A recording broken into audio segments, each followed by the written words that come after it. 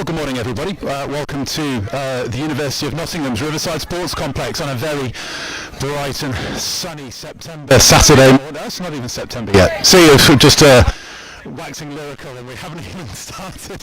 It's going to bode well for the rest of the weekend. So bright and sunny, August bank holiday, Saturday morning, and we're here for the England Touch 2022 Opens Nationals. My name's Chris Wilmot. I'm here for you all day today on Saturday, as we're starting off with the Midland Tigers up against the West Wildcats. The Midland Tigers playing from right to left as we look in the white, and West Wildcats from left to right in the black and orange. I'm joined all day by Joe Wright, who would be playing this weekend if it wasn't for injury. He's also been training with the England High Performance Programme over the last year. So Joe, perfect conditions for it this morning. Yeah, it's looking lovely. You know, not as hot as the JTC a few weeks ago, so that's going to bode well for the games and the tempo of all the games coming up. Hopefully, it's going to be a good day. Yeah, we're in Vichy. Had to go through Paris to get to Vichy. But we're in Vichy a couple of weeks ago for the European Junior Touch Championships, as Joe was saying, as Midlands Tigers, lovely little bit of juggling there from Emar Conroy, who kept the play going for the Tigers, and now they're building up through the Misson brothers, Harry and Sam. Harry number 12, Sam number 13. Sweeper coming. And Harry this time goes wide out to the right, and that is the first try of the weekend.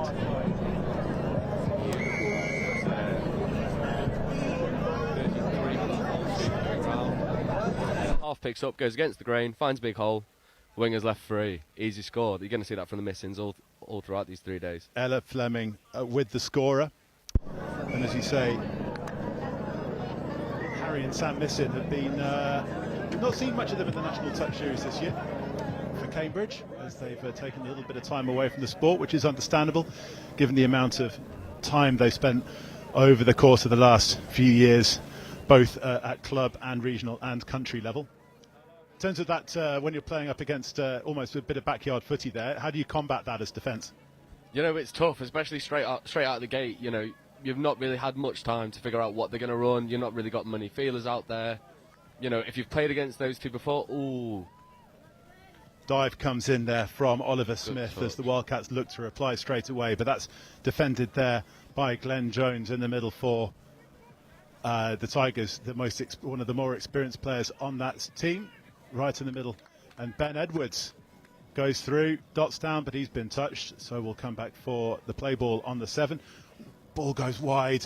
Our lovely pass there from Oliver Smith. I think it's Cara Edwards on that far side. Great hands from the youngster, but Tigers are clearing, and they just overstepped the mark. This is a fantastic opportunity for Wildcats. So just before this play starts, so we're talking about when you're playing against backyard footy. Yeah, you know, you've got to rely one-on-one. You know, see if you can stay with your man. Don't let him get on your outside. The last thing that you want to do is you want to bite on movement in the on your line and create holes and create opportunities for the defence. You want to stay really still, stay really square, hold your space and let them do the work. You're seeing a hammer play here from Martin Bunn's gone through. Great covering touch.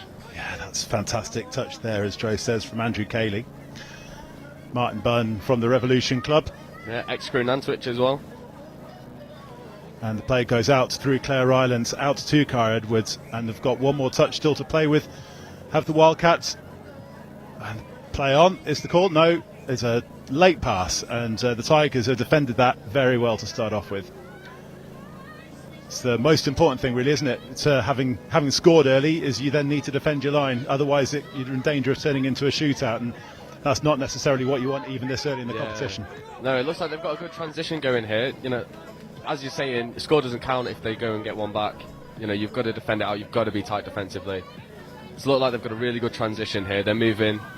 Oh, very nice. 2-on-1. Easy money. Great score. That is the Murphy brothers combining.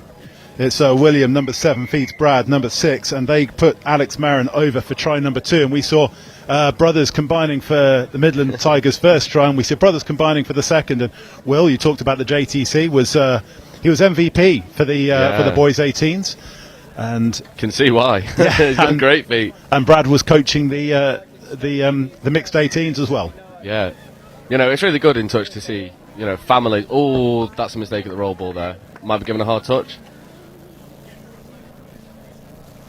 Not sure. I think that's a repeat set of 6 now. They're going to look to get some momentum, sit really flush on the line, and then set up a strike move. And the Wildcats go wide out to the left. Good pace from the winger. Great pace from the winger. Lovely score. Sorry, it's Maisie Rosewell on that far side. Sorry, I thought it was Cara Edwards, and it's not. It's Maisie Rosewell over on that far side. And as you say, fantastic hands there from the Wildcats to pull it back to 2-1. But you're talking about having families involved in touch, and David, who's their father, was also out there. He's been to every JTC since 2016, and as he proudly told me in Vichy last week, it's rained at everyone at some stage or another. And last weekend, and 2 weekends ago, was no exception on the Sunday, as we had thunderstorms and heavy rain on the Sunday. Oh, lovely. That's fine. See, one thing that I've noticed is Midlands are recycling their play really well. They're not sacrificing touches needlessly. It's got a good ball there. Lovely score. That's the Missing brothers combining again in the middle, and it's Harry sends the ball wide out to the right. And that's just a lovely delayed, that's just great 1-2 passing again in that midfield. Yeah, it's a similar setup to the first try. First try the half picked up and went back against the grain. This time they feed the sweeper steps back, recycles the play. If you really want to have a look at attacking to the most, fulfilling all of your touches, getting the most out of your sets, you want to be recycling those plays. You don't want to be surrendering needless touches, and the Missing brothers have shown exactly how to do that there. Tigers extends their lead back out to 2 once again, but the Wildcats have caused some damage, and they're looking to create an overlap once again. Brilliant shot. That's Ferg 11s with the ball, but just as you say, just got touched there. And Ben Smith, this time the ball goes wide, and that's a fresh set of 6. Deliberate bat downs are not penalised in touch if this is the first time you're watching touch, especially if you're from a university who's looking at joining the University Touch Championships this season. Now that it's been included in the Bucks calendar, we'll talk about that during the course of the day. But here comes Martin Bunn, whose university days are long past him. I'm sure he won't like you for saying that, but he won't mind. True nonetheless. Yeah. My university days are even longer past me, so it's a fine one to talk. But that's lovely from Fergal. He's going to get the score? No, I think they've given a penalty already for offside. Yeah, Fergal's one of those players who, he's got a lot of gamesmanship. He's played a lot, refs a lot, so he knows how to, work on those fine lines, and he nearly got rewarded for it there. And Ben Smith finds Martin Bunn again, and then this time goes left, goes wide out to Maisie Rosewell on that far side. Oh, unlucky. Forward pass, but that was a fantastic. What we've seen so far, especially from the youngsters, we've seen some fantastic passing out to the wings and some really good handling from the wingers. Just unfortunate for Wildcats that one drifted forward. Yeah, that was one of the themes in JTC I noticed, is quite a lot of their attacks were going down the wing once they'd sucked people in the midfield. It was very much an idea of trying to get it out to the wing, expose the space, expose tired legs, and we're seeing that in this first game here today. Oh, good step. 2-on-1. Bradley Murphy, and it comes out to Hannah Suzuki via Emma Conroy, and that is another fantastically worked try for the Midland Tigers. Yeah, worked beautifully in the middle there. I think that was Glenn Jones, was it, on the ball? No, Glenn had come off. No, that was Brad Murphy. Brad Murphy, yeah, beautiful feet. Really exposed the tuck in middle there. Ball out, 2-on-1. As a coach, you love those. Executing your 2-on-1s are brilliant. And Murphy's called into defence straight away. Matt Maynard there making the touch as well as Wildcats drive. Oh, lovely hands. Fantastic pick up from Isaac Oxford, I think. He's given ball down. I think that's a sideline ref call there. That was one. If this was cricket, yeah. Mind you, if it was cricket, it would have probably been given as a catch. But that looked like good hands to us. Yeah. Get the VAR out. We'll figure that one out. Here come the Tigers. Sorry, Brad Murphy makes a few extra meters, cheeky meters, but Harry Misson puts the ball down. Yeah, the transition from Tigers has been really, really smooth. I think that's what's given them the edge here. You know, Wildcats, they're really trying to get up, but as you see there, they're going laterally to get fresh legs on. If they can go forward, you then give natural speed and depth to the transitioning players. They're just struggling a bit here. We're going to see what they're going to do on fifth now. That's fifth coming now, but it's the ball gets played wide to Ben Edwards. He takes the touch and gets the ball back straight off the floor. He's going out wide, and that is just a 6-touch turnover. Yeah, Wildcats have tried to attack down that side quite a lot. You know, it looks like that's an area that they're targeting. It's a speculative ball there from Missin. But I think that's all about the setting up the transition, isn't it? As Missin finds Missin. Look at this, just yards on yards on yards. It's perfect. If you're a player subbing on here, this is exactly what you want, because they're giving you depth. It's a brilliant shutdown there. They're giving you depth, they're giving you speed. This is fourth, fifth come in. Glenn Jones scoops up and puts the pedal to the metal, just gets touched by Ben Edwards. That's a 6-touch turnover and a half touch anyway. It's one of those things where you quite often see the half not minding to be getting touched on that 5th touch. Yeah, if you're surrendering the ball anyway, you know, it's one of those where you want to chance your arm, see if you can figure it out rather than, you know, pass away to an avenue that might not be open. It's a better transition here though. Claire Rylance, who was out coaching their Mixed 15s team, Mixed 15s gold medalists in JTC after having played for the Lions. But here come the Wildcats on the scoop. That time it's Lucas Norton. Lovely pickup. I've seen the good thing about both of these teams, and I think we'll talk more about it later as well, Joe, is the mix between the age and youth. Yeah, definitely. I've noticed that is a bit of a theme of the teams here today. I think we realised last year that our national teams were getting a little bit stale. It was a bit same. That's a bit of a hard touch there. The ref is happy to play it on, that's fine. But yeah, like you say, we've got some old heads in here that bring the experience, bring the gamesmanship. They know the game probably a little bit better. And then you've got the young guys who are really, really willing to run, as we're seeing here. Brad Murphy and Matt Maynard there on the scoop. Two youngsters combining. Cut. Good hole. One more. Oh, lucky. That's Emma Conroy, one of the more experienced players. She was part of the women's 27s team, I think, at the Euros, which was also here in Nottingham. One quick thing, because now we're going into 12 minutes played. We've got 20-minute halves. So if you've been watching the National Touch Series, where we were playing 10-minute halves, the games are twice as long. But the majority of these players have been playing 40-minute games over the last month at either the Euros or the JTC. It's good conditioning for this. Yeah, really good. I think one of the, you know, if you were going to be really harsh, one of the criticisms would be that at the NTS we only play 10-minute halves, 20-minute games. It's a bit of a change from nationals, but like you say, most of these players have competed internationally where 40-minute games are the norm. And it's really good test of fitness, you know. You separate the wheat from the chaff here, you really do. And it's going to be a real big tester going into 3 days of 40-minute games if this is the intensity we're looking at. It's Harry Missin. Sam's overrunning, but gets the ball back now from Fraser McPherson. And Harry Missin scoops on the 5th touch, and they're looking to go wide out to the right again.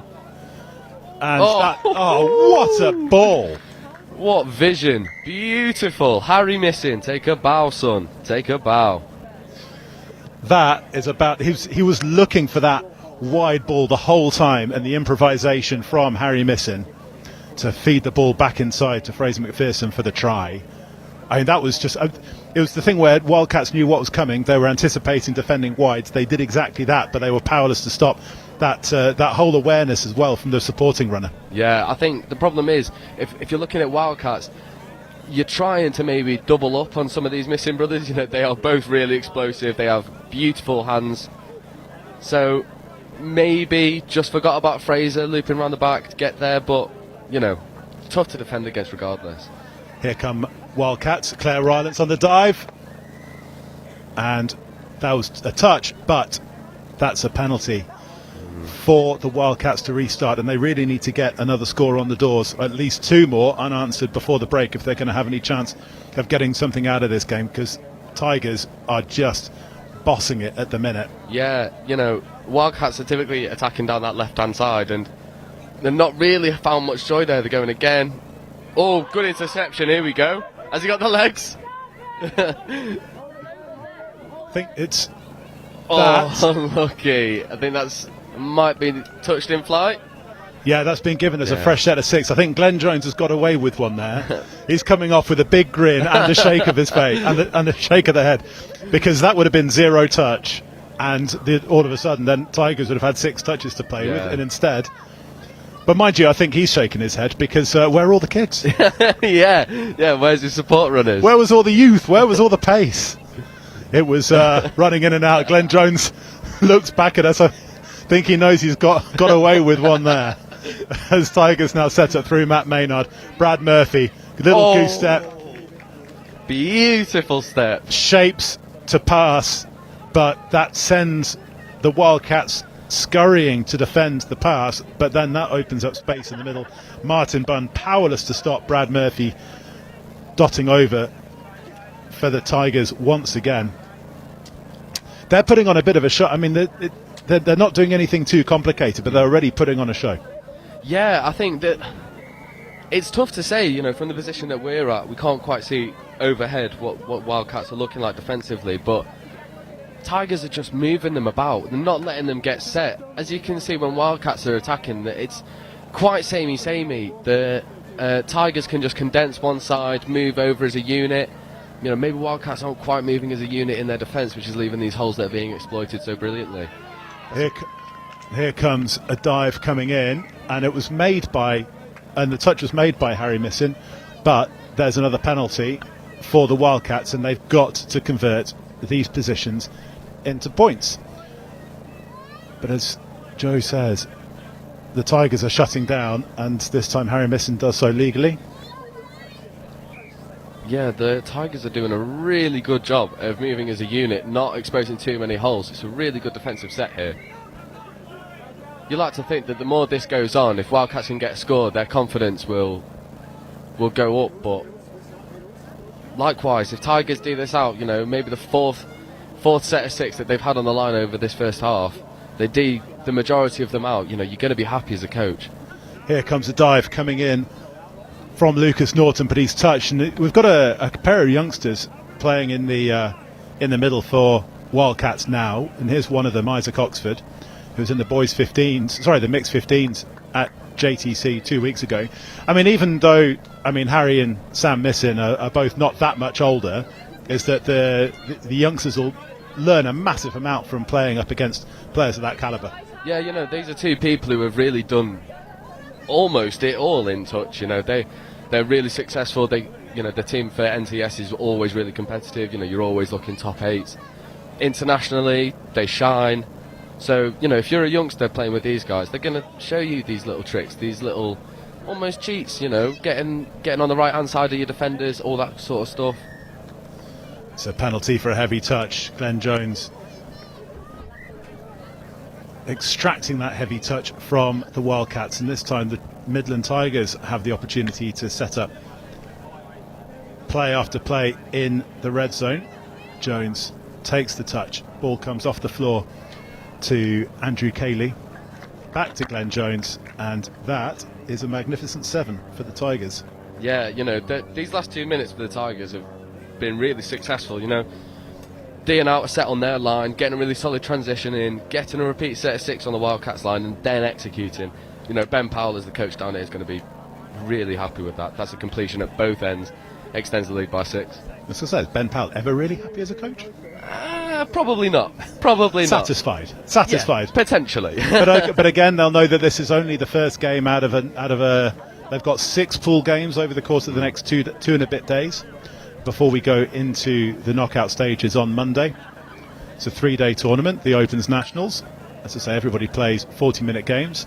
And the Wildcats, it's Maisie Rosewell who scored their only try. It was a well-created try for the Wildcats.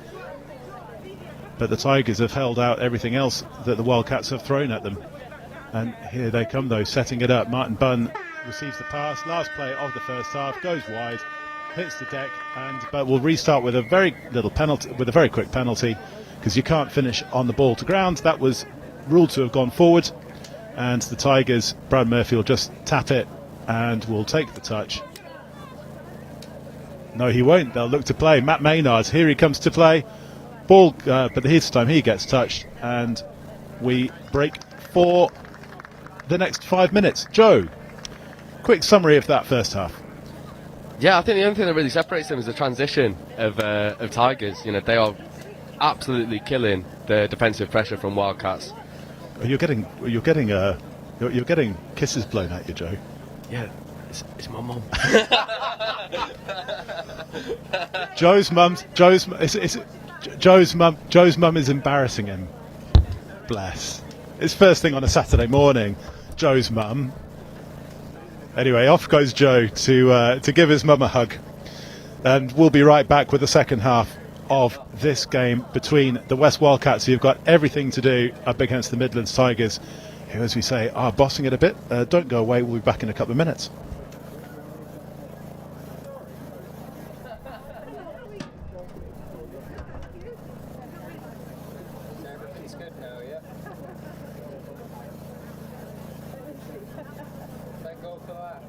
Sorry about that.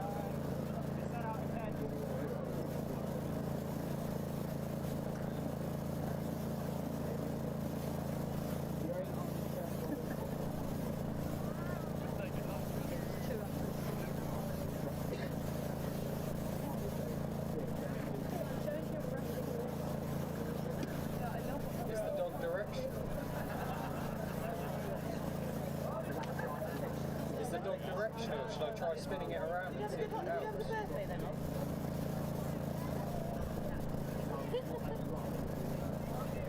I could try turning the mic round, see if it's any better. Did you not jump on a scooter? Yeah, the dog. Well, we went. Where did you go? When you came in 2019. We went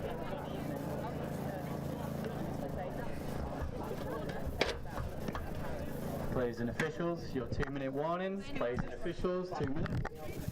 Where's Brown? We've still got 2.5 games.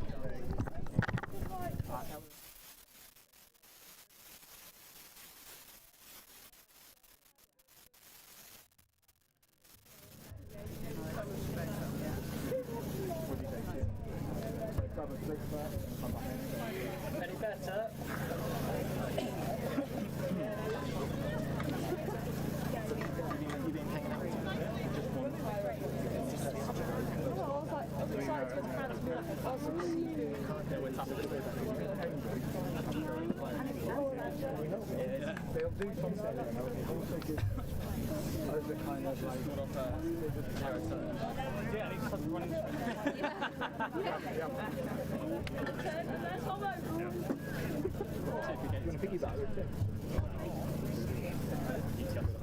Players and officials, it's your 1-minute warning. Players and officials, 1 minute.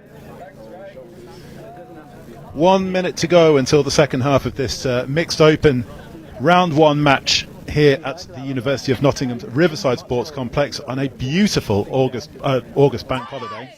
Tigers leading 7-1. My name's Chris Wimmath. I'm joined by Joe Wright, who's on co-commentating, or who's on co-commentary all weekend. Joe, just I think obviously we're up right behind the Tigers sub box. It was nice and cool and calm and collected, which is how you'd expect it to be. Yeah, it was pretty much just Ben going, more of the same, please. More of the same. I don't think they're going to reach too far into their playbook this early on in the tournament. I think they're going to just keep doing what they're doing, rely on the missings, rely on the two brothers that they've got, see out the game, roll on to the next one, I believe. So, in the mixed open, we've got the Midlands and West Wildcats, obviously, who are playing. Tigers starting with the ball in the white, playing from left to right. Elsewhere in this pool, we've got two teams from the southeast, the Sharks and the Taipans. Sharks are the reigning champions, but Taipans reached the final last year, which was also here in Nottingham. And we've got Sam Missin, one of two Missin brothers who are on the field at the minute. Harry's number 12 and is lurking out here in this right link position. Fraser McPherson though with the ball finds Harry missing, and back to Sam, and they're playing a bit of backyard footy. Fraser McPherson finds Harry missing, and he just shows and goes straight through the middle. And I think what we've seen, and we saw it in the first half as well with Brad Murphy, is that the threat of their ability to pass the ball wide is now creating holes in the middle. Yeah, so they've conditioned the defence to defend wide. To Wildcats' credit, they tried to get up a bit faster there, put some more pressure on. But if you've got the ability of these guys, they're just going to take that touch, attack you whilst you're retreating, and that was pretty much a walk-in try at the end there. As you say, elsewhere we've got, as I said, we've got the two southeast teams. We've got the Southwest Saxons, Northwest, and who've ditched the Blades moniker this year to just be the Northwest. And we've got Northeast Raiders who are joining us in the Mixed Open, which they weren't in last year. They had elder statesman in the Masters last year, but nothing in the Opens category. And it's great to see a Northeast team be represented here in Nottingham this weekend. Wildcats, just the ball pass from Oliver Smith towards Clare Rylands, just dies, hits the ground, and Tigers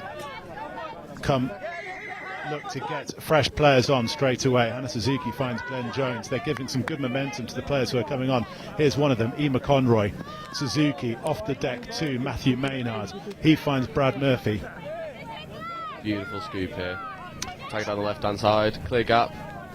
Got to find that pass. Sorry, I'm getting my numbers wrong. Matt Maynard's player, I think he's wearing 7 in the men's open. That's Will Murphy. So as I say, we've got 2 pairs of brothers for the Tigers today, and I can't believe considering that Will, as I say, was MVP for the boys 18s team in Vichy a couple of weeks ago. I'm just going to say it now. I'm just getting rid of all the mistakes. And game one, day one. Yeah, it's always going to be rough game one, day one. I think you can be forgiven. It is. Need another cup of coffee. Here come the Wildcats. Yeah, see, Tigers, they're just defending their space rather than defending the man, Not biting on the off-the-ball movement, just holding their space. It really is a clinic on how to defend. Lucas Norton and Isaac Oxford, 2 youngsters for the Wildcats, just finding it really difficult to unpick the Tigers' defence. And here they come, as Victoria Franks and Hannah Suzuki combine to put Harry Missin up to the 10-metre line. Sam scoops it back to his brother Harry, and here they go again. Oh, beautiful. Oh! Just when it was harder not to score. I think Harry will be getting it in the ear from Sam there. That was Sam's done all the hard work, gone through, stepped through, found the hole, found the free man. Harry's dropped it. Wildcats have had a let-off, and here they come up to the halfway line, driving well to get some fresh legs on. Yeah, you can see that they're trying really hard now to up the momentum of their transition. See if they can give them some momentum going forward. That's a better transition. Unlucky from the winger there. But it's getting better from Wildcats, They need to just find their tempo against a team like Tigers. You can find the tempo, outwork them, rather than trying to outdo them skill-wise. I think that puts you in the best position. Is that a heavy touch? Yes, it is. And Tigers get some fresh legs on. Suzuki taps, takes play up almost to the halfway line. Glenn Jones. And he combines with Andrew Cayley. Yeah, Wildcats are rolling here, just surrendering the space to Tigers. It's not the wisest decision if you're going to get a dynamic attack. Flat ball across the front. Unlucky.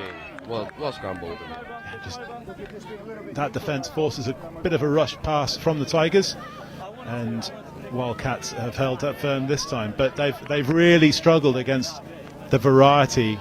As you say, it's not been too. They might not have had to dig deep into their playbook, as you're saying, Joe. But they've just got this ability to get the ball wide and to go through the middle as well, to capitalise on what's in front of them, and the ability to improvise to exploit it. Yeah, I think the problem that Wildcats are having is Tigers can run 4 or 5 plays off of the same platform, so they're not really showing their hand. They are just attacking completely different areas each time. You see from their sweeper platform, they have the initial sweeper they ran first phase, and then they go for their swingers, step back, XYZ.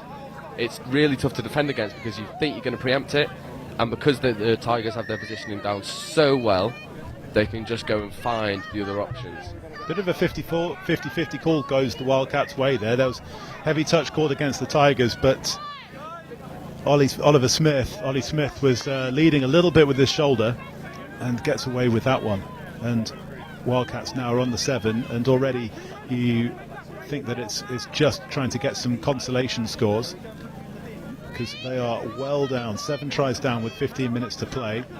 Ben Edwards, though, he will not stop trying. He takes the touch, ball comes quickly off the floor to Ollie Smith. Great shot. Back inside to Matthew Halligan. Yeah, this is a better attacking set though from Wildcats. You know, they're not being as transparent with where they're trying to attack. They've run a couple different variations. It's an unlucky pass, but they've run a couple different variations of their 32 short. They went short side and then they went open side. So it's going to be asking more questions of the Tigers defence, but Tigers seem to be up to it. Ollie Smith's pass to Claire Davis, as I say, just died, and there's another one that's just died there from the Tigers. The attempted pass to Hannah Suzuki goes into touch. Yeah, Wildcats are getting some success here in their transition defence. They've this is a couple of times they've turned the ball over. I think they're going to try and get fresh legs on now and make the most of the 3 or 4 touches that they'll have on the line. You say they've upped their work rate. It's much better in terms of work rate from Wildcats. They're really sort of trying to put Tigers under pressure now, but sensibly. They're not just throwing themselves out of the line and trying to make heroic touches. It is sensible pressure.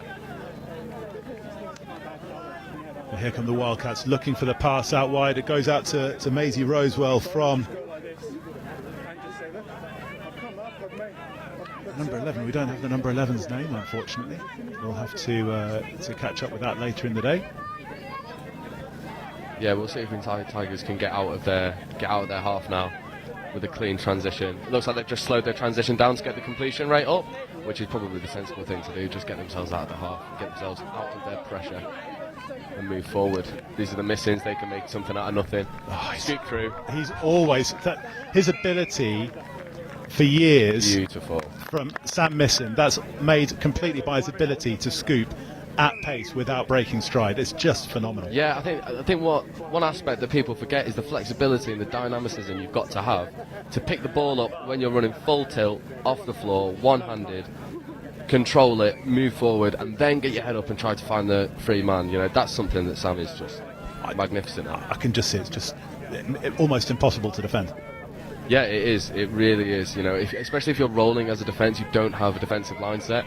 If you're rolling, you've still got to get onside. You're trying to run backwards and he's running forwards. There's only one winner. So in the defence, how are you then going to try and counter that? Is the only way of doing it is just scrambling and just hoping for the best? Yeah, or what you'll see quite a lot of teams do, they will drop a link early. So say they're trying to dump down the 33 channel, which is your two middle players.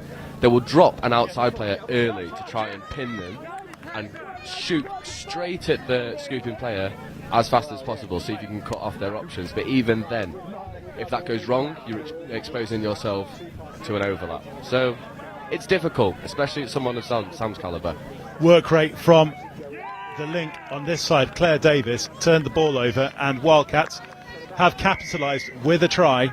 Yeah, that is Martin Bunn getting the ball down there. Really, really nicely worked. I think Wildcats were expecting a play to their right-hand side, and they've just stepped back towards their left. Good inside ball, outside ball. Happy days. As well, what we've seen is the Wildcats put themselves into scoring position, just haven't quite had all of the keys, but you know they've shown just there the ability to be able to score sometimes. Yeah, I think what you just said there is absolutely spot on. They are in the right positions. They're getting there. Quite a few times they've turned the ball over on Tigers transition. It's just that final pass. You know, maybe lack of training, lack of cohesion. People don't really play together that much. Oh, that's a beautiful hold there by Tigers. What a reply. As Glenn Jones just stepped off his left, just creates the space. I think if you're Wildcats here, though, you're not going to be too upset with this score. You know, Tigers, you know what they're going to have. They're going to be really dynamic. They're going to run at pace. I think Wildcats can learn a lot from this game, moving forward throughout the rest of the day and the rest of the competition. There's Andrew Cayley with the score, number 14. Wildcats haven't scored, but that's almost a sucker punch back there from the Tigers. And and they worked their way deep into the Tigers' territory. Come the Wildcats through Claire Davis, who had a special birthday while we're in France. I'm not going to say what it is because you never say the age of a lady, but she's definitely one of the more experienced players. Oh, lovely score. Lovely score. And that's created the try for Lucas Norton. Yeah, one of the young lads as well. You know, that's really well worked. It looked like he was a bit trapped over here on our side, you know, getting involved with the link, but got outside beautifully, kicked on the right. Beautiful dive, got really low to the ground. That's hard to stop. And you said 20 minutes ago that it was perfect conditions. I think as the day goes on, the dew, because I think there was a little bit of overnight rain here in the East Midlands, but the dew and that will start to dry off.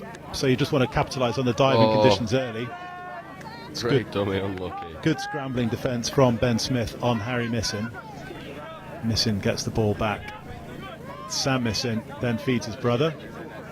And Harry looks to dive in from that side, but touch comes in from Ben Smith.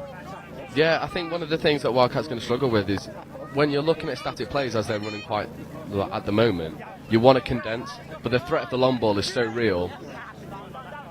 Oh, lovely setup. I think that's just a bit of fatigue setting in there. Yeah, Martin Bunn acknowledges that Glenn Jones was his man to make the touch on. Sorry, Fraser McPherson was his man to make the touch on. And that is another try for the Midland Tigers. I think if we're looking at this game from Tigers' perspective, this is the perfect opener that they would have wanted. Defensively, they've been sound. Attacking wise, I'm not going to say anymore. It's all out there to see. Sets them up really nicely for the rest of this day. Here comes Ollie Smith, just takes the touch for the Wildcats. He gets the ball back off the floor. Claire Davis, Banbury teammates. She gets the ball, can't get touched as the half. And Ben Edwards gets the ball back. He gets the pass from Matt Halligan. And it just falls to pieces there a little bit for the Wildcats. You can see they're trying to mix and match it now a little bit, but it's just not coming off. The thing is, now is really not the time to... I mean, you can try stuff out, surely, but it's maybe not the right time to try different things from your playbook. No, especially when you're down, you know, you just want to get the basics done right. You want to give yourself that confidence that the basics are working, and then you can carry that throughout the rest of the competition. I think you start trying speculative stuff and it doesn't come off, arguably does more damage to the mentality of the team. Will Murphy gets the ball back from his brother, looks a bit of a Brian O'Driscoll inadvertently, but unlike Brian O'Driscoll, although I bet as many of those through the leg passes would have hit the deck from the Irish great as that one just did there from Murphy. And here come the Wildcats once again into the Tigers' half. Just driving hard through the middle. Here they come. Try scorer Lucas Norton. He got the ball from Isaac Oxford, and he sent it back, and here comes Oxford. Okay, see, as we're saying, Wildcats are getting in those positions, they're finding the space. It's just that final pass, getting those connections sorted. It's just not quite there right now. Yeah, I think if he'd have backed himself, he could have made the whitewash.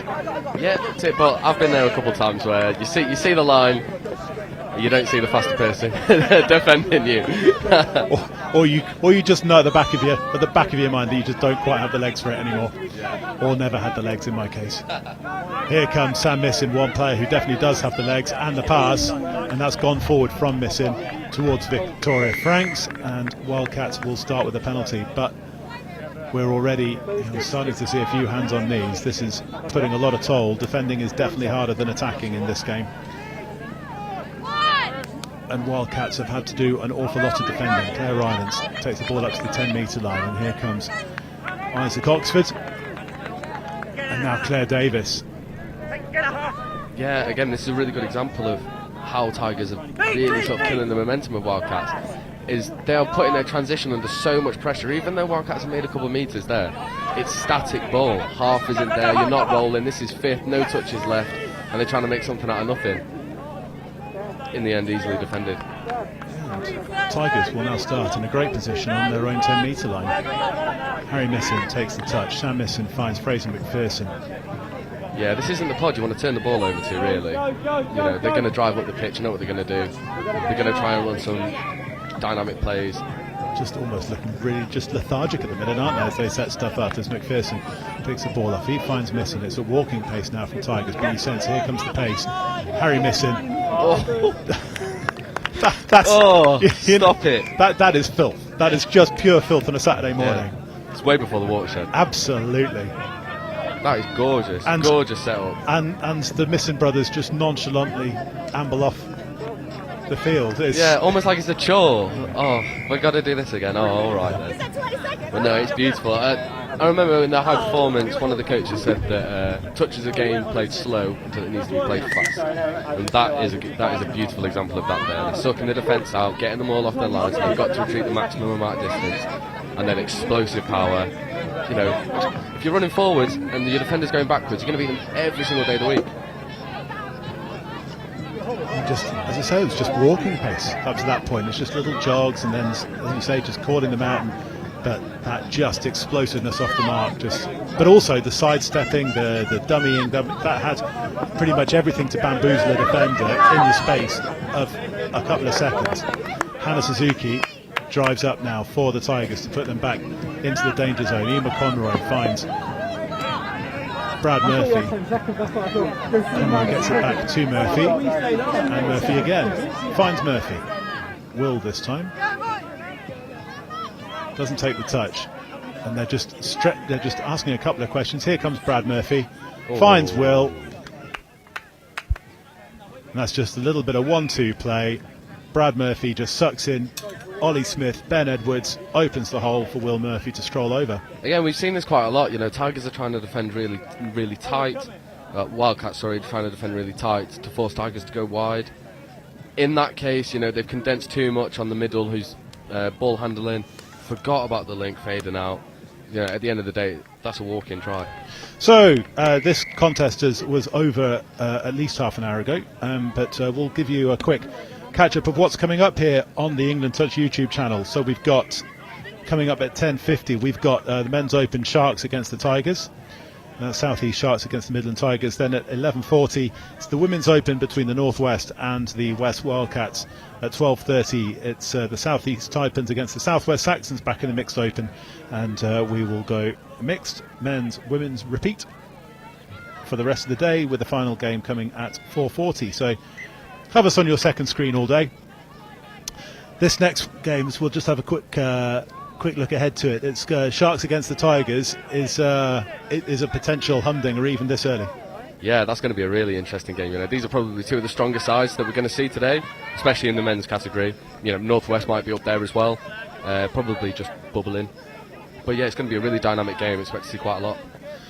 But Tigers want to finish this game on a high, and here they come through the middle. It's Augustine McMahon. Beautiful hands. What hands! I tell you what, if you're Ben Powell, that's probably the most satisfied you're going to be from a score, because that is just basics executed to perfection. Sucking in players, sucking in defenders, exposing overlaps, and then executing. You know, that's arguably more valuable than some of these, you know, some of the other plays that you've seen here today. Just getting your basics done. Ella Fleming there with the score. And we are into the dog days of this particular game. Still a minute to go, and 14-3 it doesn't flatter Tigers, does it?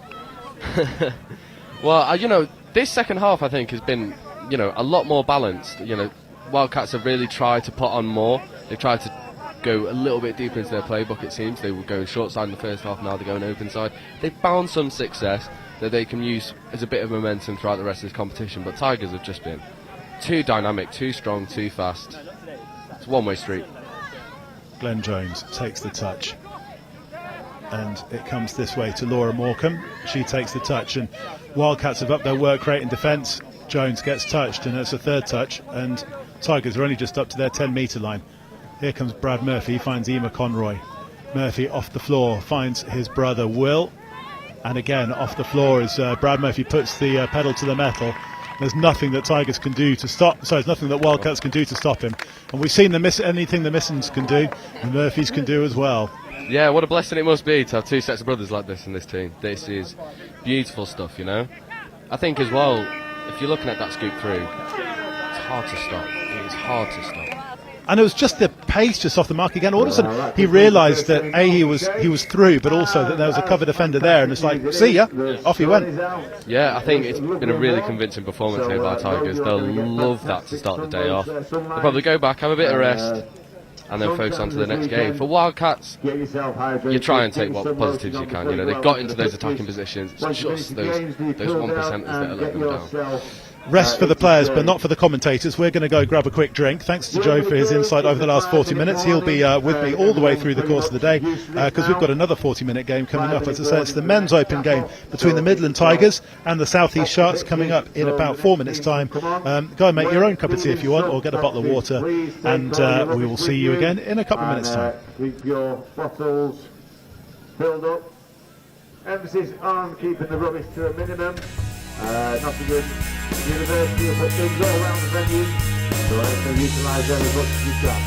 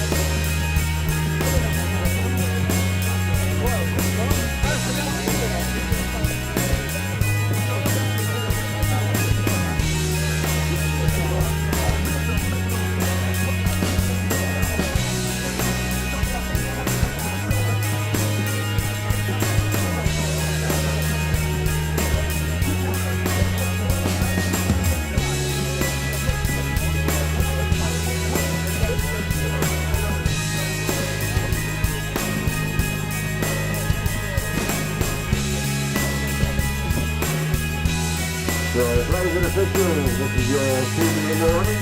So, if you are listening to pictures, please bring the rubbish with you and make your way off the pictures quickly so we can get the next team on. As soon as they're coming on, please drive into your flip boxes. That's in 2 minutes for the second game of the day.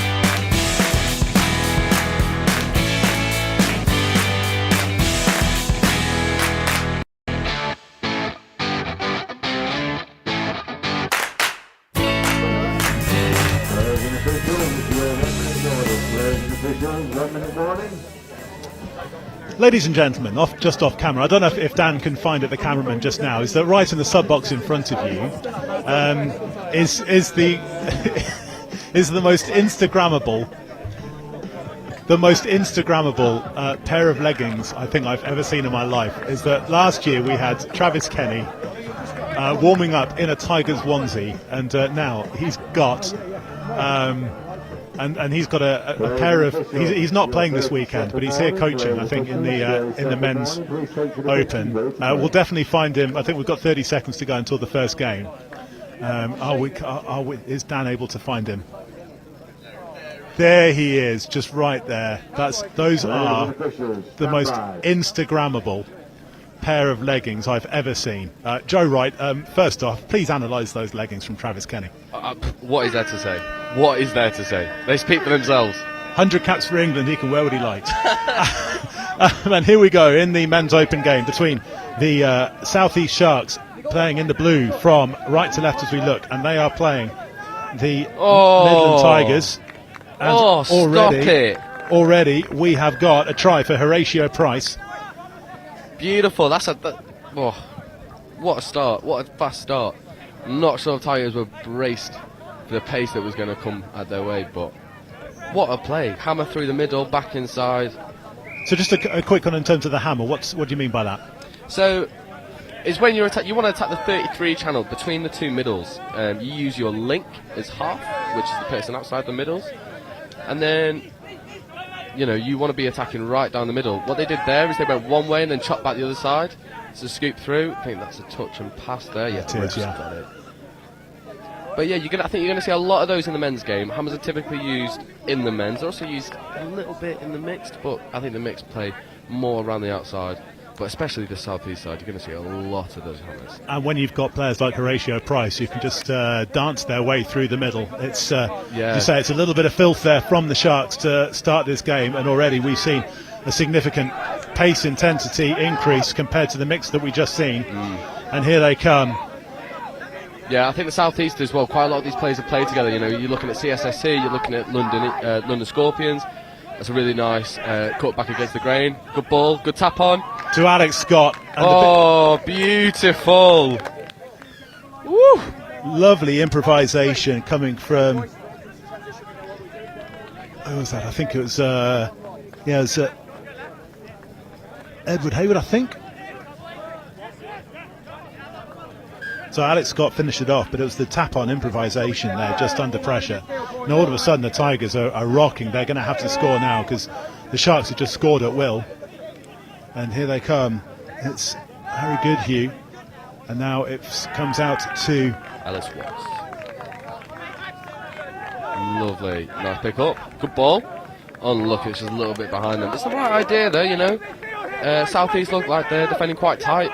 Although when you're defending against majority England men's open, it's going to be hard. The Sharks through Dom Tripp. He just flew straight into that touch. It just puts them onto the front foot straight away. One and of the most satisfying players you're ever going to watch play touch is Dom Tripp. Here comes the scorer. Yeah, really sensible. Alex Scott, he finds Will Sericold in the middle. Sericold gets the ball back off the floor. Little cut back inside. And that is called sideways by the Midlands box, but that's actually called as an over the mark, and instead of it being a roll ball, it will start with a penalty for the Midland Tigers. That one, the pace that the Sharks are just putting on this ball already is frightening, even this early on a Saturday morning. Yeah, I think that's one thing that you're going to see compared to the mix, and the physicality.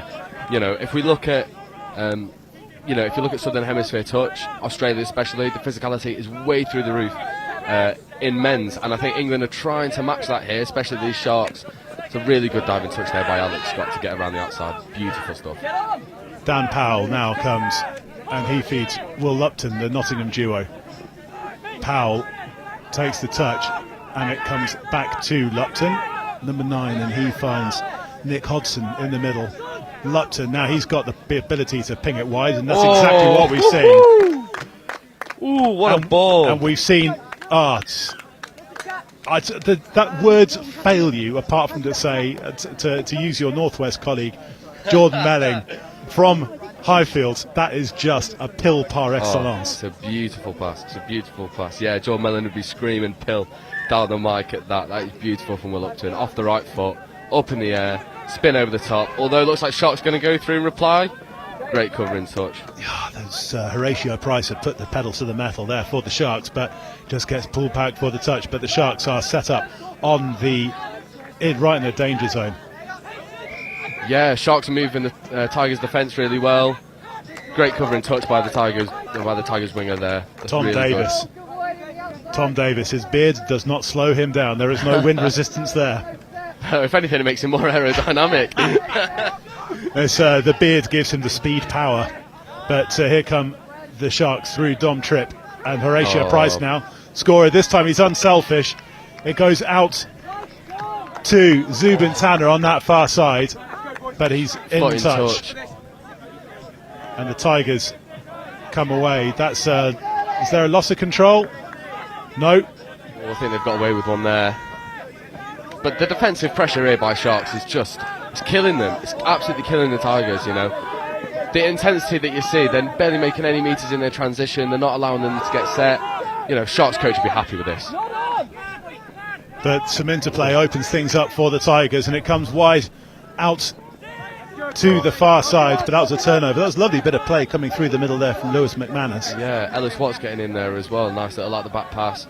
I just think, you know, if you're playing against intensity like this when Sharks are defending, you're going to have to use something special. You're going to have to use your structures to the best that you can to get them on the back foot, and it's just not happened at the moment for Sharks. And to potentially improvise, because that's the kind of the thing that we're seeing from the Sharks already as well. Yeah, Marcus Chung here. Good feet. Great touch there. Brilliant touch. Good cover. And the Tigers have taken their time just to get into the game, but all of a sudden they're having to realise that they need to play at an intensity that they've not played at, for some of them, since the European Championships. And certainly for the youngsters like Ellis Watts, who was playing in Junior Touch Championships last weekend, or 2 weekends ago, this is far higher than he would have played against them, even against the French, who were outstanding last week. But here we come. So Lupton is interplaying with Liam Harpney, and Lupton, who created that first try. Dan Powell. Yeah, lovely ball. Really well executed. And it's Thomas Wells who's over in the corner. It's the Nottingham duo of Lupton and Powell who've created that. Again, we're talking about almost rugby 101 in the previous game in terms of the creating the opportunity and finishing it off, and that's another example of it, Joe. Yeah, just doing the basics, finding your space, executing your 2-on-1s. That's exactly what Tigers needed to get them back into this game. I think when Will Upton's pod is on, it looks like they can match the tempo and the physicality really well. Yet to see if the other pods can keep up with that, Every pod at the Sharks is going to be that dynamic. We're seeing some fantastic dynamism there from the Sharks. Will Sericolt there just gets touched, but he gets the ball back, and the Tigers are celebrating the touches, and celebrate they might. Tripp gets the ball back off the floor. Ball. Absolute ball. What a pill. What a pill for Ollie Turner. Dom Tripp, we see it year in, year out, game in, game out, the ability to absolutely fling it accurately and to just create try after try, and there's another one there for the Sharks. Yeah, I think if you're watching this and you want to know how to, long ball off your right, you want to look at Dom Tripp. The way that he powers off that right foot, almost puts himself in the air as he's passing. It is so accurate every single time. He didn't play all that much in the mixed NTS this season just gone. Maybe injuries have hampered him a little bit. Doesn't look like it here. Tigers are trying to respond. Brilliant defence by Sharks. And he was preparing as well for the Euros. England winning the gold medal in the men's open, pushed all the way by Ireland. Credit to the Irish for the way that they came through this year, and it's going out wide. And it just rebounds off Zubin Tanner, and that's a ball to ground. It's not played at, and the Sharks will get the ball. Just a quick one in terms of how impressed have you been by how the Irish have developed in their men's open? Oh, phenomenal. I think, you saw from when they brought Old Wesley down to the men's NTS, they blew us all out the water because we wasn't expecting the tempo, the physicality. Even didn't get to play them, but just watching from the sidelines, it looked unplayable at times. Oh, that's unlucky. Brilliant hands, but just stumbled as he picked it up. Yeah, Zubin Tanner just gets sniped as he's going towards the whitewash, and this time the Tigers have escaped as the Sharks, as we say. Just a quick one, just going back to Dom Tripp, but also Lupton and what have you. The core strength, how much do you work on your core to be able to fling it that far? Yeah, you've got to stay settled. You can't, your shoulders can't be throwing all over the place as you're trying to throw this pass. You've got to be really strong and stable. Quite a lot of your shoulders come into it, and quite a lot of your back comes into it. I think if you later on in the weekend when it gets hotter, I think you're going to see Dom Tripp get the rig out when he gets too hot, and you'll just see like the physicality of some of these boys is through the roof. Here come the Sharks once again, and that's going to be given. The defender ruled to have been offside, and this is another try. Jamie Ironside over for the Sharks. Made by Marcus Chung there. What he's doing is he's stepping out, trying to attack the middle and the link on the left hand side, and then stepping back inside to try and expose an inside ball. If you're Tigers, it's tough.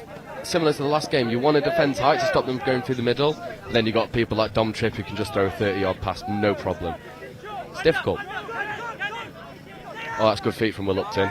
Recycling the play as well. It's going to take another dynamic touch. And he steps off, gets the ball back from Dan Powell. and the ball just hits the deck. But it was touched first before he dropped it, so this is a 5th touch, and Lupton's going to have to try and create something from nothing, and nothing is created. Yeah, Sharks are defending really well. I think the tempo in their defence is just brutal, not giving Tigers any opportunity to get a play settled, not many chances for them. You know, Sharks are going to be happy with how this first 10 minutes have gone. And here come the Sharks. We've seen their pressure in D, we've seen their pace and attack, and it's the latter which is happening now as they go, and they're getting a roll on straight deep. What a transition. Deep into the Tigers' territory, and this time it's just... That is all the hard work done, and just failing to pick up at the very end. But if you're Sharks, that's a good sign. If you can pick that up, you know, you're going to get through every single time. Honesty there from Horatio Price, who said that he played at that. He was going for the interception. You know, you're talking earlier in that first game about the need for your link player to come out to shoot and defend, and we're seeing that from the Sharks, which is almost straight out of the England playbook as well. Yeah, well, I think for the Sharks especially, you're going to have quite a lot of these people in the high performance setups, both mixed and men's. This is going to be something that's going to be drilled into them by the likes of Tim Osborne and Jeff Vinson. That's a beautiful cut though from Tigers. Win your headers. Oh, beautiful! Beautiful! What awareness! What awareness! Did say improvisation earlier. I think that is the definition of it. Off the head. Lovely assist from the Sharks. Matthew Sandlin comes off with a wry smile on his face because he's the one who's stayed alert to the ball just looping back off the head. Yeah, you know, we're not going to see a try like that this weekend. No, definitely not. Probably not for the rest of the year. Oh, lovely. Oh, Marcus Chung. Was that a late pass? Nope. Lovely. Ball's on its way out. Lovely.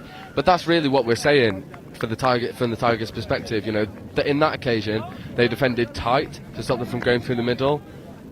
The Sharks just have the options. They can go round the outside, find it, and then get one out.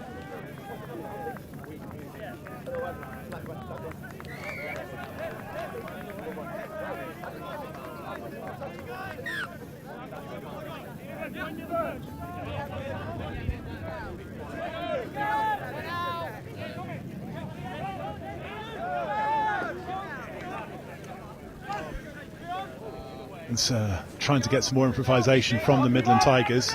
Lupton, I think we're still taken aback by the way that the Tigers scored that last one. Yeah, really came out of nowhere.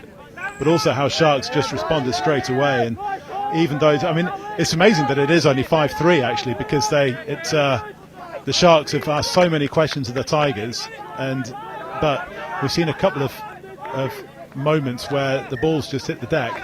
And that's a great touch. And Tigers are just staying, just no pun intended on this one, they're just hanging on with this one by their claws. Yeah. I think the one thing that Tigers are really trying to do is they're trying to match the physicality that they see. Unfortunately, at times like that, you know, trying to force it a little bit too much, going to drop the ball. If they keep their defensive pressure up, they're going to be able to find it.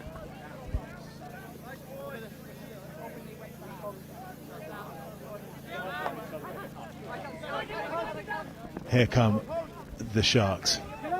Tripp, their talisman. Just keeps hold of the ball well there as he was off balance.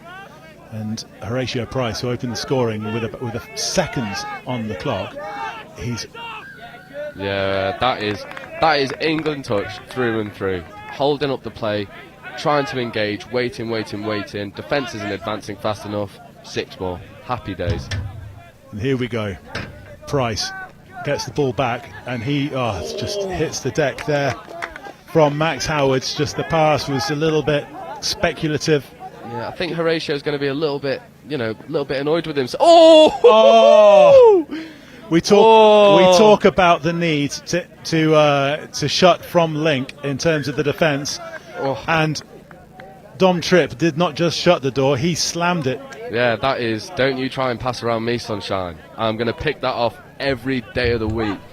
But that is what defensive pressure gets you.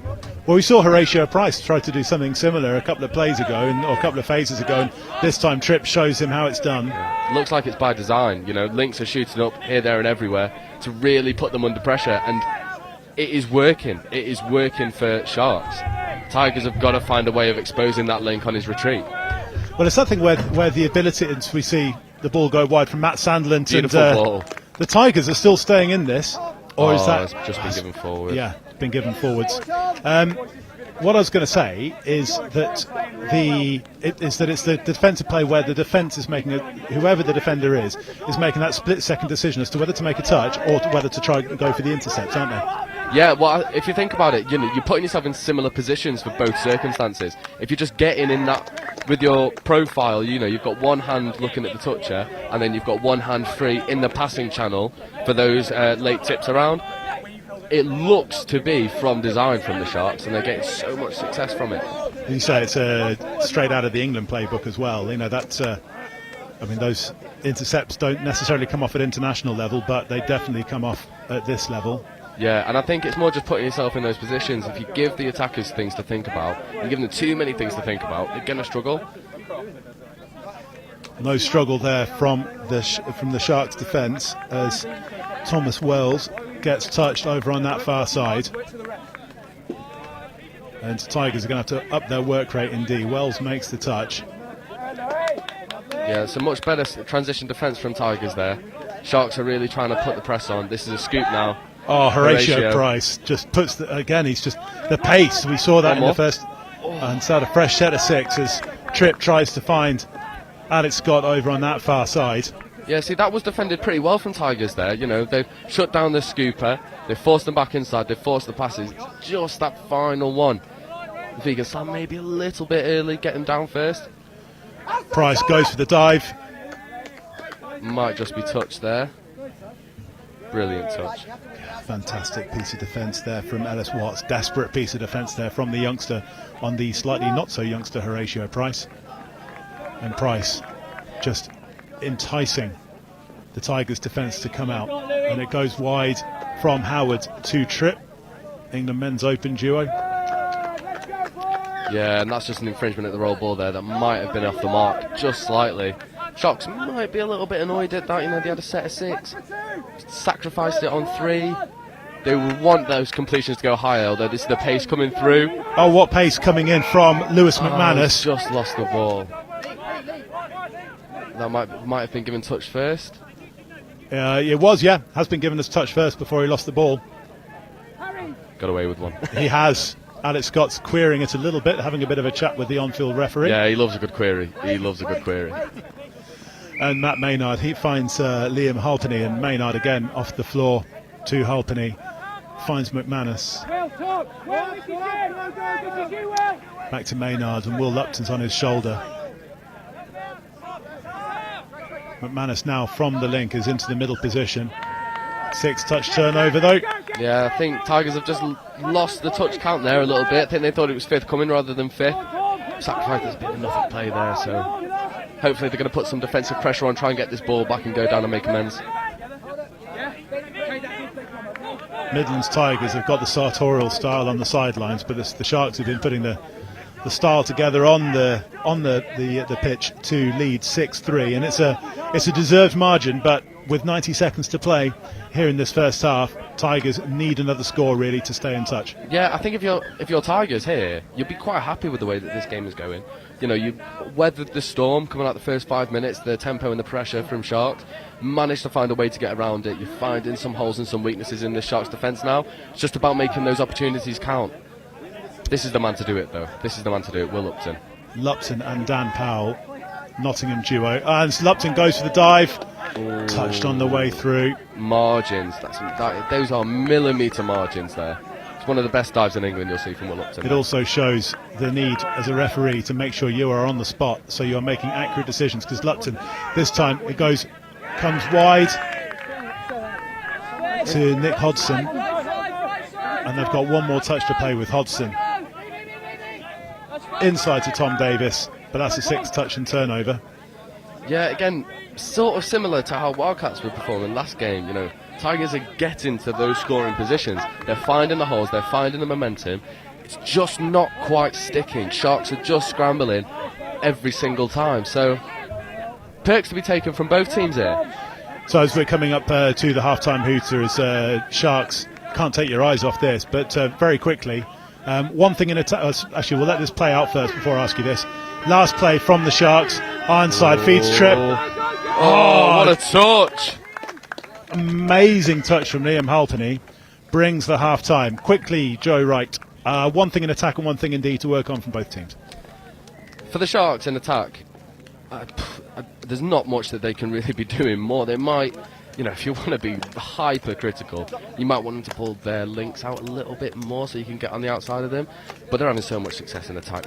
The defence is, for me, absolutely fine. I think for Midlands, it's more about matching the tempo, matching the pace of the game. At the moment, in defence, they might be getting rolled on a little bit. But like I say, if you're Tigers, you're going to be happy with this. You are going to be happy with this. You're well in this game. 20 minutes is a long time to get 3 scores back. 6-3, the South East Sharks lead. 5-minute break. We're going to go and catch our breath a little bit. And don't go away. We'll be back in a couple of minutes.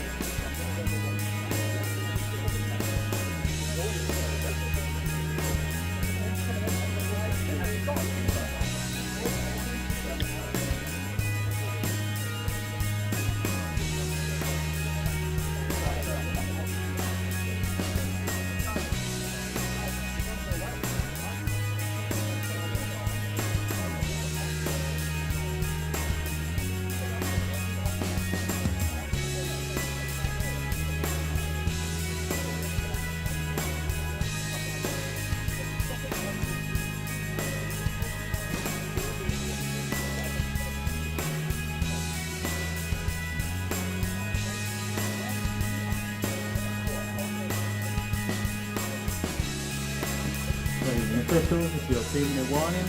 Players and officials, 2 minutes.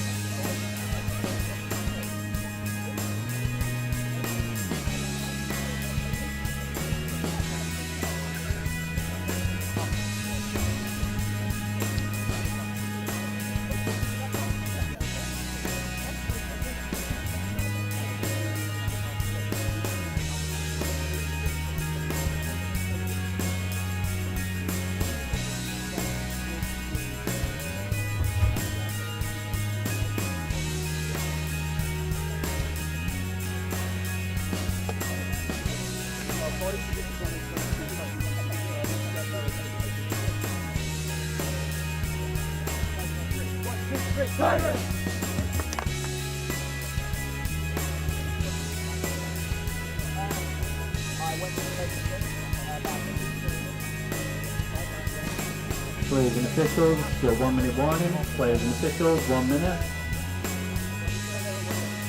1 minute to go until the second half here in Nottingham between the Midlands Tigers in white up against the South East Sharks in blue. And the Sharks are leading this men's open group stage at the Opens Nationals match. 6 tries to 3. And we saw some absolutely both teams come out flying. 30 seconds. My name's Chris Wearmouth. I'm joined by Joe Wright, who is familiar with all of these players, having either played against them or trained with them at various levels of touch, from club to rep to England high performance. And the Sharks came out of the box flying, but the Tigers have done really well to stay in contention.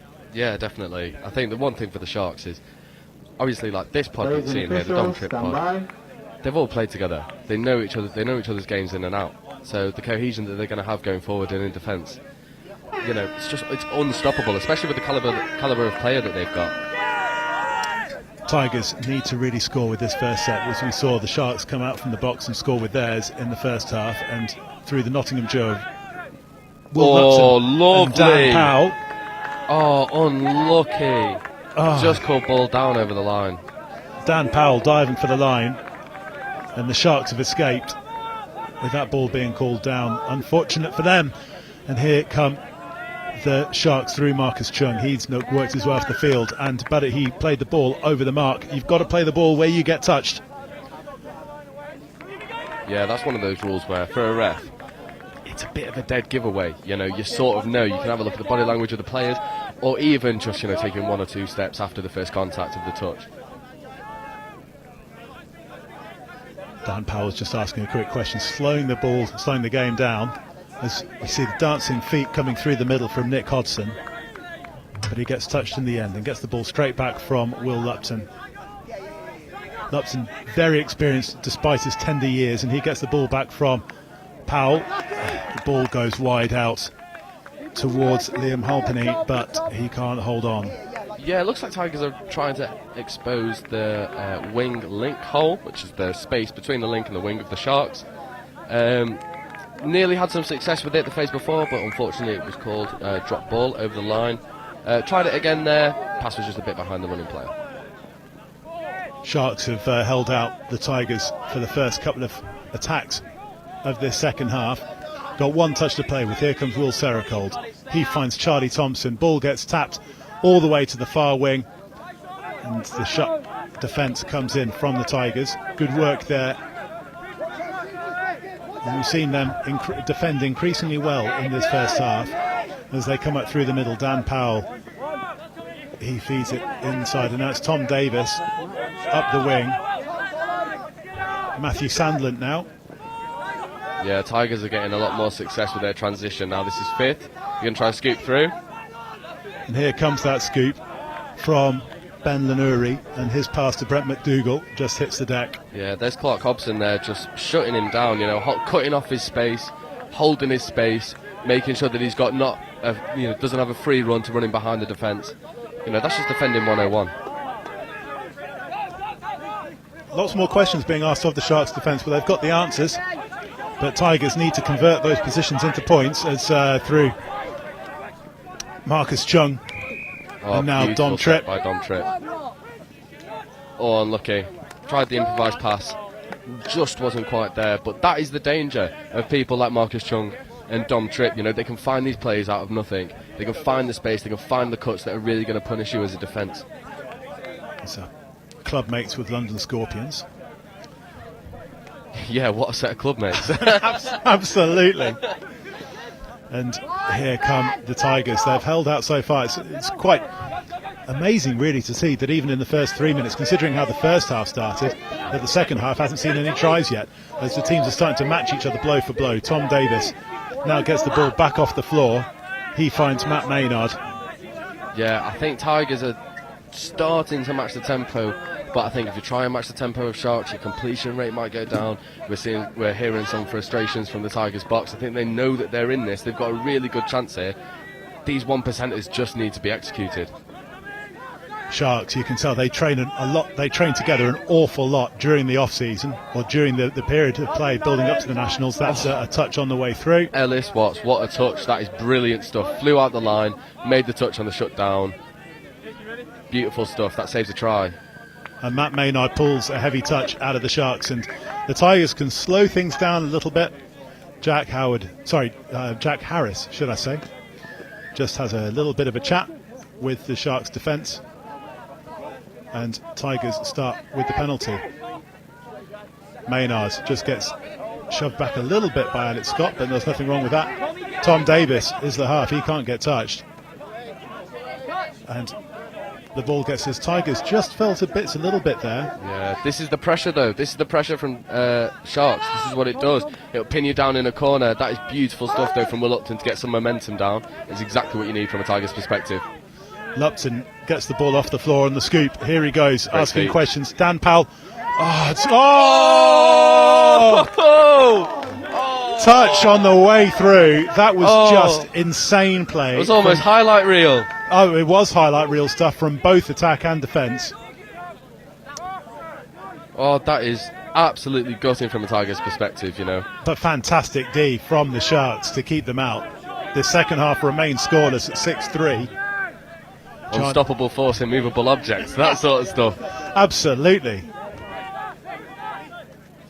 And here come the Sharks. Thompson fizzes it to Ewan Armstrong. Top. And he just simple. Dom Tripp just cuts against the grain, straight through the middle of a gap. And you could have driven a very fast combine harvester through that. Yeah, I think the Tigers' defence was sort of caught watching the ball carrier, too worried about what he's going to do on the ball. Dom Tripp's just come out of nowhere, but that's his bread and butter. That's what he does. He does that for Scorps, he does that for England, and he's here doing it for Sharks. Yeah, he's also a player who's adapted from being the main man all the time to being a facilitator as well, hasn't he? As we've seen younger players like Lupton, like Missin, like Marcus Chung, players like that, Horatio Price, as we've seen players like that come up through the ranks, Tripp's kind of adjusted his own role within the team. Yeah, and I think that's the marker of a complete player. I really do. If you're willing to take a step back to let other people thrive, if they have attributes that are maybe more positive than yours, if you can facilitate them to make better decisions and better plays, you know, he's just a selfless player. And every now and again, you see him pull off some absolute magic. Beautiful scoop there from Marcus. Good shutdown from the Tigers winger there. That's a good defensive set. Tigers will be happy with that. Yeah, ball rebounds. It just looked like there was a try was brewing there for the Sharks. And the Sharks this time are now shutting things down in defence. And they forced a mistake from the Tigers. And after that breakthrough to make it 7-3, the Sharks are now just piling on some pressure. It's Thompson. Oh. It just sends the defender flying. Go buy me a hot dog. Go buy me a hot dog. Hot dogs the other way, behind us, not in front of us. This ended up halfway up ending up at East Midlands Airport, sending the defence there. Yeah. But there will be a tap restart. It's tapped a little bit too quickly there by the Sharks, just from the wrong location. Yeah, Sharks are just the defensive pressure, the knowledge as well, the game sense. You know, they're getting penalties for just Tigers not advancing. You know, this is exactly what you want. This is second touch coming now, and I've got a feeling we're going to see some expansive play. Horatio Price with the dancing feet gets the ball back from. Oh! Is it down? Oh, what a touch! But that's a zero touch though. It came after an attempt to play the ball. Yeah. Came after the ball was played at. So that was some fantastic handling there from Edward Hayward. Yeah, blessed by his height, I think there. Blessed by his height. On the out. Great covering touch, really well done. Tigers are trying to see this set out, but I've got a feeling Sharks have got a little bit too much in the locker. Yeah, I've seen Horatio Price and Marcus Chung, pair of dancing feet. It's like Strictly Come Touch. Yeah, it's hard to defend, especially when they're so explosive. It's a brilliant shot though from the link there. Yeah, Matthew Sandon there comes in, and it's no mistake with the touch. Yeah, my first commentary was against. He was playing for St Albans, and some of the balls he had were sublime. That's a brilliant diving touch there from the link this side. Tigers have really started to use their links more in defence, and it's given them a lot of joy. If you could hear that language in the background, we apologise for that. We are passionate about touch. Everybody gets passionate about touch. So I think I was watching there was a boxing fight on Sky the other day, and it was towards the latter stages of the fight where they don't go to the ad breaks but they go to the corners, and poor old Adam Smith, the commentator, every single thing it was apologies for that language, bless him. Yeah, it does happen when you're passionate about sport. Sometimes it bubbles over. We get that. I think anyone who's played sport at some sort of level has been guilty of that at least once or twice. Yeah, and had a penalty given to you, turned against you by swearing in general. Speaking of, that's unfortunate there from the Sharks, as Will Seracol's fizzing pass hits Ollie Turner but then hits the deck. Yeah, this is going to be a crucial set now. Can Tigers get off clean? Can they give their sub into pod some momentum? The physicality in these touches, and there it comes. Overstepping the mark. Yeah, I think that's It's referee Jack Harris. Tom Davis was overstepping the mark, and Jack Harris now is having a little bit of a chat to the Tigers D, because I think the ball was kind of left a little bit too far. This is one where you really would love to have ref audio. Yeah, do you know what? That's something that I wanted in touch for a long time, to be able to hear the conversations, because it just makes everything more transparent. I think it'd be more interesting. I think there was something that I did a couple of years ago. I think it was back in 2017, early 2018, something like that. I was mic'd up Scooby, Alice Watchon, who, when she was national referee manager, at a high performance camp, just while she was refereeing a training game. Oh! Oh no, dude! Alex Scott. Oh no, this has been it's been ruled out for a forward pass. But Dom, we've seen 2 tries, one from each side, where there's been amazing handling by the catcher, and it's been ruled out for either forward pass or just a. He's caught it off the floor, arms extended.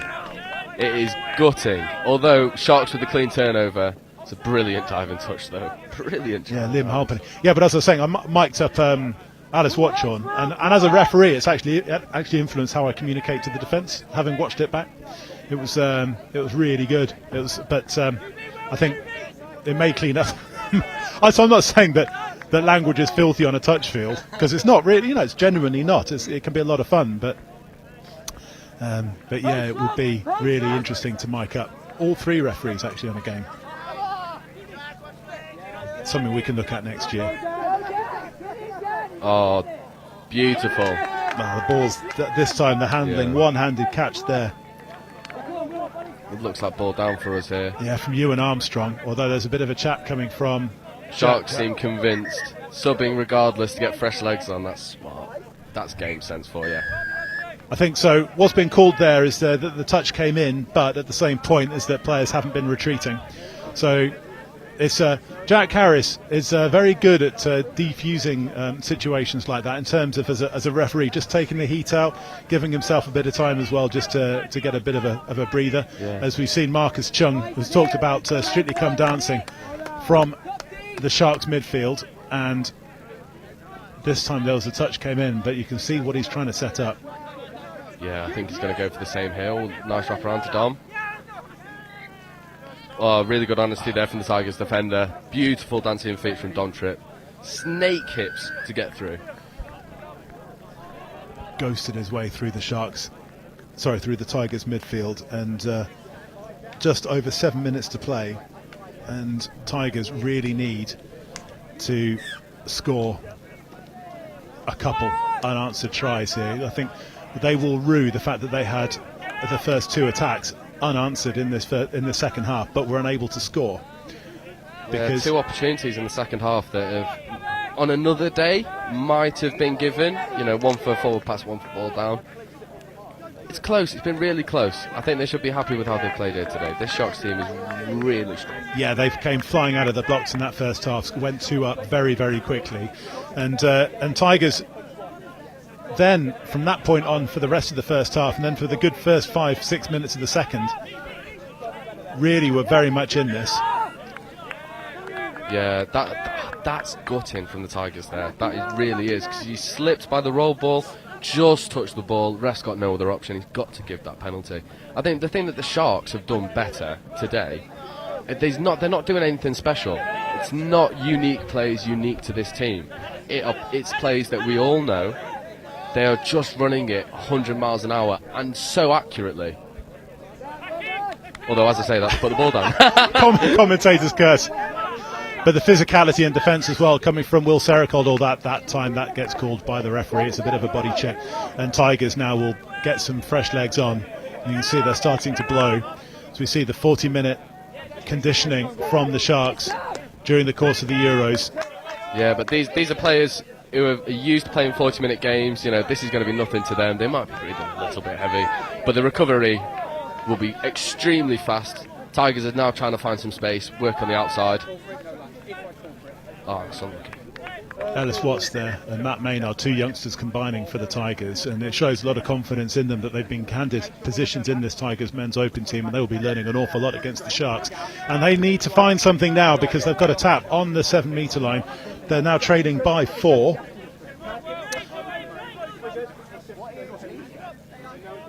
They want to make the most of these sets, really do.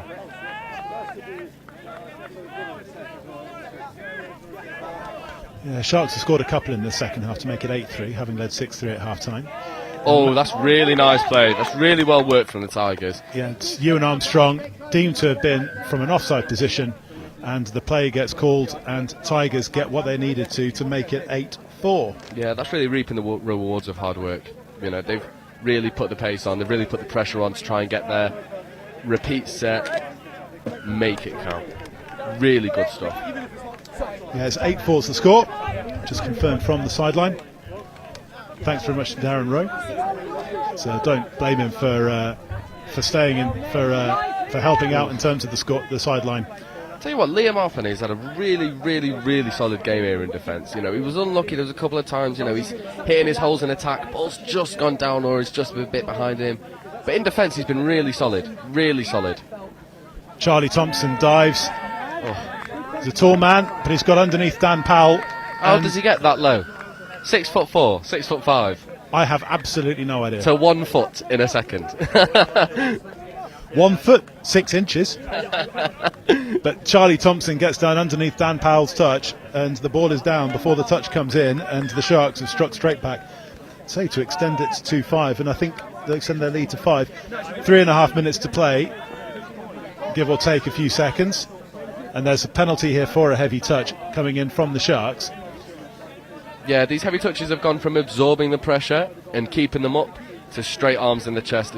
If you're looking at straight arms as a referee, it's a really easy decision to give that hard touch. You're giving the defender no momentum to get down.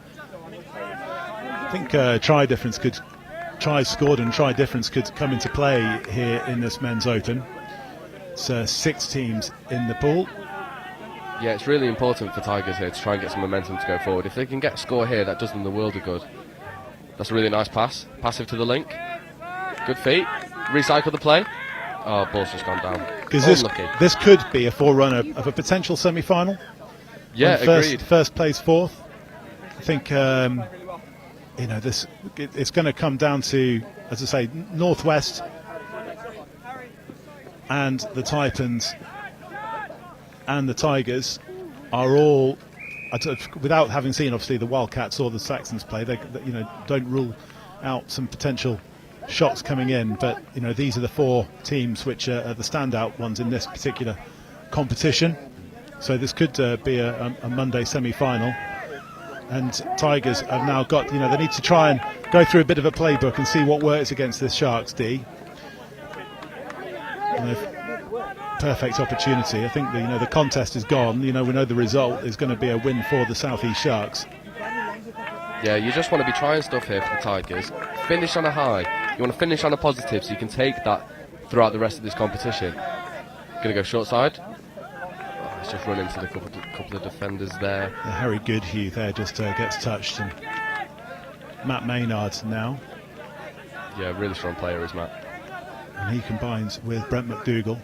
McDougall out to the far wing. Oh, unlucky. I think the tap back might have been on there. It's just unlucky for the wing. It's just a bit too high for him to grasp it.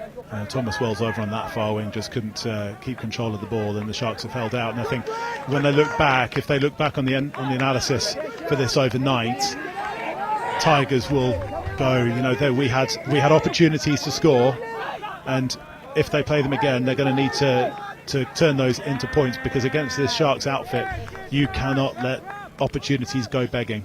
No, with a minute to go, I think the Sharks will be extremely happy with the result of their first game, but maybe the performance in their second half isn't quite up to the standard that they thought. They set the bar really high in the first half. Seems like they've just taken their foot off the gas a little bit. They know that the result's in the bag, playing more safe than in the first half. Keep working. Saracold taps, and this little dance from Ewan Armstrong. Yeah. Finds Charlie Thompson, who finds Saracold again. Again, we've seen that, as we saw in the first game, a little bit of stop-start walking pace at the minute, but the Sharks are looking to exploit some rolling Tigers D, and there's a fresh set of 6 coming in from the Tigers. Ball played at. Yeah, this is... Yeah, and that's the final hooter. Might have one roll ball. Yeah, one roll ball. Ewan Armstrong just takes the touch. Result was in the bag for the South East Sharks, and I think, as I say, Tigers will look back at the opening, say the opening 2 or 3 minutes of that second half, the opening 2 minutes of each half, should I say, really. You know, they conceded a couple early to the Sharks and then couldn't make the most of their own start at the beginning of that second half, really. Yeah, I think just the pace out of the blocks for the Sharks won them that game. You know, the intensity that they showed throughout that first half. You know, it's unplayable at times. You know, got the rewards through their hard work. Interception from Dom Tripp in the first half. Numerous turnovers in the midfield trying to target the Tigers' transition. So, but from the Tigers' perspective, they got in those positions. They got to the line. Unlucky on some occasions with the balls just going down. So, positives for both of them. 3 minutes to go until the next game. They keep coming thick and fast. It's over to the women. We've got the Northwest against the West Wildcats. That starts at 22-12, followed by at 12:30 the mixed open between the South East Taipans and the Southwest Saxons. But right now we're just going to go and take a bit of a breather, and we'll be back with that game in just a couple of minutes' time. There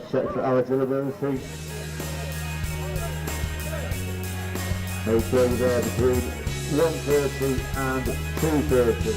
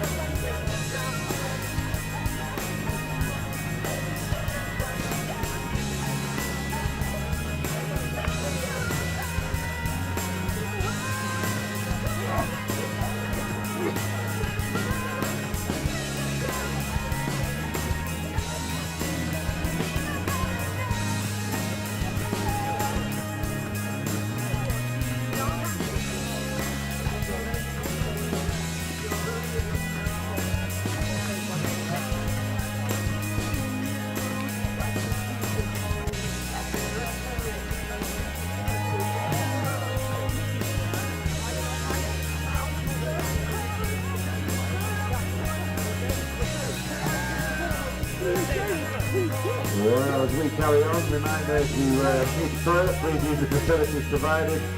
If you are not using the facilities provided, England coach will ask you to leave the event, regardless of game still to play. We're approaching the 1 minute warning, so please make sure you're in your sub boxes and your pitches.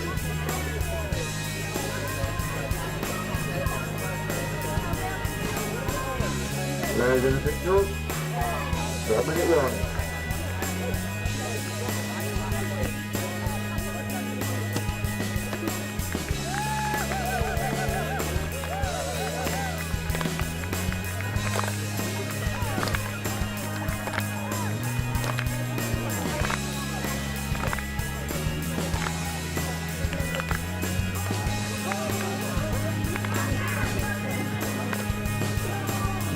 Players and officials, 30-second warning.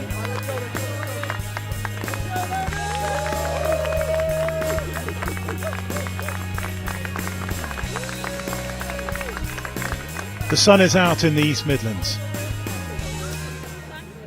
And the action keeps coming thick and fast here at the Nottingham Riverside Sports Complex. And we've got the Women's Open match between the West Wildcats, who are in the black and yellow. And they're tapping off against Northwest, who are in the black and burgundy.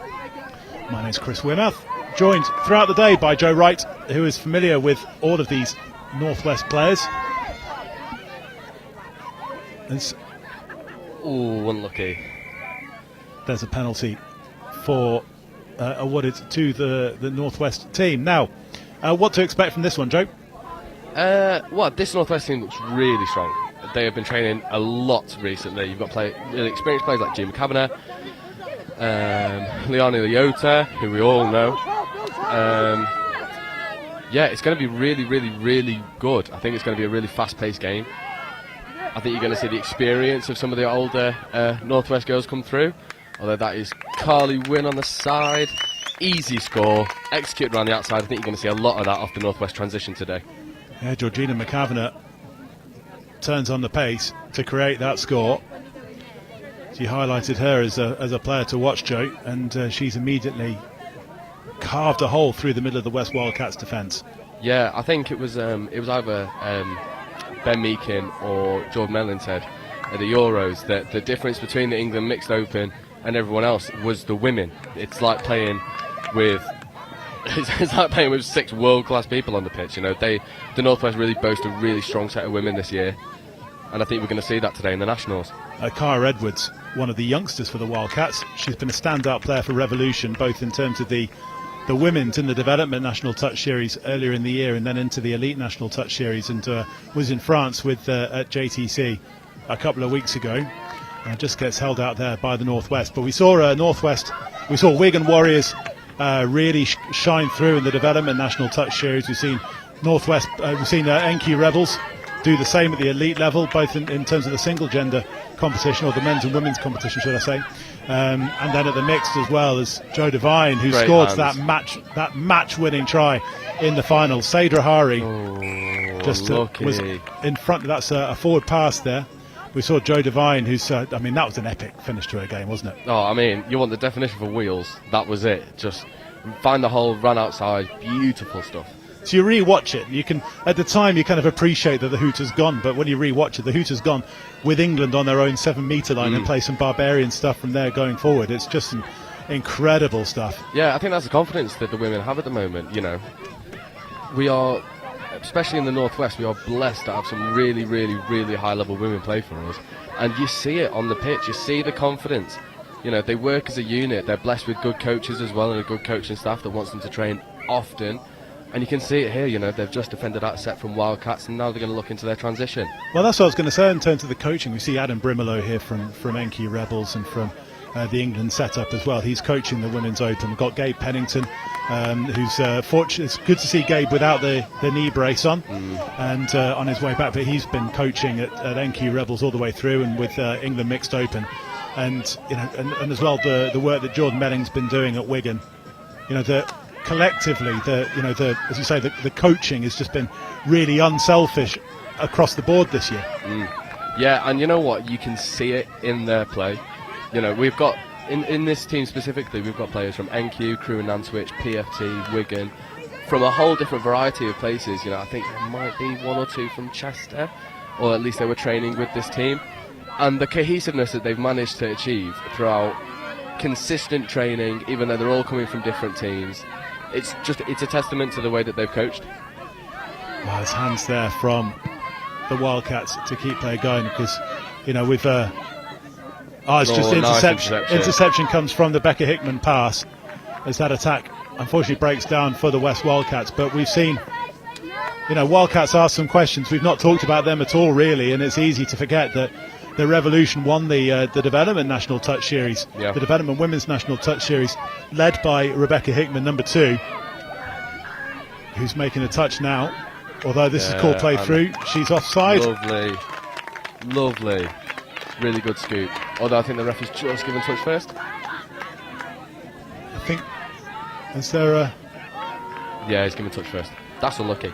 But really good setup from the Northwest. You know, you're looking at exposing them in the middle, and I think they've done that really nicely. I think that the pace and the power that they've got coming off the roll ball is just going to be too much today. Wildcats now on the defence, and it's being set up. Emily Kelly, and now Georgina McAvanagh. Yeah, on the outside, great hands, brilliant finish. To Nola Quinn, and the try was denied in the previous phase. This time Northwest have gone another try in front. Nothing complicated, but Georgina McAvanagh has created both of their scores so far. Real linchpin of this team. Yeah, I think you're going to see that throughout the day. You know, this Northwest team, especially the girls in the middle, they have options. You know, this is not a one-trick pony side. You know, if the middle isn't working, they're going to go to the wing. They've got the ability, they've got the pace, they've got the power. Tasha Rose is now the playmaking for the Wildcats. Really nice shot there. And Cara Edwards finds Rose. Well defended. And Wildcats are asking a few questions. They're not panicking just yet. Rose takes the touch. Edwards gets the ball back. Now finds really good Kate defensive Allen. pressure there. Really good defensive pressure. If you're Northwest here, you're going to be really satisfied with that. You know, they've had a full set, defended it out quite comfortably. Now you're getting a really good transition in for the subbing on pod. Kate Allen is being worked left and right to make 2 touches in succession. Sadra Hari that time. And she works her way off as the Northwest fresh legs come flying on. Yeah, and scoop onto the front foot comes Danielle Evans. Oh! Is it going to be given? Unlucky. Unlucky. It's about to get another Mellon moment in there.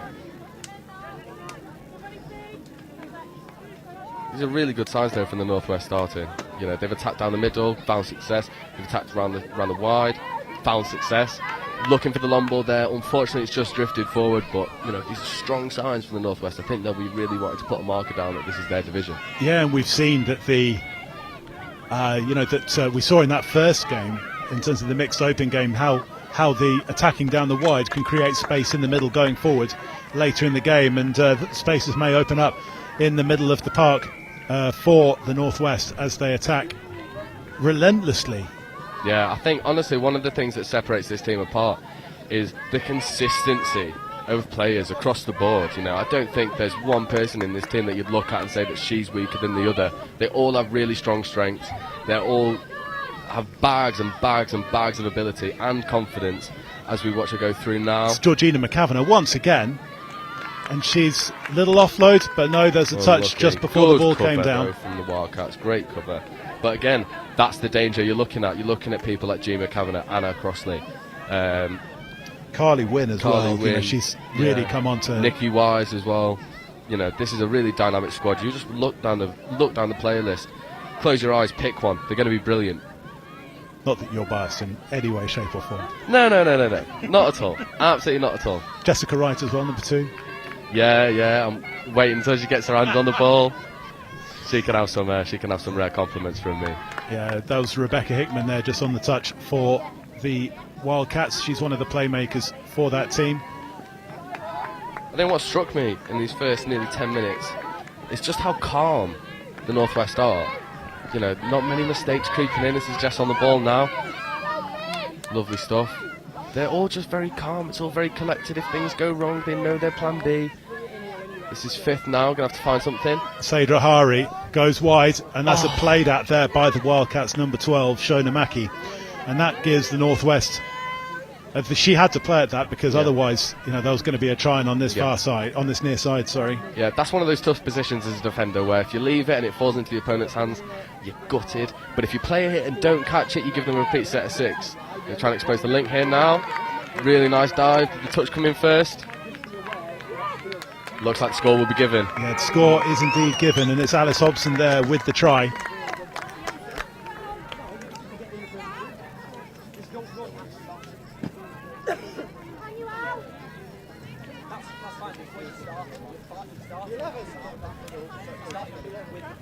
We'll see if Wildcats can get a reply. You know, this is 3-0 going into 10 minutes now. Wildcats really need to be looking at getting a score on the board here. It'll do them the world of good, just for confidence more than anything.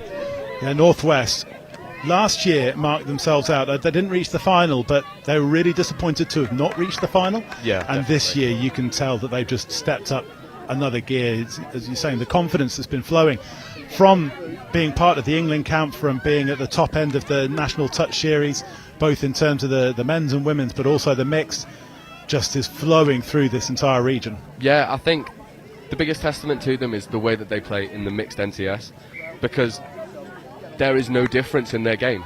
They are just as confident, they are just as strong, they are just as powerful.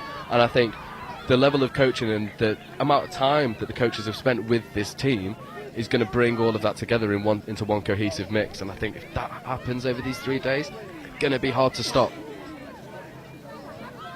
But the Wildcats keep on coming. Fair play to them.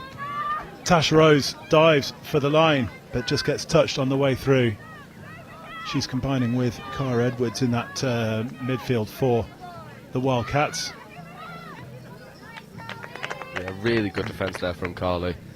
Really nice. You know, the Northwest are not giving them any opportunities to get settled. They're off the line. Edwards goes right. Catherine Nash there, but as you say, the Northwest defence has just shuffled across and just shut down what's been thrown at them. Yeah, I think something that's not helping the Wildcats as well in their transition is they're trying to stay in single shooters up on that first touch. Northwest are just playing around them and finding that extra momentum. There's a really good strike dump there. See if we can get some momentum going into there. Oh, that's unlucky. Emily Kelly pulled back just as she was putting the hammer down. Oh, beautiful pace to go through. That's how you make up. It might have wanted to take the strike dump, the touch beforehand. If not, let me just run through and make up for that one. Beautiful stuff.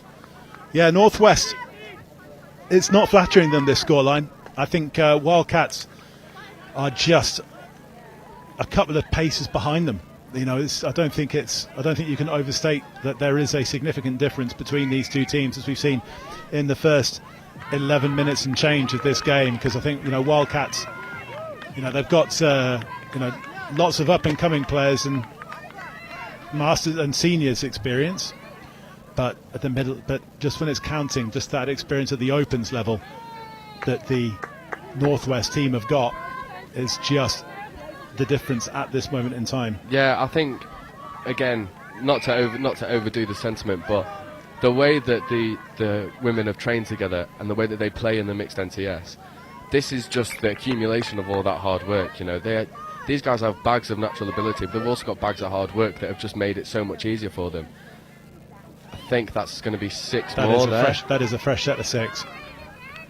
And I think the other thing that will help with that as well is that everything's pretty condensed. You know, the clubs that you're talking about, Rebels, Crewe, Wigan, Chester, you know, they're all teams that are very close together. As you know, as far as the Wildcats are concerned, you know, they've got they go from as far afield as Stafford and North Birmingham, all the way down to Reading and you know, and Cheltenham. You know, there's a long way between all of those clubs to come together to make, you know, for their training, and you know, so they're just sometimes just aren't able to train as often as say regions like the Northwest. But they're asking questions. I mean, Northwest have got the answers. Sadra Hari shuts that play down. Yeah, it's just really solid stuff from the Northwest here. They're not doing anything too special, just doing their job. And it's making the Wildcats' job so much harder. Yeah, and that's gone forward there from the Wildcats. And that's made, they're defending in the same way. The Northwest, the Women's Open, are defending in very much the same way as we saw the Sharks men. Yeah. You know, they're sending that link up to really disrupt play, to ask plenty of, you know, just to disrupt the play and just get in amongst it, to either make a touch or, you know, just to put some pressure on. Yeah, I know Gabe loves the defence in his mind, you know. He's probably the one who's taken the reins on the defence for this team, and it just looks like they're refusing to give Wildcats any time to make decisions. You know, they are putting them under pressure, making them rush plays, and still having the security to have the people behind them to cover some holes if they appear. Kat Williams-Sharp was just touched by her opposite number, Sadra Hari, and congratulations to Kat Williams-Sharp, who got married a couple of weeks ago. Oh, nice. So we're calling her by her married name as opposed to Brown Williams, which is her maiden name. Brown Williams on the team sheet, but Williams-Sharp is what their head coach Sampo Sam Powell's. That's what she pointed out to me earlier on. But it's no mercy being shown, no generosity being shown by the Blades, who were shutting down. It's a really aggressive transition, this. Yeah, they just know when to put the pace on, don't they? And here they come. Going to get a scoop through here. It's Anna Crossley took the touch, and she gets the ball back, finds Quinn. Is it going to be given? I think he's going to go forward. Unlucky. Looked like Emily could have just gone for herself there, but decided against it. There. And the Blades, or it's Northwest, sorry, are not afraid to make subs on defence. Nolly Quinn working hard to get off after just being denied a try there. And the Wildcats are now struggling to get fresh legs on. The defence is in their face, and any momentum that the Wildcats are building up quickly snuffed out. Becca Hickman gets the ball off the floor, finds Kate Allen. Nice. And Really Allen brilliant again touch. is scooping on the fifth. Ball goes wide, stays alive again. Tasha Rose. But I think there's a penalty for a forward pass in the end. And credit to the Wildcats for keeping things going, but at the moment they've got very little to match this pace which is being thrown at them. Carly Wynn onto the front foot. Now it's Anna Crossley. And now Ellie Davidson. This is relentless coming in from Northwest. Yeah, I know they've been told to make a statement that they want this division this year. And this is exactly that, the pace. Can she find the pass as she's gone through? Unlucky. Georgina McCavanagh. Unlucky. She has been the creator of so much for the Northwest, and it was creating again. Just the ball just hit the deck just as the crucial pass came in. You'll see it. The thing is, you'll see her in NQ doing the exact same things. Her role does not change when she plays in the mix. This is the ability of the people that we've got out on the pitch here. Liv Harbour just dropping the ball there, the Wigan Warriors player. It's a better attack set though from the Wildcats. They've got a bit of a roll on in defence, but the Northwest scramble comfortably. And here they come again. Just working to get the fresh legs on. Yeah, one thing that really strikes me as well about this Northwest side is just the amount of time that the ball spends on the floor. It's a second, 2 seconds at a time. The half is there really sharp. It means that they can keep their momentum in their attack and continue the roll forward. That's really nice stuff there from Sadie. Can she find the pass through? Oh, hands! Touch as well. How many of those have we had today so far? Joe Devine there just getting touch just as that ball was going through. That was lovely bit of play there from Rahari. Just I don't know how it's only 4. I agree with you with that. I know we stay impartial between the teams in terms of bias, but you just can't overstate just how much the Northwest are dominating this game against the Wildcats. Yeah, and as you say, they are making a statement. Yeah, I mean, Wildcats they're trying to scramble in defence, and they are finding some joy. I think it's a matter of time before these final passes from the half will stick, and I think we'll see the scoreboard go up drastically. I think the fitness levels as well in the second half. I think it's just being relentless here from Northwest. Rahari once again sets play up and then works her way off the field. Jessica Wright this time. Nice, Jess. Go. Unlucky. Gets the quick ball back off the floor. Now no panic. Finds Alice Hobson on the inside. Everything's just so calm with this Northwest side. Beautiful pass outside. Harbour goes in the dive. Beautiful score. Really well done.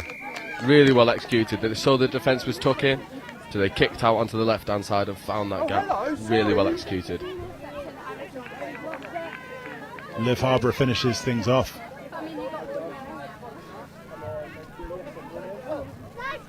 Just a quick word just about your sister, who's, what would she be getting out from playing alongside players like Liv Harbour and Georgina McCavanagh and people like that? Oh, I mean, how long have you got? Could talk for 10 minutes about it. Some of the women that you see here, Georgina McCavanagh especially, Joe Devine, they have such knowledge in the sport, and their athleticism just complements that beautifully. So for someone like Jess and the younger players in this squad, you're going to be looking at learning as much as possible from probably the best people you could learn from. Cara Edwards dictating what's happening in the midfield now. So Tash Rose took the touch, and then Cara Edwards sends a pass out, but it hits the deck. Catherine Nash there just a little bit behind the play to hit the hole, and Northwest's defensive pressure, I think that's the thing that's really telling. I mean, there's one thing about getting a roll on in attack, and I don't think we can, it's the eye-catching stuff that happens as Joe Devine takes the touch and brings the half-time. But I think the stuff that's going forward catches the eye, but the defence is just the defensive pressure is really what's forcing the breakdown in that Wildcats attack. Yeah, it's and it's educated pressure as well. It's not pressure for pressure's sake. It's making the right decisions as and when they're needed. Wildcats are going to have to change their attack drastically if they're going to get some success here, because Northwest just look too comfortable going forward and in D. It's almost like they're looking for the opportunities from their defence to launch an attack through their transition. That's when you know a team is comfortable in a game. More of the same from Northwest, obviously, but in terms of if you're on the box on the other side, if you're Sam Powell's, what are you saying to your West Wildcats women? To stop playing into the Northwest hands. They are trying to pass the ball around a little bit too much in the midfield when they're on their line, and it kills the momentum. It gives the Northwest time to settle. You want these attacking strikes to be faster, more zippy off the floor. It's taken like a couple seconds, maybe 3 seconds to get the ball off the floor in their strikes. If they can shorten that up, get some momentum in their attack, they'll find the holes. Northwest are well in control of this game, leading 5-0 against the West Wildcats in the Women's Open. Just to let you know what's coming up in the next hour or so, 12:30, we've got the mixed open match between the South East Taipans and the Southwest Saxons. Then at 1:20, it's the men's open between the South East Taipans and the West Wildcats. At 2:10, we're back to the Women's Open, the Midlands Tigers up against the Southwest Saxons. Do not go anywhere. Keep us as your second screen all day here on the England Touch YouTube channel. Uninterrupted touch coming your way all day in the sun here in Nottingham.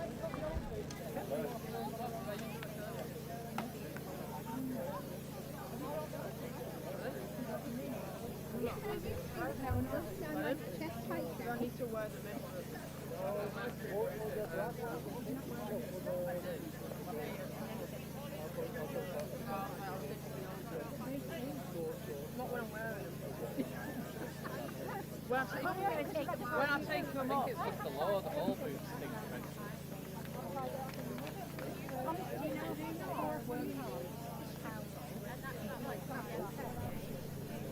You know what?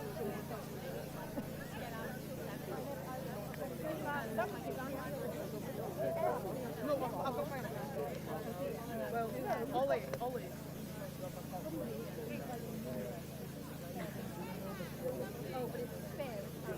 No, it's not fair. It's not good. So he's got mine. He must have picked it up. What about your top? No, I saw I had my outfield here and I took the top out and I didn't know the JR on it. Players and officials, your 2-minute warning. Players and officials, 2 minutes.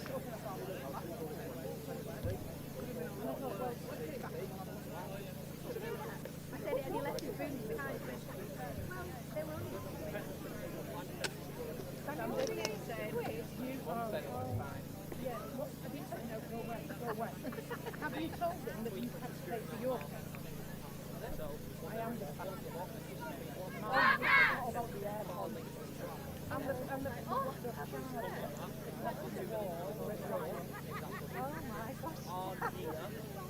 I've lost about 4 seconds.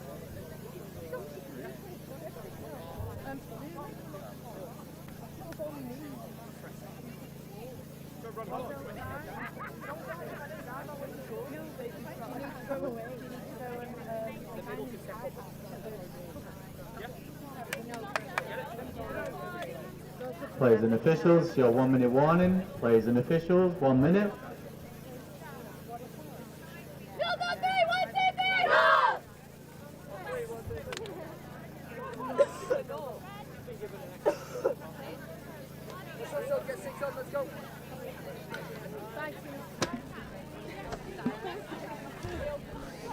Just going into the second half of this Women's Open round robin game between the Northwest in black and red up against the West Wildcats in the black and yellow, and the Northwest have been well in control of this right from the off.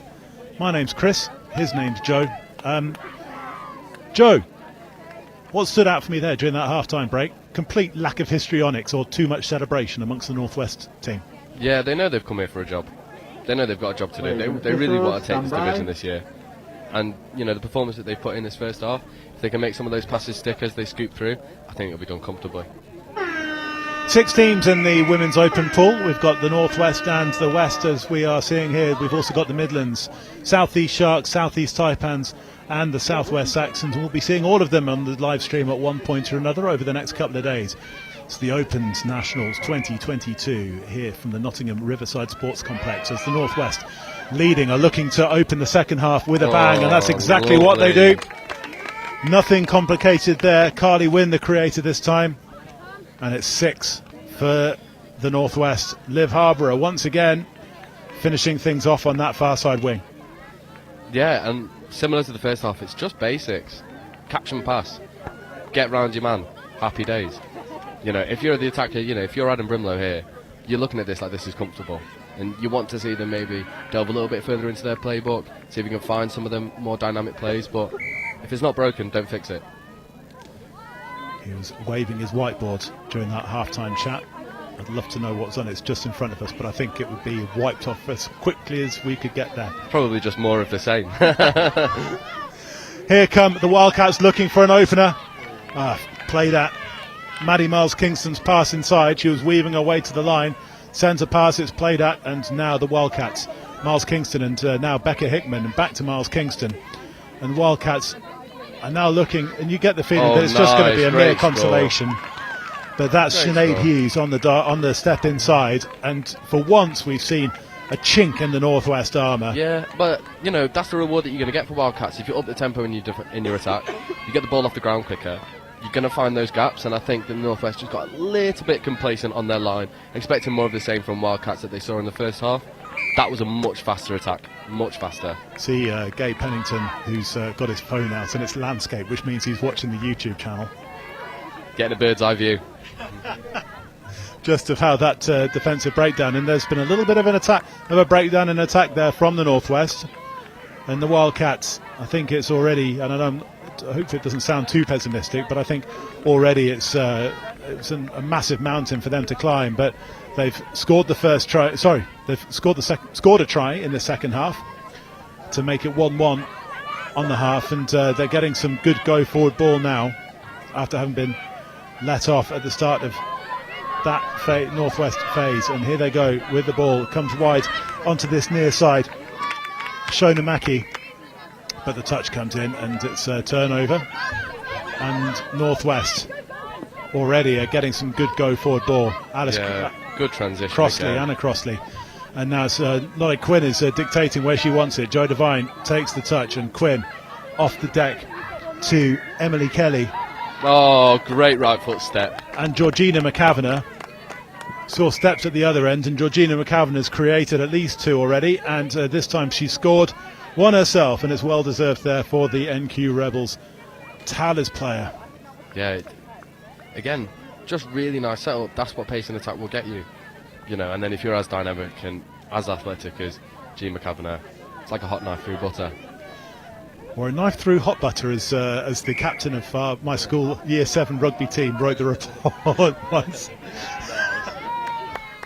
That's just a loss of control there.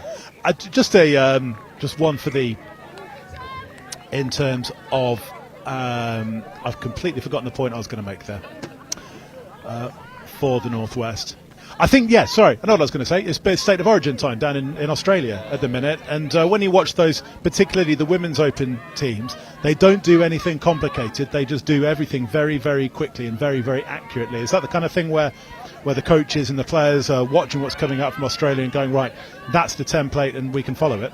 Yeah, I also think that talking to people like Peter Bell is crucial in that sort of stuff, because he was the Women's Open head coach for the Australian national side. The way that he talks about the women's game is they absorb information a lot better and a lot quicker. If you explain it once to the nth degree, they're going to understand it, they're going to get it.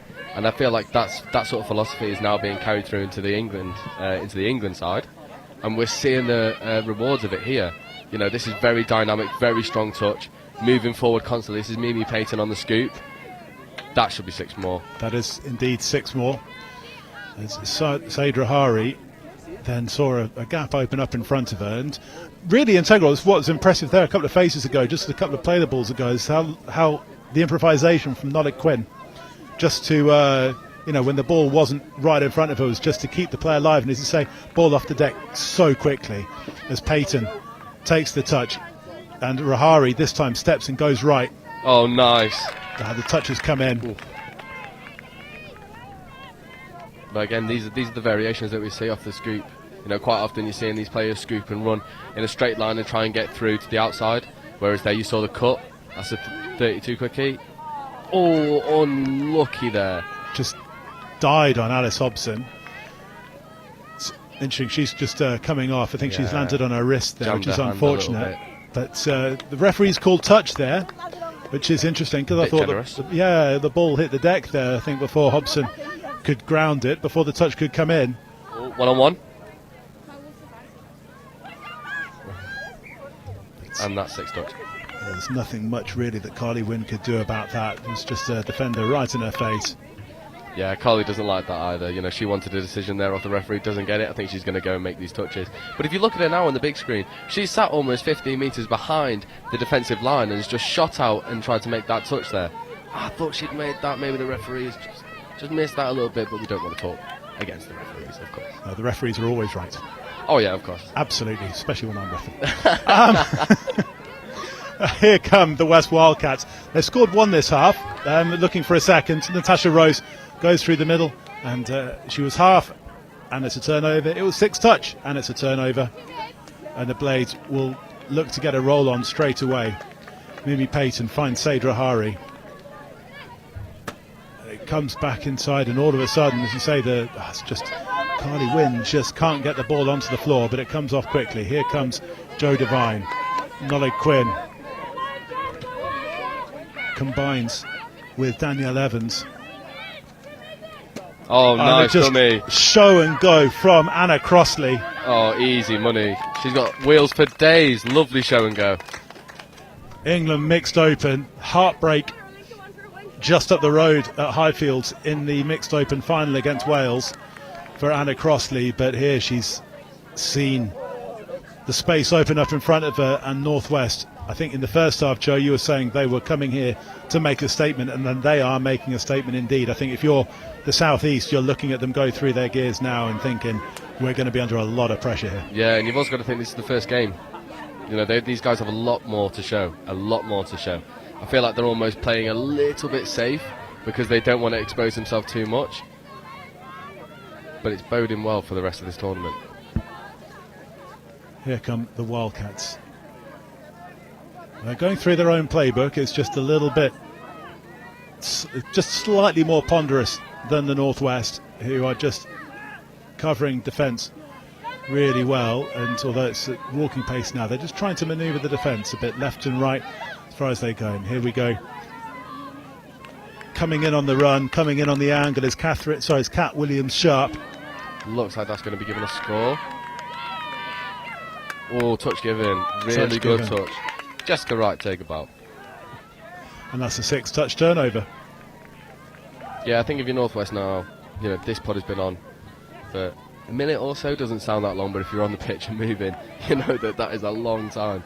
So you just want to get off really clean, give your pod a good platform to launch an attack from. And we're seeing the players work their way off, and the Northwest are not shy about getting players off really early in this play as they go through, and they've already got their pace on. And Nollig Quinn finds finds Emily Kelly. And Quinn, now Georgina McCavanagh. And like that, I think you're going to see some Fiji touch here now. McCavanagh. Oh, great shutdown. Really good shutdown for the Wildcats. Keris Godwin makes the shot for the Wildcats. And now they're just getting a bit of pace going forward. Emily Cann there just gets touched. Just over around the mark, had to go back to the mark. Yeah, that's one of those areas that really help the Wildcats out. So when they get this momentum, when they find the holes in the Northwest attack, they can get that ball down really cleanly because it just kills their momentum. If you're going over the mark, have to retreat. It's then static play. It's a nice scoop there from the Wildcats. Good feet, great touch.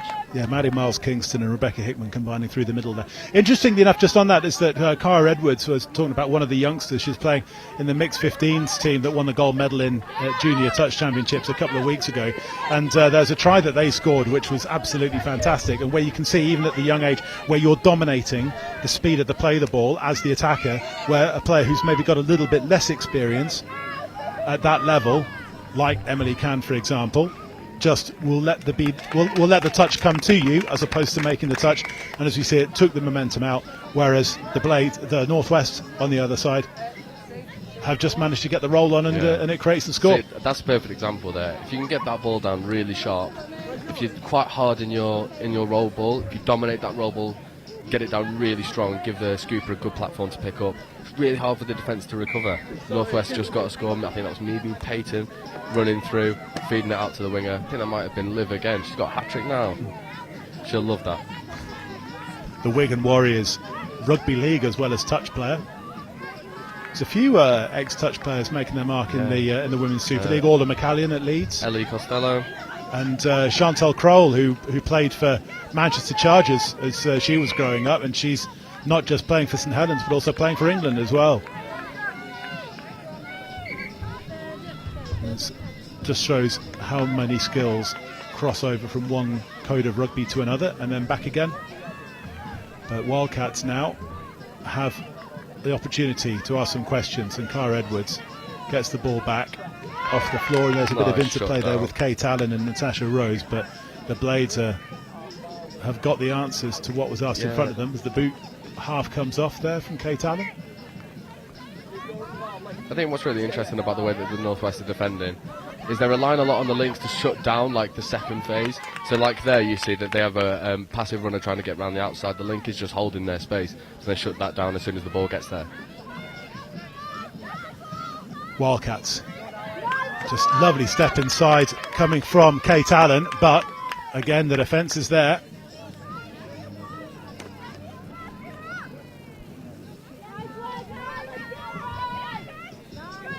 And Northwest keep coming forward. I keep inadvertently calling them the Blades, because that's what they were up until this year. They've lost the Blades, but they've retained their sharpness. And here come the women's open team onto the front foot, combining well. Georgina McAvanagh. Oh, lucky. As Danielle Evans took the touch to create some go-forward ball for McAvanagh, but this time they can't finish things off. And I think from their perspective, in quite a good way, is that there are things to learn and to work on from this game. Yeah, definitely. I think that's one of the things that you're going to see throughout this entire competition. You're going to see disparities in experience and inability, and it's just those moments that you can learn from. Yeah, you want to take them as learning opportunities rather than just, we've been beaten. That's not the case. That's not the mindset that's going to get you. It's not going to get you to improve. You know, you need to be learning from these opportunities. The roll ball wasn't square from the Wildcats, and it's given Northwest a set of 6 in the red zone. And here comes Daniel Evans off the floor, finds McAvanagh back on the inside, and over on that far wing is Jessica Wright as well. Bit of mixing and matching now from the Northwest on that far side. McAvanagh. Yeah, really nice. She's got in behind a retreating player. This should be easy. Oh, really good retreating there from the mid. Really good covering touch. There was a note out of Ryan Mimchek's book, splitting in behind the retreating defender. Unfortunately, Collie just couldn't receive that ball quick enough. Evans finds McAvanagh, finds Wim. Yeah, trying to milk the penalty here. Really nice. That's a tight decision there from the ref. Very tight. Rule to have got back the 7 metres was Kate Allen. Yeah, we hear the complaint from the Northwest players as they come into the box. But they're shutting down the Wildcats, and Catherine Nash is really struggling to make metres, and in fact the ball hits the deck for us, a turnover for Northwest. They've let a couple of opportunities go begging in the second half, and even though they're comfortably winners of this contest, and I think we can safely say that even with 5 or so minutes to play, I'm saying there's going to be no over-the-top reaction from coaches Gabe Pennington and Adam Brimley. No, this will be the minimum here that they're expecting. They'll only want these women to build on the standard that they've set. You know, they've set the bar quite high, but they'll know that there's more to come. Sadra Hari, fantastic playmaker, gets the ball back, and Alice Hobson comes in on the angle, just can't keep hold of the ball, and it's another opportunity gone begging for the Northwest. She says that they're going to win this game, but they know they're going to need to sharpen a few things up when it comes to playing the likes of the Southeast Sharks and Southeast Taipans. Taipans, who beat the Sharks in a dramatic finale up the road at Lady Bay last year.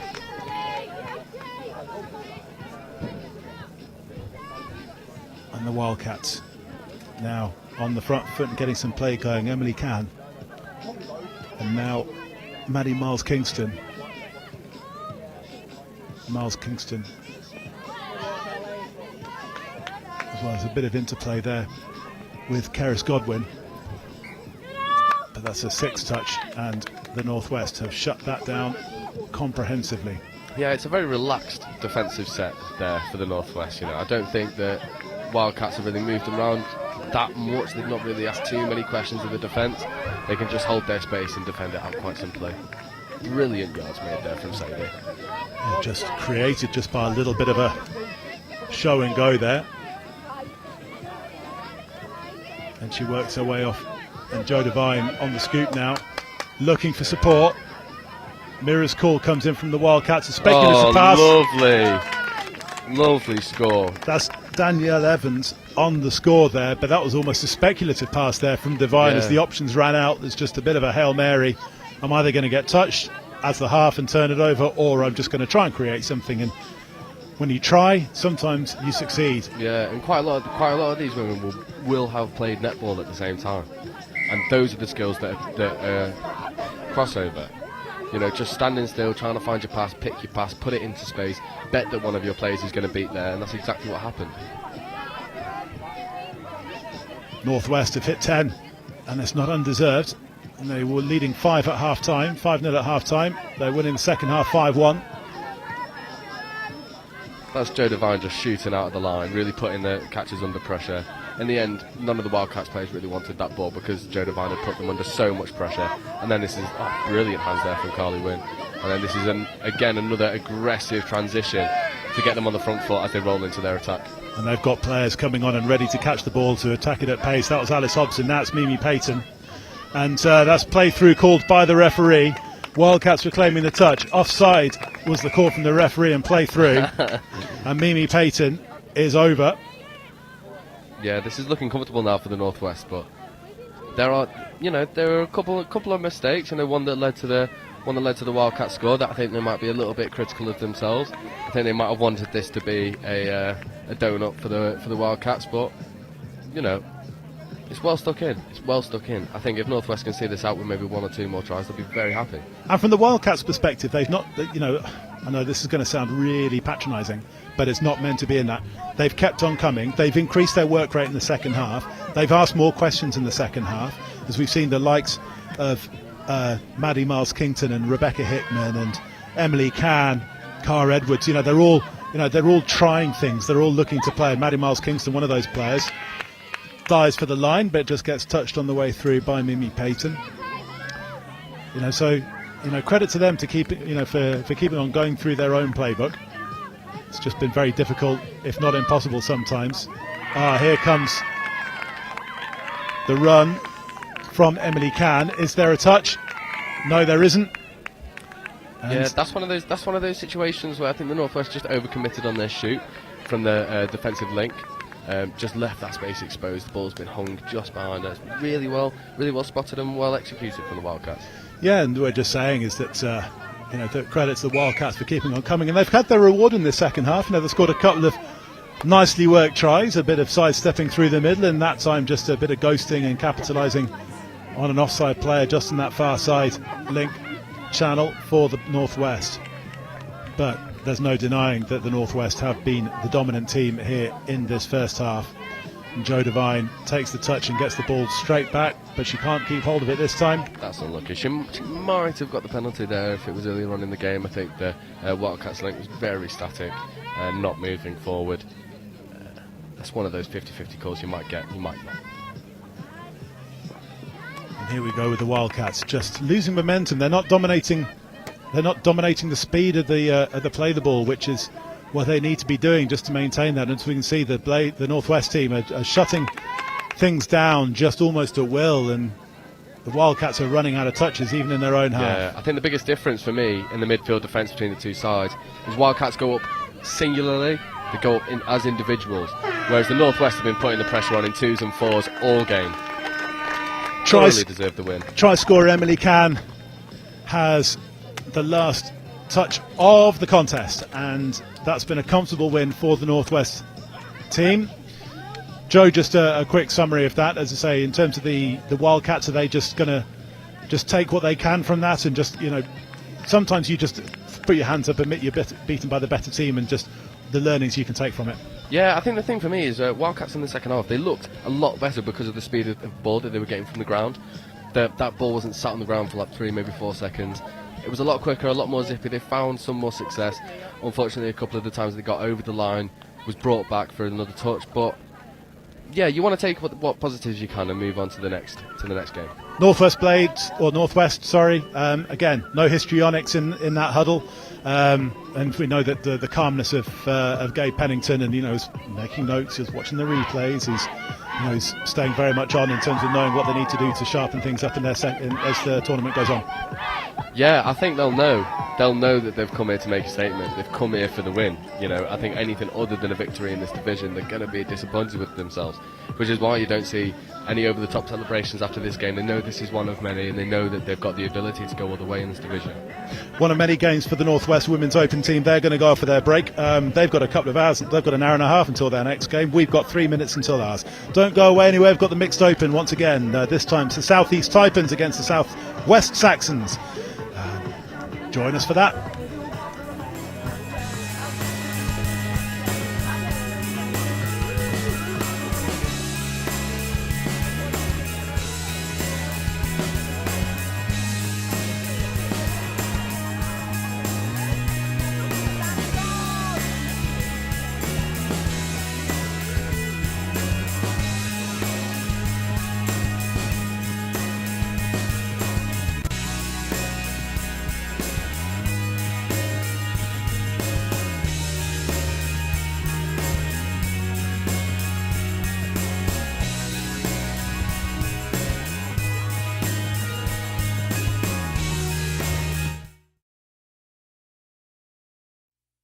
First of all, you've got to be incredibly passionate about the sport and put a lot of time and effort in to raise awareness and create enthusiasm and a buzz around your touch club. Number two, it has to be fun. You get, one chance to make a first impression, and when people come, they've got to feel that they're having a good time, and it's all inclusive. And the third thing now, I would say, is you've always got to be promoting, and you've definitely got to look at social media. We are exploring Facebook ads, and we're promoting like mad all the time. Get as many people involved as possible, give them the opportunity to play, and give them the opportunity to enjoy it. We started out and it was just all about having fun to begin with, and once been playing for a year or so, that's when we really decided to take things on to the next level. I think it's just having patience. It's not going to come overnight. If you can keep your senior players engaged, as well as constantly looking to develop and introduce new players, because you're always going to get players who leave for one reason or another. Having that conveyor belt of talent to come through is really helpful. You just got to work hard, and it will pay off in time. From a point of view of growing the sport, bringing as many children down with their parents and getting an all-inclusive, fun environment that anybody can have a go in, and focus on that, of building the baseline of as many players as you can. Don't worry about trying to go through the ranks and put the best team out there. I think build from the base upwards. So I'd say to keep your competitive side and your social side. Don't go too much down one avenue of having solely one or solely the other. With the social side,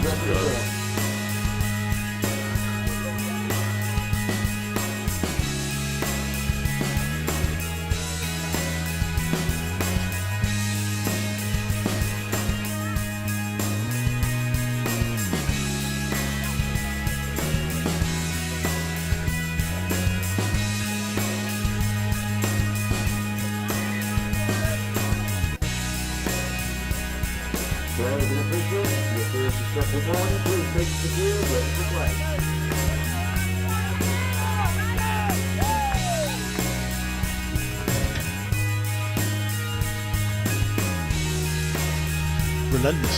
Relentless action here at the Nottingham Riverside Sports Complex.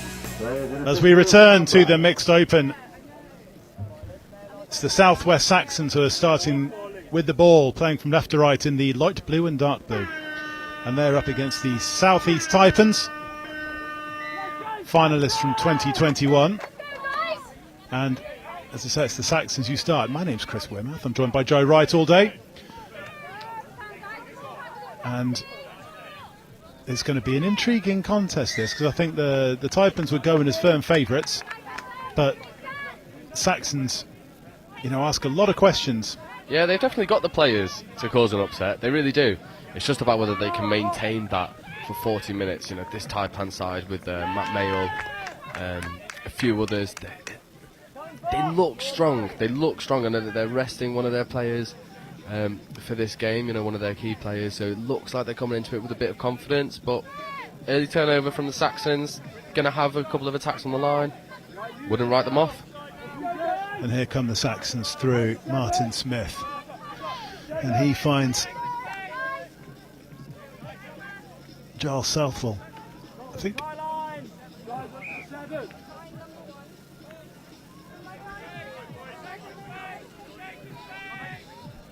32 play on the line.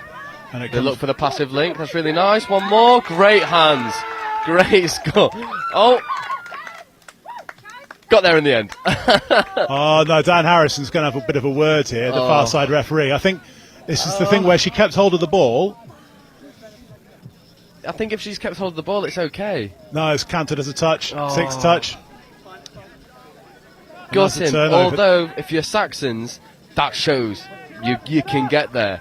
You can expose them. You can get round the outside of them and get those scores. So, as much as you haven't come away with the score, you're coming away with some confidence regardless. Saxons will now get another go. Brilliant pressure in the midfield there.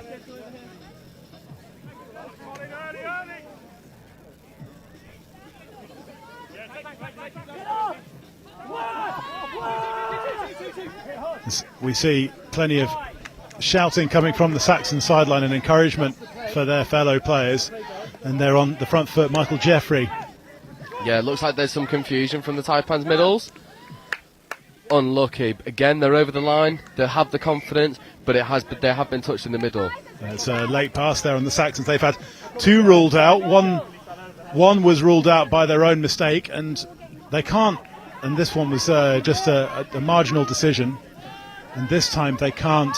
They just can't let these opportunities go to waste. As this experienced Taipans team, Sabrina Pilkington takes the touch, and now it's Maxon Lambert sets things up. Lambert gets the ball back, finds Richard Brumpton, and now it comes left. Just goes straight over the head of Catherine Richardson-Walden. It's just unfortunate the pass there that came from Richard Brumpton. Yeah, the Taipans have set a late shooter. He's coming up now to try and shut it down. Really good shot down. The dumpers maybe got to be a little bit stronger in that roll ball. You don't want to be getting knocked off the ball and limiting the momentum that you can roll forward through your dump. Yeah, and as we've seen, that's a bit of a heavy touch there. Bit of a mismatch there, isn't it? Just a little bit.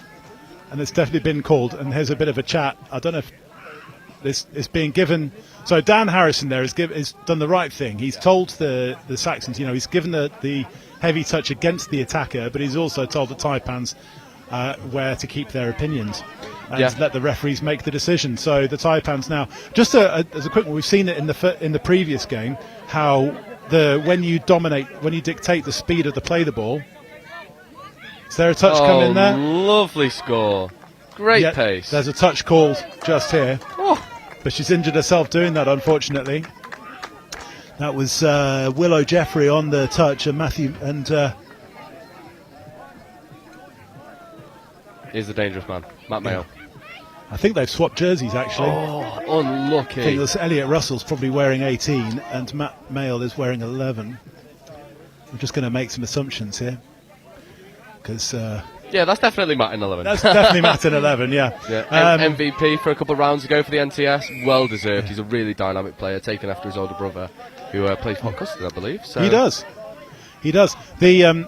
I think just what we saw in that previous game again with the Northwest women's team was the importance of dictating the play the ball, and what we've seen from Saxons is that they are there are some players who are, when they've just got the momentum going, is they're letting the Taipans make the touch on them, and it's taken the sting out of their own momentum. We've seen it a couple of times rolling through the play the ball and taking the momentum out. Yeah, see, the thing is, especially from a Saxons perspective, you've got over the line twice. So you know that you can get there, so that should give you the confidence to be direct and dominate your roll ball. However, as you're saying, brilliant example there, they're losing count of their touches, they're losing the momentum on their roll ball because they're just accepting and surrendering the touch from one of the Taipans players. If they can get more dynamic and roll through a little bit more, I think they're going to find more success. So Taipans now get some good roll going forward. Elliot Russell there, but it's Ash Grimsey now setting things up. Nice hands, back inside. Oh, lovely hands. Brilliant covering touch there. Martin Smith take a bow, go gadget arms to pull back. Yeah, that's a try saver there. Russell Reid there pulled back on the tries, just about to put the pedal to the metal because they had some really good interplay to create the space. Nice switches, sort of run into a dead end. That's fine. It's a good place to kill the ball because Saxons have now got to work all the way across the pitch to sub off. Although I think they got their touch count wrong again. They did. Taipans now may either just look to... No, they've got a fresh set of 6. I think there's a penalty obviously given there for the Taipans.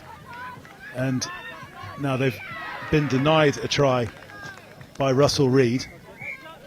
And this time he's gone over and scored. Yeah, that's just sustained pressure, giving them a reward there.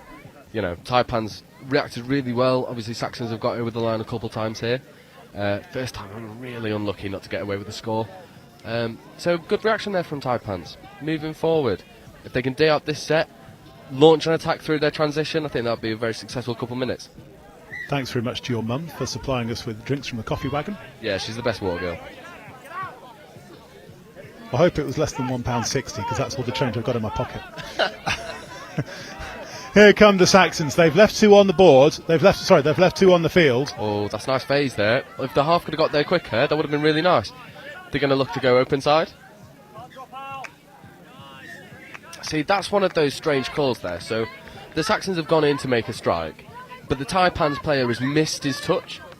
So technically it's a no touch and it's turnover. However, if you're in your 7, you cannot retreat, you cannot back out of touches. So that's a very fine line there. It's typically up to the ref's perception of it. But if you're Saxons, it is a bit of a killer.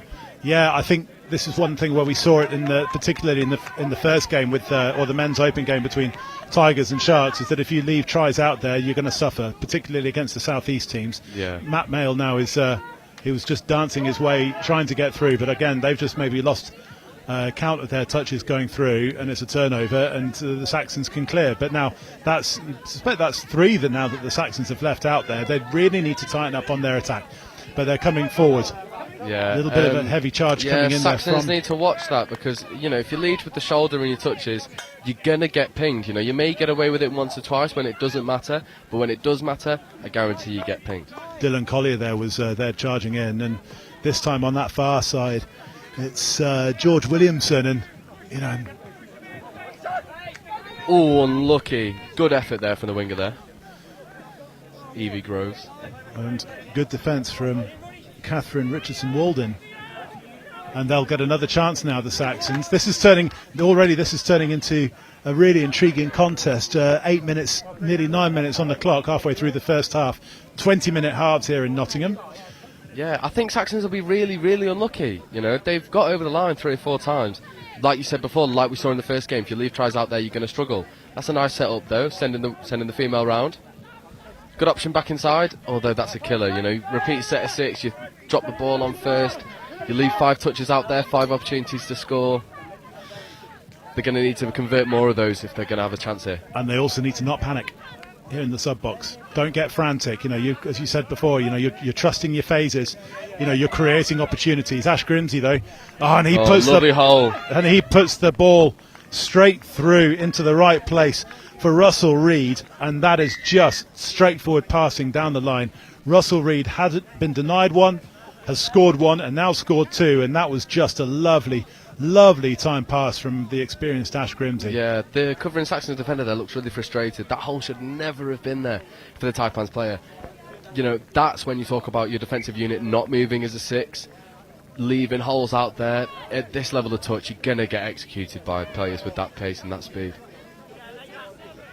And here come the Saxons. They can take confidence from the opportunities they've created, even if they've left them out on the field. It's Will Sargent takes the touch, gets the ball back, and he finds Martin Smith. Sargent. Nice. They look for the screen. Good covering touch there. I think the female link has just hit the wrong hole there. She should have been 1 out. But again, positive stuff from the Saxons. They're only 2 down. If they remain calm, stick to the processes, trust in themselves and their teammates, I think they'll definitely get some scores here. And Martin Smith just misses his touch there, gives a few extra metres to Sabrina Pilkington. And that's a little Michael Kelly just shoved off a little bit, but nice Matt Mayle. Feet. And Brilliant score. And he finds Elliot Russell for the score. And that's the danger. That is the danger. If you overcommit to one side and you don't get that touch away, you're going to struggle to make up for that. And Matt Mayle's one of those players you don't want to give him that space. Really don't. He is excellent at executing an open field. Saxons are starting to rue their profligacy in those opening few minutes, because... What a word, by the way. Profligacy? Yeah, what a word. It's word of the day. It's word of the day on whatever app I've chosen word for the day from. Nice. They come there. They're stretching. There's just a little bit of a breakdown, and that's... Yeah, that's just a bit of a breakdown from the Saxons. They're just lacking that kind of fluency. The rap was on there for the Saxons to get on the outside, but that's just when, you know, teams aren't gelling, maybe haven't played together before, don't understand each other's games as more fluently as the Taipans. Good opportunities though.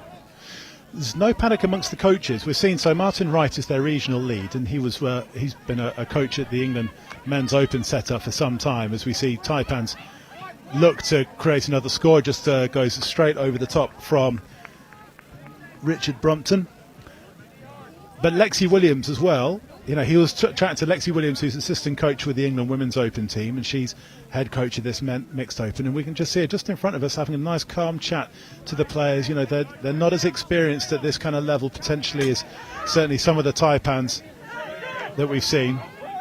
Yeah, I think the thing to remember for the Saxons is just stay calm. I think there's a couple of times they've left a couple of opportunities out there because they're trying to force things off first or second phase. They just need to remain calm. Remember that the Taipans are most vulnerable when they're going backwards. Often they're trying to attack at them when the Taipans are approaching and closing down that space. If they can able to launch really fast and dynamic attacks off a static roll ball, they're going to get more success. Like I say, this probably should be 3-1, 3-2. On another day it probably would have been.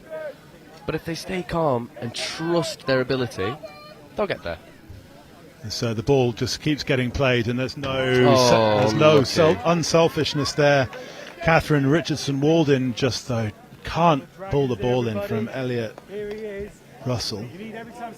Yeah, what we're seeing from the Saxons in defence is whenever the Taipans are running at them and it looks like they've got an overlap, the Saxon players are over-committing to these touches. They're going for the touch and then the ball is being passed around them and then they're useless to the rest of the defensive set.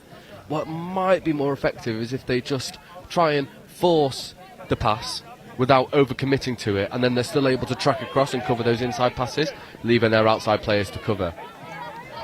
Saxons, though, had the opportunity to reset from a penalty for interfering in the play of the ball.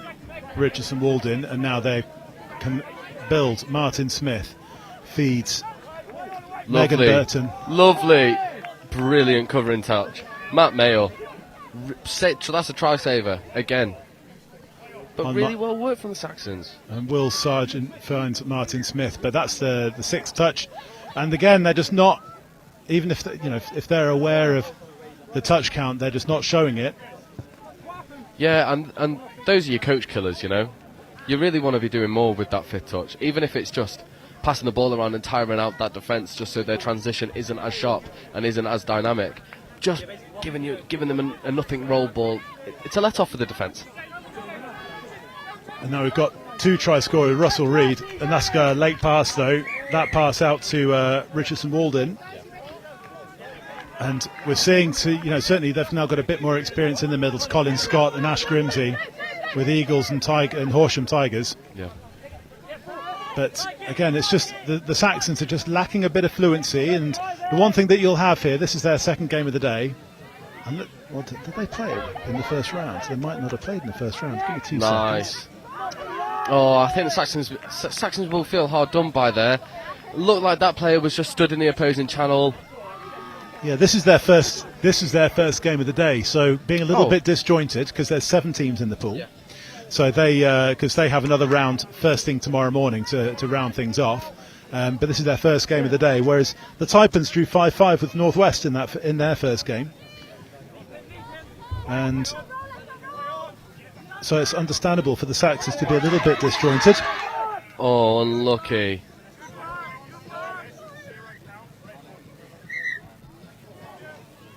Yeah. Dylan Collier, this is the second time he's been spoken to by the ref. First one for leading with the shoulder and the touch, second one for a little bit of afters. Just needs to remain calm. Yeah. You're in this game. I think it was just explaining, I think it was one of those kind of when the ball's bouncing about and Russell Reid is over for a first half hat-trick. Yeah. I think Saxons may feel a little bit hard done by because they thought they were having an interception there, but it was a 0 touch for, I think it just the rebound came off a Saxons player, then into the Taipans and then back to the Saxons again. Yeah.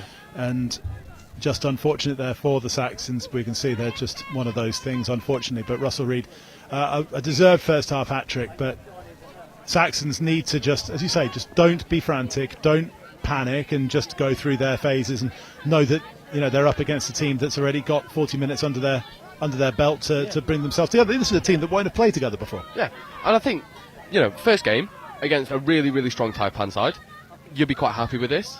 I think one of the things that's confusing for me watching the game is, after their first phase, they run a really nice screen to the front runner, dump, and then out to the wing really fast. Caught the defence off guard. That was the opportunity that they probably should have scored from. But they haven't gone back to that play since. They're trying to play other ways off their screen. They're trying to go short side, or they're trying to hit the front runner through a hole. If it's not broke, don't fix it. If you're getting success through one phase, that should be what you rely on until the Taipans figure it out. I think they're almost outplaying themselves at this moment, and they need to just relax and play the team that's in front of them. 3 minutes to go in this first half, 20-minute halves, 5-minute half times. So there's plenty of time for Saxons to get themselves back into this contest, but you get this feeling that they need a try just before half-time, and I don't know if it's going to come from this passage of play. Giles Southwell just gets touched, and there's a penalty for a forward pass. Yeah, these penalties are really killing the Saxons whenever they get the opportunity to score. Quite often what we're seeing the Saxons go to the link off their long ball rather than the wing. The Taipans are marking that link really, really well. The wing is shutting on the link. So maybe now there's the opportunity to go over the top towards the wing and try and expose the space out wide. Taipans having held out then. As you say, the Saxons keep leaving tries on the field, and the Taipans are looking to punish. It comes wide again, but just rebounds off the defender, goes forward, and it will be a roll ball restart for the Saxons as they were under threat once again, as Elliot Russell now shuts down with the defence. And here comes some more pressure in D. Yeah, the Saxon transition, it's just a bit fragmented at the moment. They're not smooth getting fresh players onto the pitch. Maybe they can sacrifice the link early and get him off the pitch to get a fresh player on. Something to think about going into the rest of this tournament. Because they have a good scoop, but they're scooping from halfway. If you're scooping from 15 out, you're going to have an opportunity to get onto the line, turn around, find the pass. But if you're scooping from halfway, you have it all to do. And the Taipans now get their own fresh players on in terms of their transition, and they're keeping some momentum going. Colin Scott finds Ash Grimsey. Well, he used to playing in the same team with CSSE, London Eagles, and that's a loss of control there from Grimsey. There'll be a roll ball restart for the Saxons. I feel like the Saxons have got the measure now of Taipan's attack. There's been the past 4 sets. They've defended out really well. It's just if they can get this transition, that's a much better transition. You're getting players on faster. You just want this ball off the floor quick. Get it out.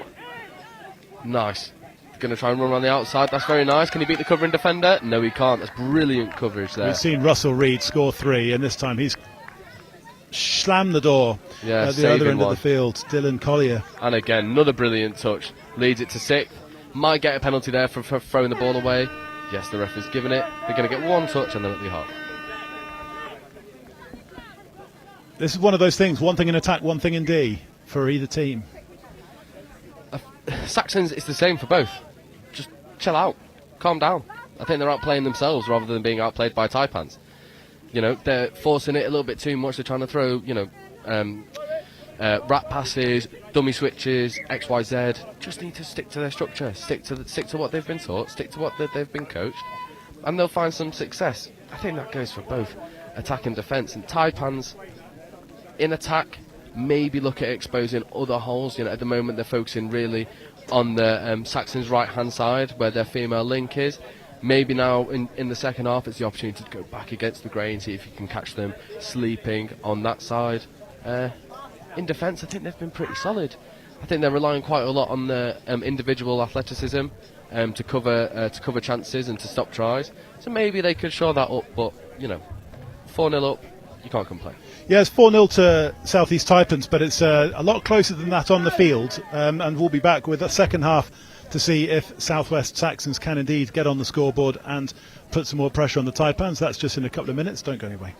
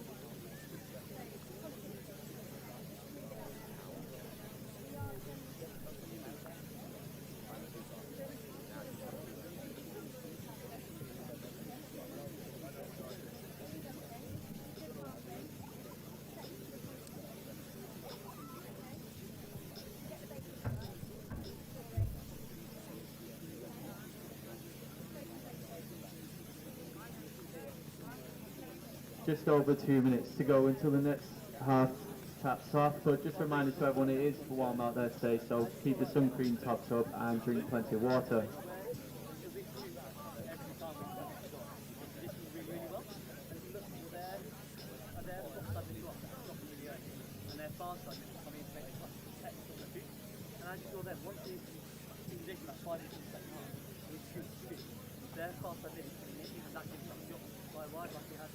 Players and officials, your 2-minute warning. Players and officials, 2 minutes.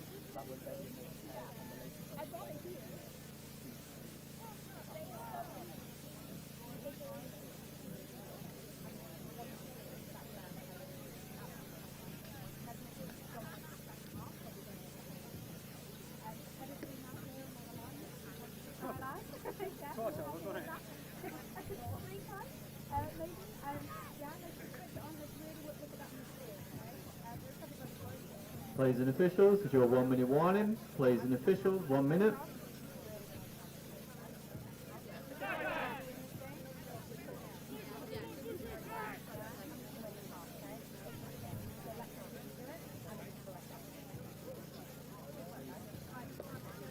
Let's go, Saxons.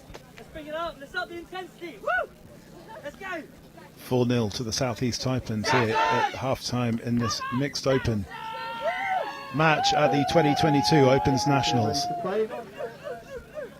Saxons on this near side in blue, and they're playing the South East Taipans in red, and the Taipans are going to start with the ball at the start of the second half. And for the Saxons, it's a case of what might have been, because they've left a number of tries out there on the field, and I think the game was summed up really by the first effort, where the ball was grounded just before the line, which counts as a touch, and it was a 6 touch, so it's a turnover.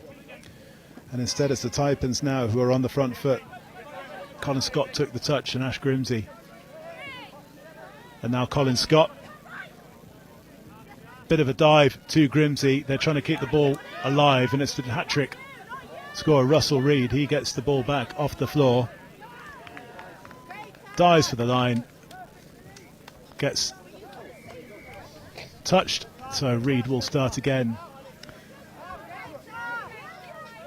My name's Chris. I'm joined by Joe here on commentary all day. And this is 4-0, really doesn't give a reflection. It's a balance of the clinical nature of both teams, as Russell Reid goes in for his 4th potentially, does he? No, touch, and the Saxons. I know, it's been given. So the player didn't retreat back on the defence, and Reid is over for number 4. And I think that's the difference between the teams is how clinical they've been in that red zone. Yeah, exactly that. I think if you're looking at chances created, they're probably about even. It's just the clinical nature of the Taipans, you know. But again, I think that's more experience than anything else. You know, they've already played a game today, worked out some of those kinks against the Northwest, who apparently gave them a really, really, really good game. And they've obviously learnt a lot from that game to take into this one. I think the Saxons, this being their first game, you're not going to be too upset with it. You know, this is probably one of the favourites in the division. You just want to cut out some of these nonsense errors, you know. Off the mark, hard touch, all that sort of stuff. You want to just control what you can control and trust that your opportunities will come. Elsewhere in the opening round, which is the first round of the day at 10 o'clock, we saw the Midland Tigers beat the West Wildcats 15-3, and South East Sharks beat the North East Raiders 10-2. So just in those first games is that we remain to see what happens in terms of Northwest's second game, as Matt Mayle gets the ball wide out, and that's another try for the South East Taipans to extend the lead to 6-0, and they are starting to really pile a lot more pressure onto this Saxons outfit, and it took them a long time to get on the score sheet in the first half, but that's 2 at the start of the second, and even though there wasn't any panic here in the Saxon sub-box at half-time, they're going to be really disappointed with the way the second half has started. Yeah, you will be a bit worried. You will. You know, you've started so strong in the first half. What's changed? That would be the question I'm asking if I'm a coach. What's changed? Has our tempo changed? Has our positioning changed? You just need to figure out those questions, and then you can move. This is a better attack. One more. Oh. Has the Taipans' defensive shape changed? From what I see, the Taipans are putting, they're sending less shooters, so they're having a flat line of 6, which is forcing the Saxons to move them a little bit more, which is what I think they're struggling with. I think Saxons defensively, they're relying on individual people a little bit too much. They're not moving as a cohesive set of 6. They're not moving as a unit, which is then just leaving the holes. And you know, you've got people like Matt Mayle, the more experienced players in this Taipan side, that are just going to expose you every single time. And they're getting onto the front foot once again as Rory Moore gets some pace going, and he finds Maxon Lambert, who gets the ball off the floor. I think that'll be a touch and pass. Yep, Olivia Turner there was on the receiving end, but yeah, touch and pass there given, and it's a penalty restart, or it's a restart for the Saxons.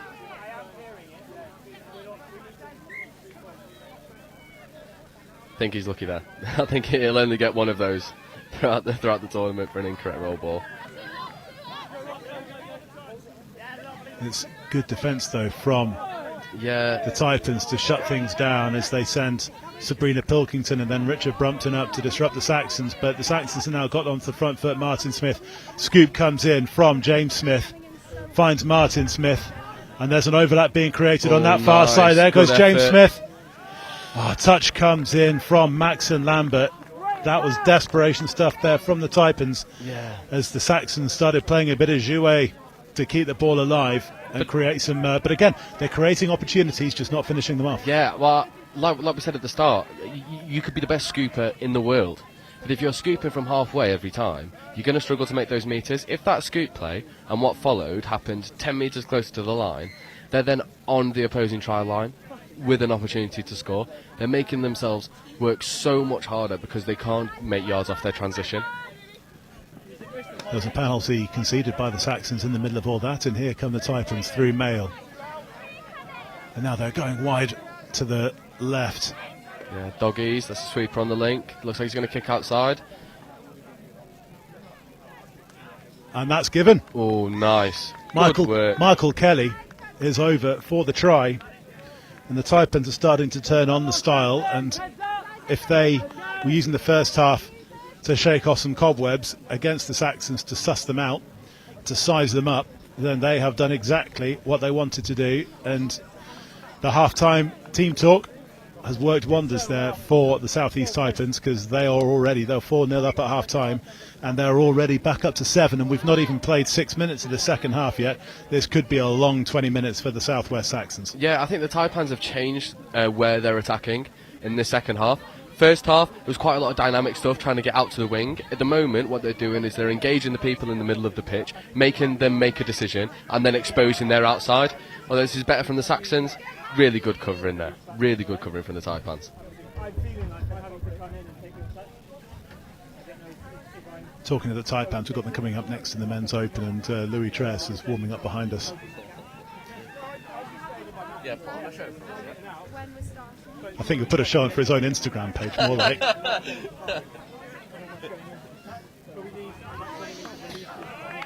I'm not going to give his Instagram page out. He does enough of his own self-promotion. He doesn't need any more from us. Anyway, here come the Taipans. And they're building up to see if they can make it number 8, Rory Moore. And it goes wide out to Max and Lambert. Yeah, that's a better defensive set there from the Saxons. You know, they've read where the Taipans have tried to attack. Again, they've engaged the middles, and then they're trying to kick out. The link hasn't bit, and has been able to squeeze out with his link and his wing, cut off the space, make a defensive touch. That's what they needed to do these past couple sets.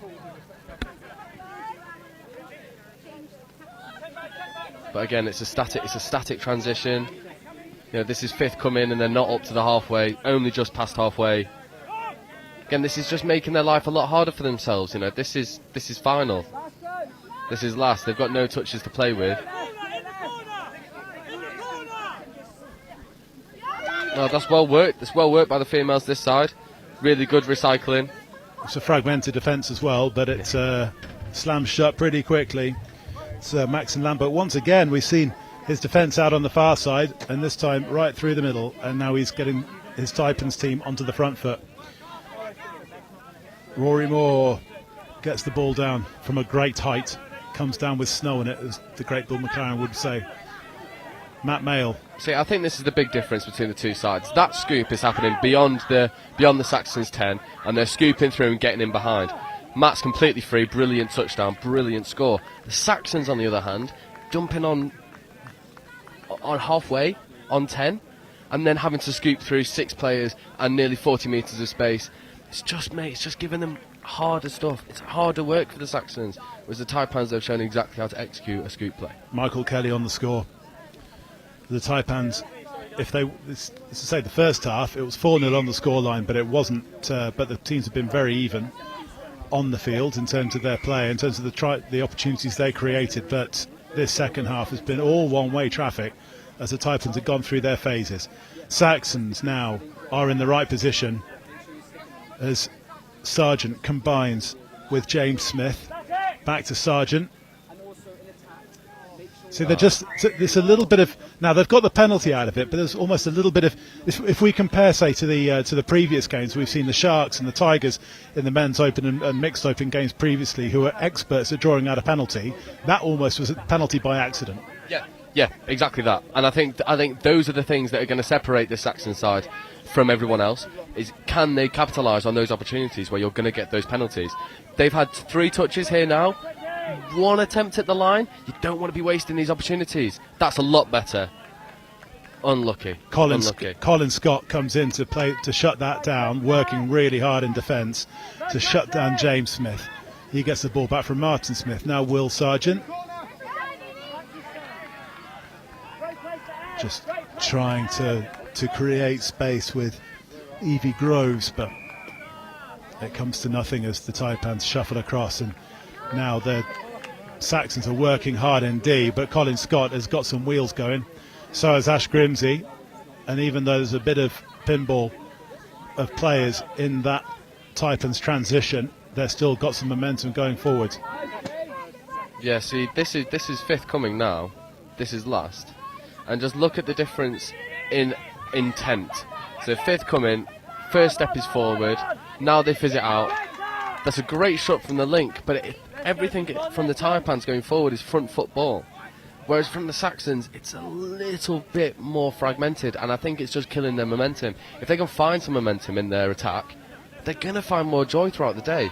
But they're just giving themselves a mountain to climb for no reason.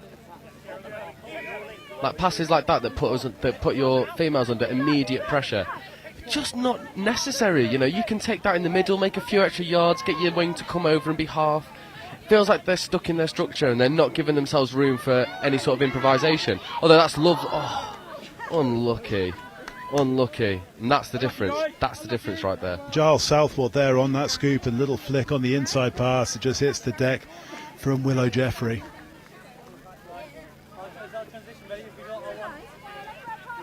And now the Taipans through Catherine Richardson-Walden are now into the Saxons half. Try scorer. Yeah, fifth. Beautiful. Overlap. Unlucky.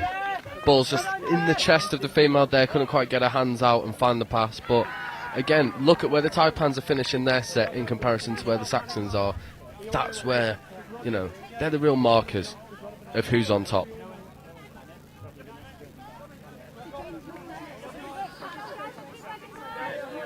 But here come the Saxons, but they're finding multiple Taipans in their faces. The Taipans are really working hard indeed.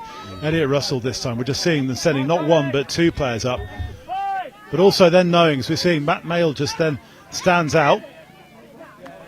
And it's just slowing things down for the Saxons. You say it's just that adaptation of defence in terms of whereabouts they are on the field, sending two players up in the opposition half, then relaxing a little bit, sending 1.5 players up in their own half, just asking the Saxons to make the tough decisions with the ball in hand, and the Saxons just don't have any answers at the moment. Yeah, they're really struggling. They're really struggling to find the momentum. I think the Taipans are just forcing them into areas they don't want to. I mean, that's just pure wheels. That's lovely stuff.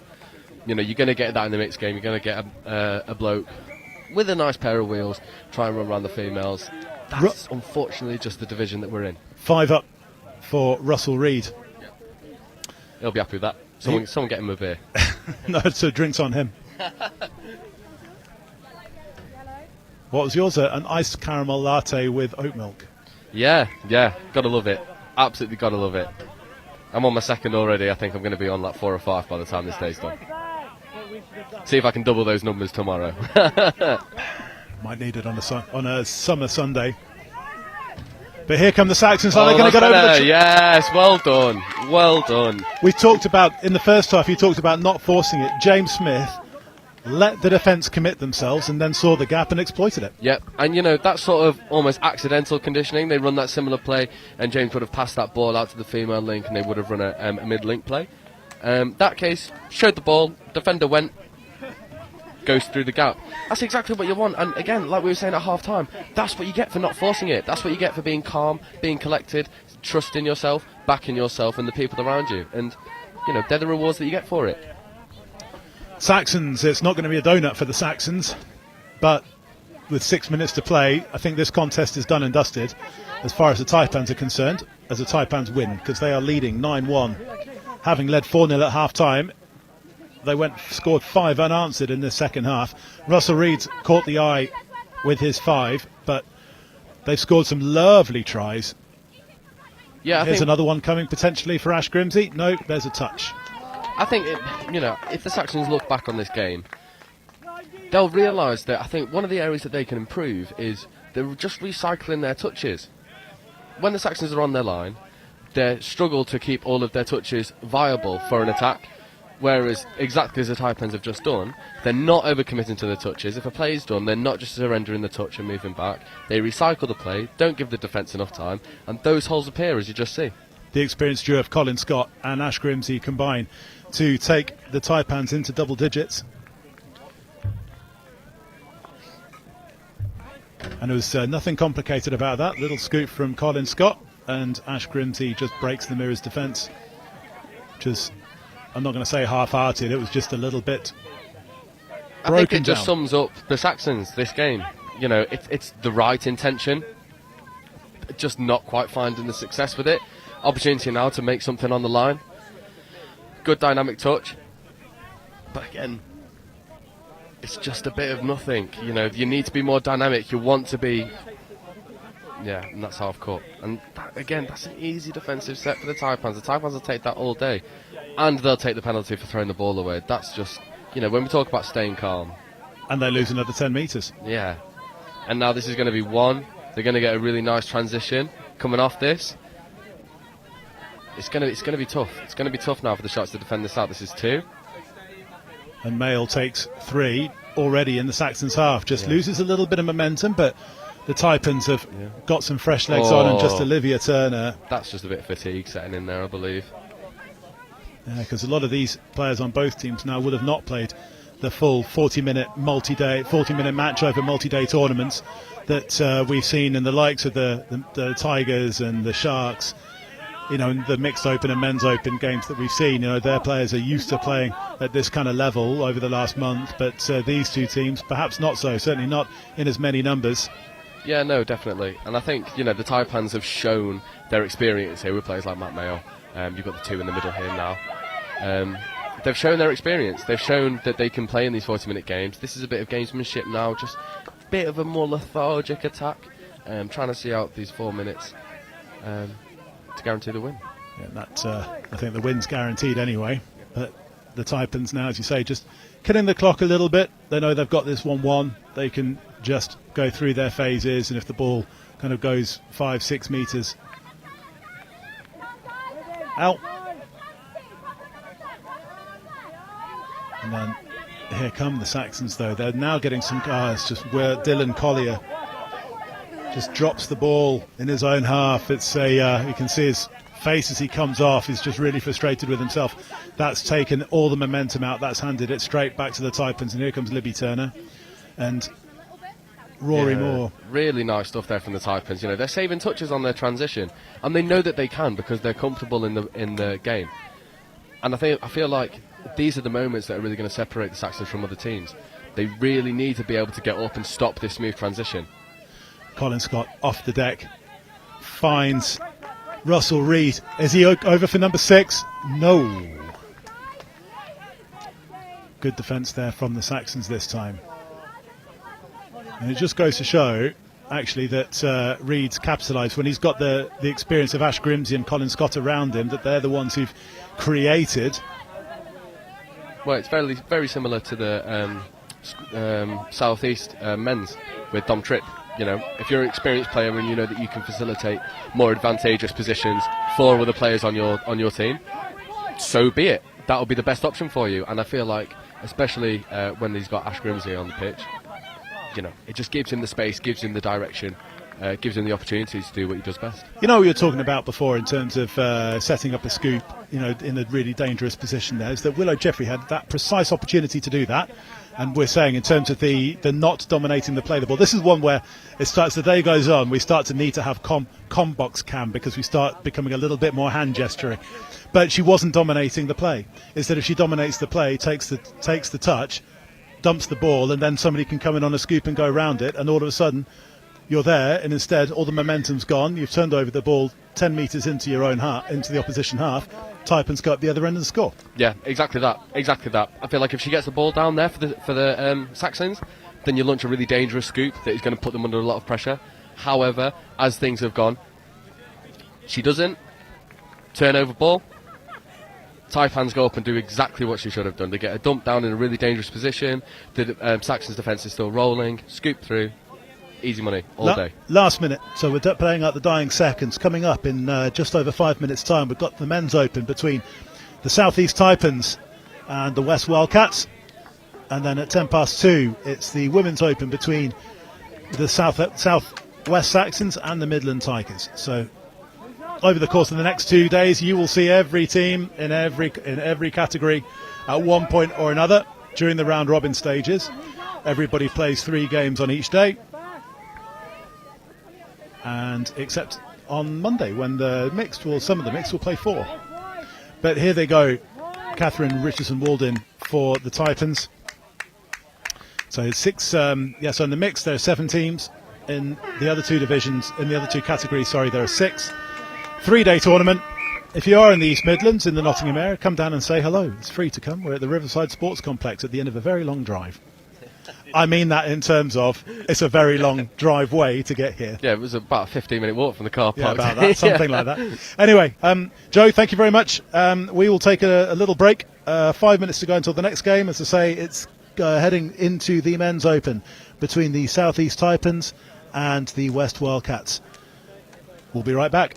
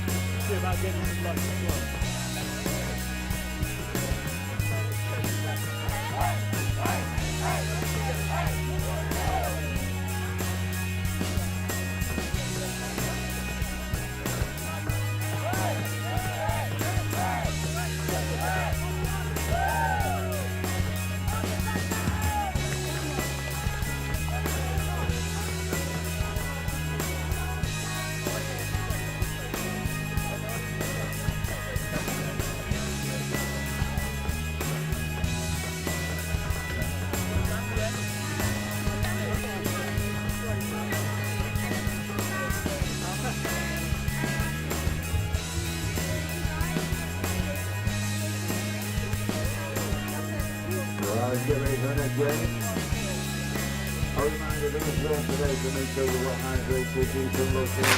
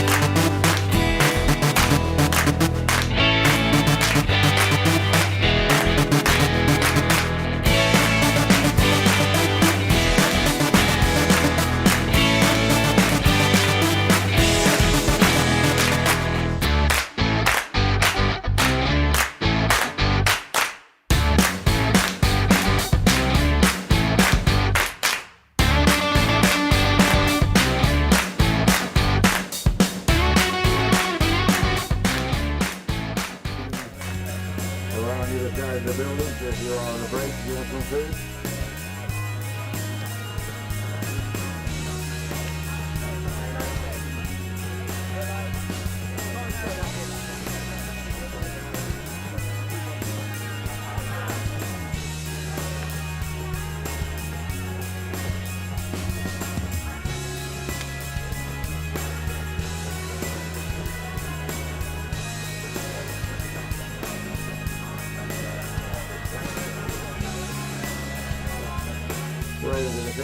You're watching it live. So the officials 1 minute.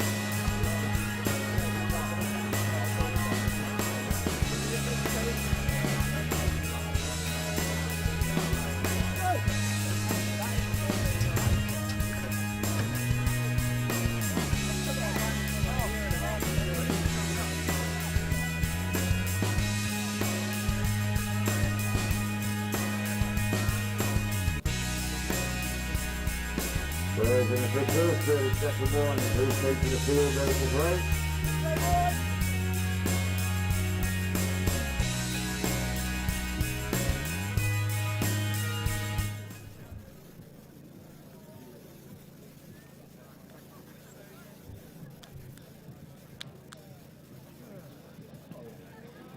Players and officials, stand by.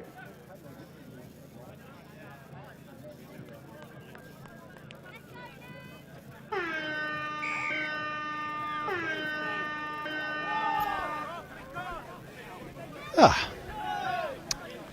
5 minutes is just enough time to run to the tap to get some water and back. As it turns out, it's a bit of an expansive complex here at the Nottingham Riverside, part of the University of Nottingham facilities, and they're welcoming us from England Touch for all of the Nationals competitions this year. And really good touch. Yeah, that's just to explain in terms of who's who. And from right to left as we look, it's the West Wildcats in black with yellow, and they are playing the Southeast Taipans.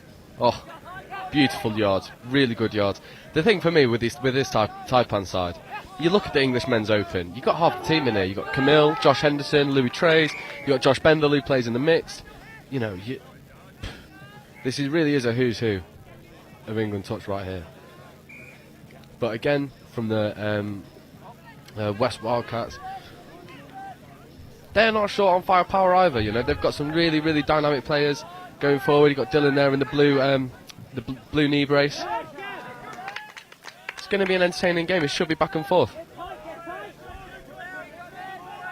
There's a few number changes from the Taipans team which we were given at the start, so we're just going to have to wing it. As you say, there's quite a lot of familiarity, and that's a lovely bit of improvisation that's gone out to Dominic Brooke, or is it, on that far side? Yeah, beautiful stuff, absolutely beautiful stuff. That's just what you get. Those are the rewards that you get for really, really strong basics. Getting a strong dump down, spotting where the overlap is, and executing. We'll see if West Wildcats can make a reply. This is Theo Edwards on the ball now, taking it in. They're going to really want to get some go forward here. You want to get to the line with a couple of touches to spare so you can run your strike moves. They're going to run a sweeper from 15 out. It's going to set up a second play. This is Theo Edwards on the ball. Gets it back. Going to look for the long ball. Oh, unlucky. Really well marshalled there from the Taipans winger. Yeah, we're going to have to recheck these Taipans numbers, because that was definitely not Camille Shahabdeen wearing number 6, because he's wearing number 9 and is right in the middle. So, sorry, number 8. So, no, it's not, I've got a couple of number 8s because Mark Aldous is wearing. Oh, we'll just call it as we see it. Louis Traes is the unmistakable, but it's number 15. The ball goes wide out, and that's another pill. Absolute pill. Jordan Mellon, eat your heart out.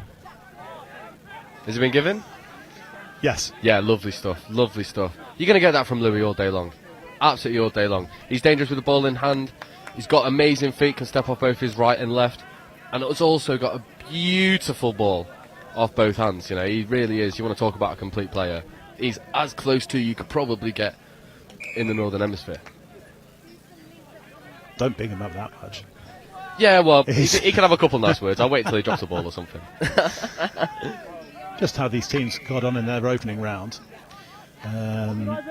is the Taipans absolutely demolished the Saxons 19-4, whereas the Wildcats were on the receiving end of a dominant performance from the Northwest, which was 11-2. So already, with this is going to test the relative strength of the Wildcats and the Saxons, and here they go. Now they've conceded a couple, and the Wildcats are needing to build something, but forward pass. Yeah, that's a shame, because as the West Wildcats player is screaming in the box, did look like some of the Taipans were dropping early, but if the forward pass comes first, you're giving the referees no opportunities. I have also just spotted that on the pitch just behind pitch 1 is Northwest Blades versus the Southeast Sharks in the Men's Open. That could be a precursor to the final, I think. So not to take away from the action that we have on pitch 1, but it'd be interesting to see the result of that one compared to this. Yeah. It's the Taipans are on the build once again. They're already leading 2-0. And I think we saw from that demolition job that they are relentless. Lovely left to right pass.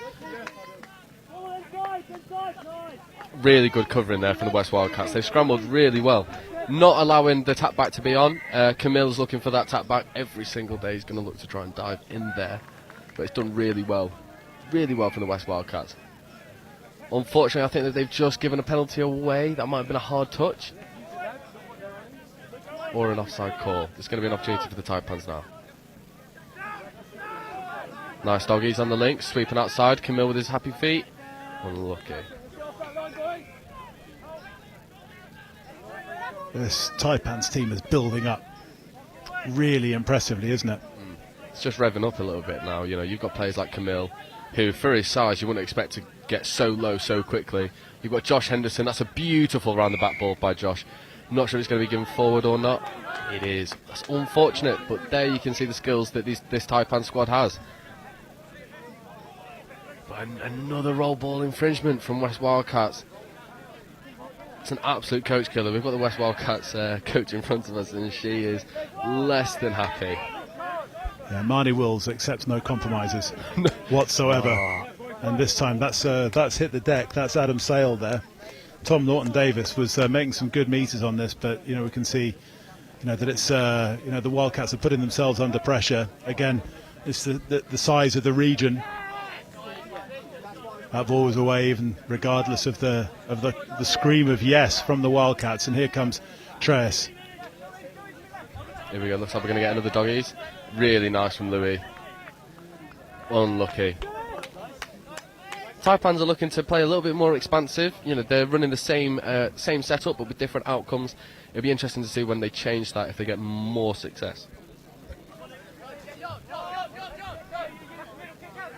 Here come the Wildcats, though. They've held out that time, and they've been really nice drive. Let off that, and now they're just getting a bit of play going forward. So Luke Milsom, and now Theo Edwards, and now Ben Greer, and now Milsom back again to Edwards, and that's just hit the deck. Yeah, if you look at the way that the Taipans defended that then, it really was playing the move that was run in front of them. It wasn't reactionary, it was very proactive. It was, we know what you're going to run, we just want to see if you can run it so well that we can't stop it. And they couldn't, and it's a really good defensive set from the Taipans.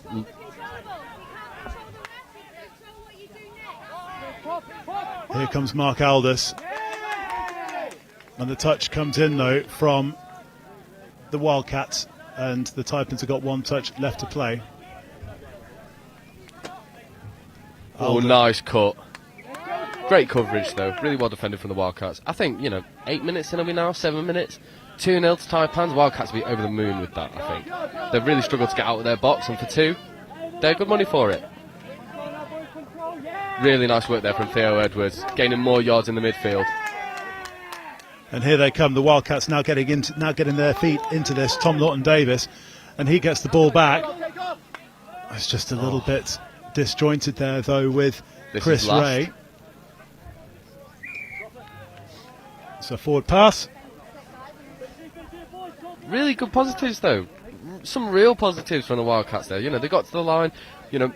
Theo playing a variation off their subbing pattern to make more meters in the midfield, although Taipans are looking to go around the outside. It's looking positive. It's quite an even game. If the Wildcats can sort out their transition and getting out of their half, I think this will be really interesting.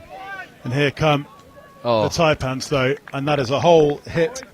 What a pass.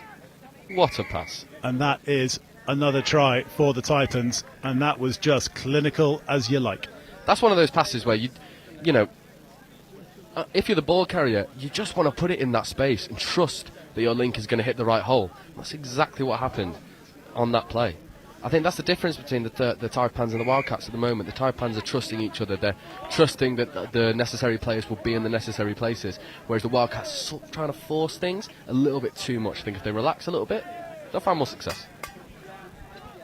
There's one person who'll be happy. So the joys of YouTube, and I'll complete that thought as Chris Wimpney gets the link. Lovely pass. Wimpney comes in as half again. It's just the final touch. and the Wildcats are asking questions but turn the ball over. Just in terms of one person who'll be happy, the joys of YouTube being a global operation. It's a big good morning in the States to Andy Pennisard. Oh, hi Andy, how are you, mate? Hope you're doing well. Who is watching from his hotel room. I hope the room service is good. Yeah, he was training. Successful Euros, hasn't he? Yeah, he was successful JTC as the girls 18s head coach, winning the gold medal in 3-on-3 extra time. It was something to see. It was a great way to finish a game. It was a proper humdinger against Wales in that final. But he was training with Rust Belt Rugby over the week, who put a lovely post out on Facebook saying they learnt a lot from the experience, and they didn't say whether it was learning a lot of good stuff or bad stuff. But I'm sure Andy will be able to tell you himself. But if Rust Belt Rugby are also watching, anybody from that club are watching, then a big good morning to you too. And anybody watching in the States. Good flick. Theo's got the ball. A little step inside from Adam Sale, but it comes to nothing. Taipans are now looking for a really sharp and aggressive transition. Yeah, really well defended there in the midfield from West Wildcats. They're just trying to stop the momentum of the Taipans, which I think they're having some success with.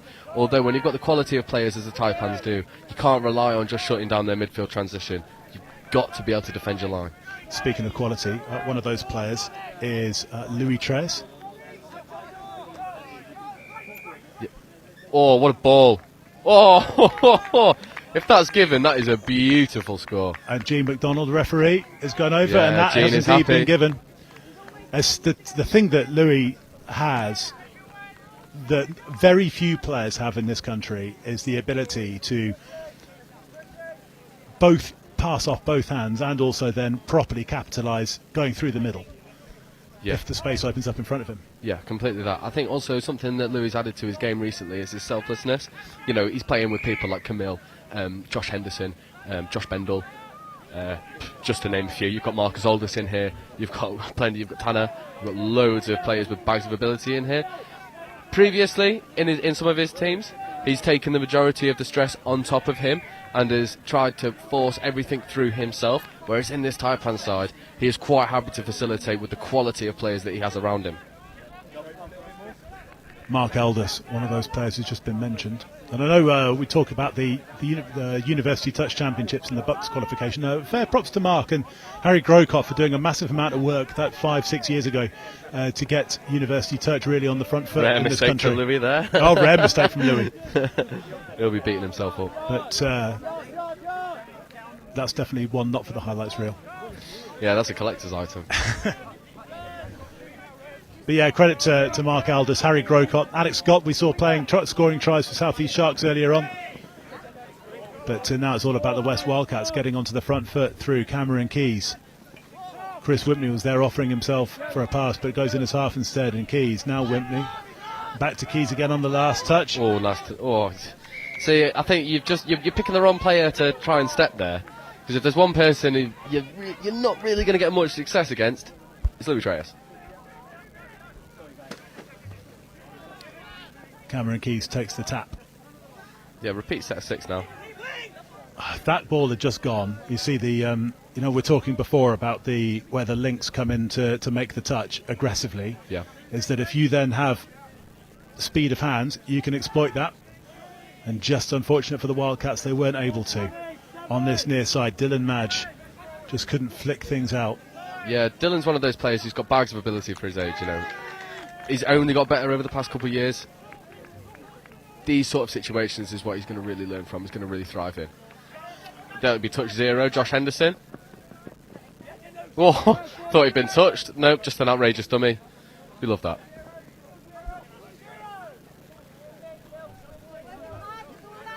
From the England Men's Open. Yeah, teammates with Camille, Louis Treyas, and the rest. Take From your Galaxy, pick. yeah, Galaxy London, who were winners of... Oh, nice. Lovely. Good show and go. Yeah, just to create that try, just to finish things off. But again, I think that's the reward for the intensity that the Taipans have brought to this game.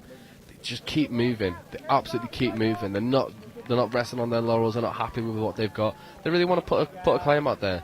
They know that there's 3 or 4 other teams in this division that could really give them a good go. I think it's important to get that points difference in straight away, get the try difference going. It's 5-0 to the Taipans now with 5 minutes and change to play in this first half. 20-minute halves. It's a 3-day tournament, 40-minute games, 3 games a day today and tomorrow, and then 3 games as well on. Oh, Theo Monday. is very close to going over there. I think this is going to get given, you know. Yeah, so do I. Oh no, it's not. No, It's I can give a repeat set. saying that the player who made the touch was onside, but Camille was offside, who forced him into the player who was onside. One of those lovely quirks. See, Theo loves these plays, and I think he's really got the athleticism to make the most of them. The only concern is he's running them into the same channels. I think if he takes this dump now, he wants to split right. He splits left, goes right again. That's okay. Unlucky. Right idea, maybe taking just a little bit long. I think if he steps right off of these plays, he'll have a lot more success off them. And here he goes. Indeed, he goes right, and here comes Theo Edwards. Much better. Lovely stuff, Theo. Very well done. Very well done. Ben Greer with the try, but that's all made by Theo Edwards. You said went left, then goes right, and then the inside ball. The Taipans defence overcommits and just flies right by, and Greer is over for the Wildcats' first score. Yeah, it's really good patience. It's really good patience from the two of them there, especially Theo. You know, I feel like he could see where the spaces was going to be. Didn't want to show his hand too early. Waited, then executed. He'll be happy with that. Challenge is to then do it again. So, because you get the sense that the Taipans midfield is going to be too experienced to let that happen again. One of those experienced players, Louis Treyas. Yeah, he's looking for the short here. He's going to bounce out. Oh. I think that's going to be given forward, but you know, you can see the ability that this boy has. It is. But the far side winger on the defence was just let it go because he thought it was going to die. But the ball stayed very much alive. Yeah, in the see, air that's one of the things you've got to watch for a winger. You don't want to commit to the interception because if you drop it, you give them a needless repeat set at 6, and then you're struggling. But if you let it go and there is a player behind you, that's arguably even worse because you're giving them a free score almost. So it's a very fine line. That's why wingers are an underappreciated position, but I think also one of the most difficult to play. Yeah, I think in particular when we see Dylan Madge just get touched for the turnover there, is what we see, particularly in the mixed, is the teams that are at the top are the ones who've got the wingers who can finish. Yeah, exactly that. And I think that rings true in the NTS as well. You know, I think if I speak for Crew, the team I play for, we struggle in that department. We struggle with wingers who are consistent and can get the ball down extremely quickly. And I feel like that's what separates the top 5% to the rest of the teams. And, oh, what a ball. Brilliant example of what I was just speaking about, being able to catch the ball and get it down early. Brilliant score from Taipans. Yeah, we're just seeing Taipans just go through their phases. They just seem to be able to, as you say, just when they need to, they can step it up on both sides of the ball. And Wildcats, again, just have very little they can do in reply. So 2 minutes to go, 2 minutes and change to go in this first half. If you're Marnie Wills, the Wildcats coach, what are you saying? Informally, try and keep this pod on that's on the pitch now. These guys look the most dangerous. Theo is looking really good. That's unlucky though. That's a good interception. Is he going to go the full length? Vaughan Meredith. That's a necessary evil. That you can't let Marcus have a clean opportunity to the line. You will never catch him. But yeah, so defensively for the Wildcats, I think play the people, not the names. If that makes sense, I feel like they're playing. They're too worried about the Louis Treyas, the Camille, the Josh Henderson. Whereas if you just play what's in front of you, play the moves that they're running, defend against them, defend cohesively as a unit, you're going to have more success. But if you give them too much space, if you respect them maybe a little bit too much, you're just giving them too much time to pick the right decision. So in defence, up the tempo, and I think the second half will be a real good one. Massive thanks to Mel Williams for getting the Taipans correct numbers. Laptop technician. It's more important than that.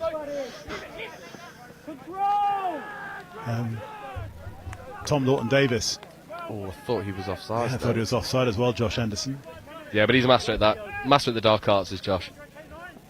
Lovely handling there from Chris lovely. Ray. Great score. Lovely handling there from the Oxford player, Christopher Ray.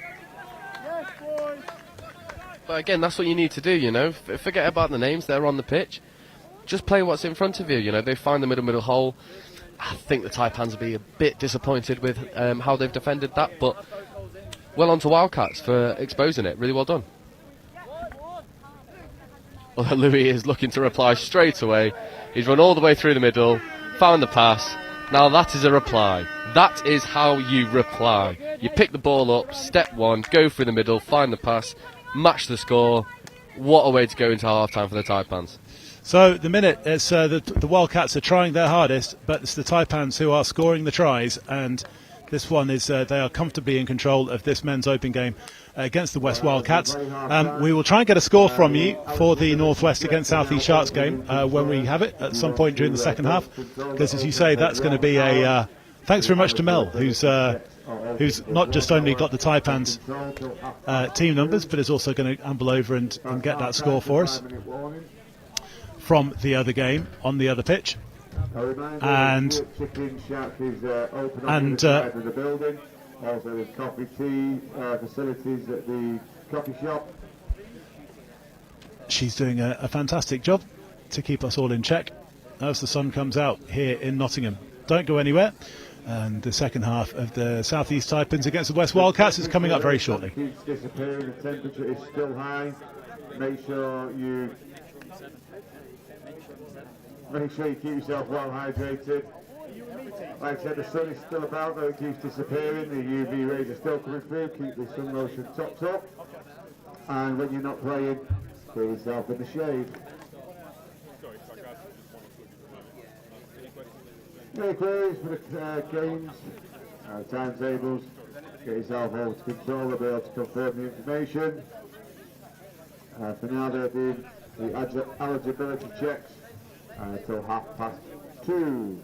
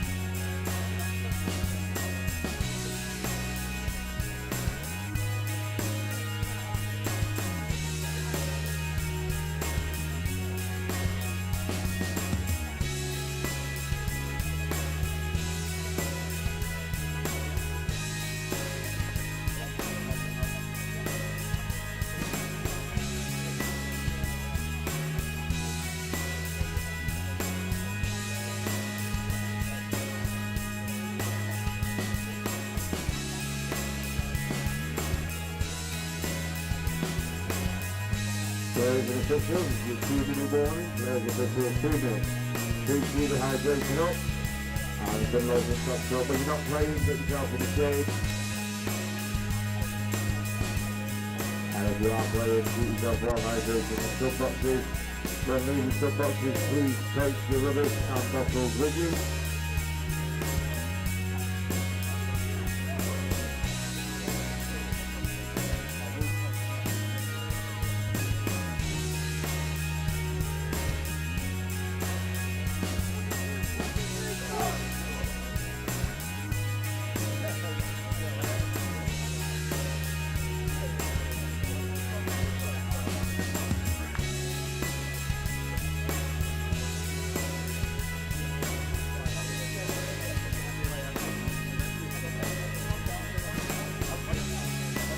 There's an official, 1 minute on.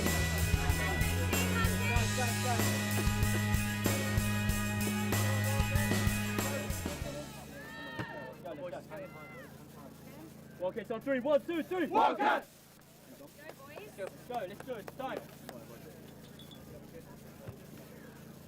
Reminder, if you need to get your eligibility checks done, the control is open till 2:30.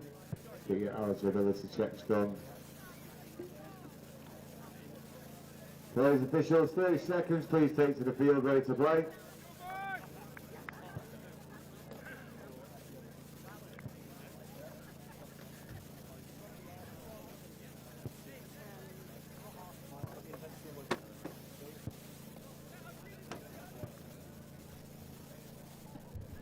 Players officials, stand by. Come on, big kid.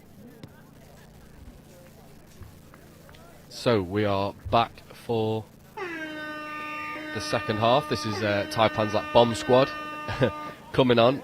Real nice direction and drive as they look to get to the opposing line to launch an attack. Really nice from Louis. Going to see a ball. Oh, lovely. Really well worked. Easy score in the end. Oh, ref has called loss of control. That's gutting for the Taipans winger.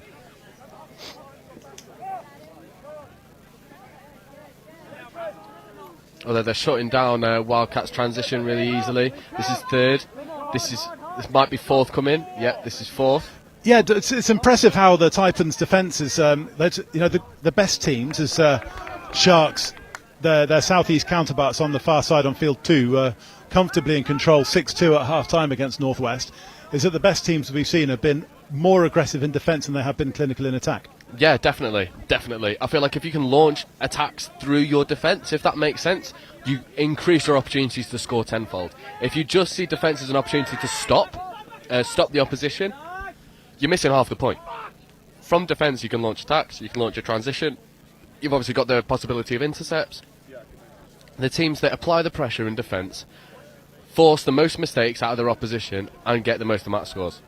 Vaughan Meredith there was trying to milk a fresh set of 6, but the ball just rebounded off the Wildcats. And he is a master of... We talked about Josh Henderson being a master of the dark arts, is that Vaughan Meredith is as much of a master, but he does it with a smile on his face. Yeah, and I feel like that's the whole point, you know. If you can do it with a smile on your face, you'll actually get away with it more. It comes up from Kent, has got the moustache of a Battle of Britain ace. And much of the firepower as well. But here come the Wildcats into the Taipans half, and it's a break from Chris Ray. Scored a great try in the first half, hit a lovely hole to score the Wildcats second, but this time he can't get past Mark Aldous, and he plays the ball and gets the ball back. No, he doesn't. It's this time it's they're showing and going at the Taipans. Angus Lister takes the touch. Aldous this time feeds it back inside, and now it's Josh Henderson. Yeah, I feel like, look, and Camille Shahabdeen. If you're looking at this from an objective standpoint, the Taipans are saving so many more touches by playing around the shooters, which give them more opportunities to score on the line. Unfortunately, they don't quite convert there, but they're giving themselves more opportunities because they're not just surrendering touches needlessly. I feel like that's something that the Wildcats could take a note out of. You know, I think, is this going to be given? I think there's a chat between the two referees on the field.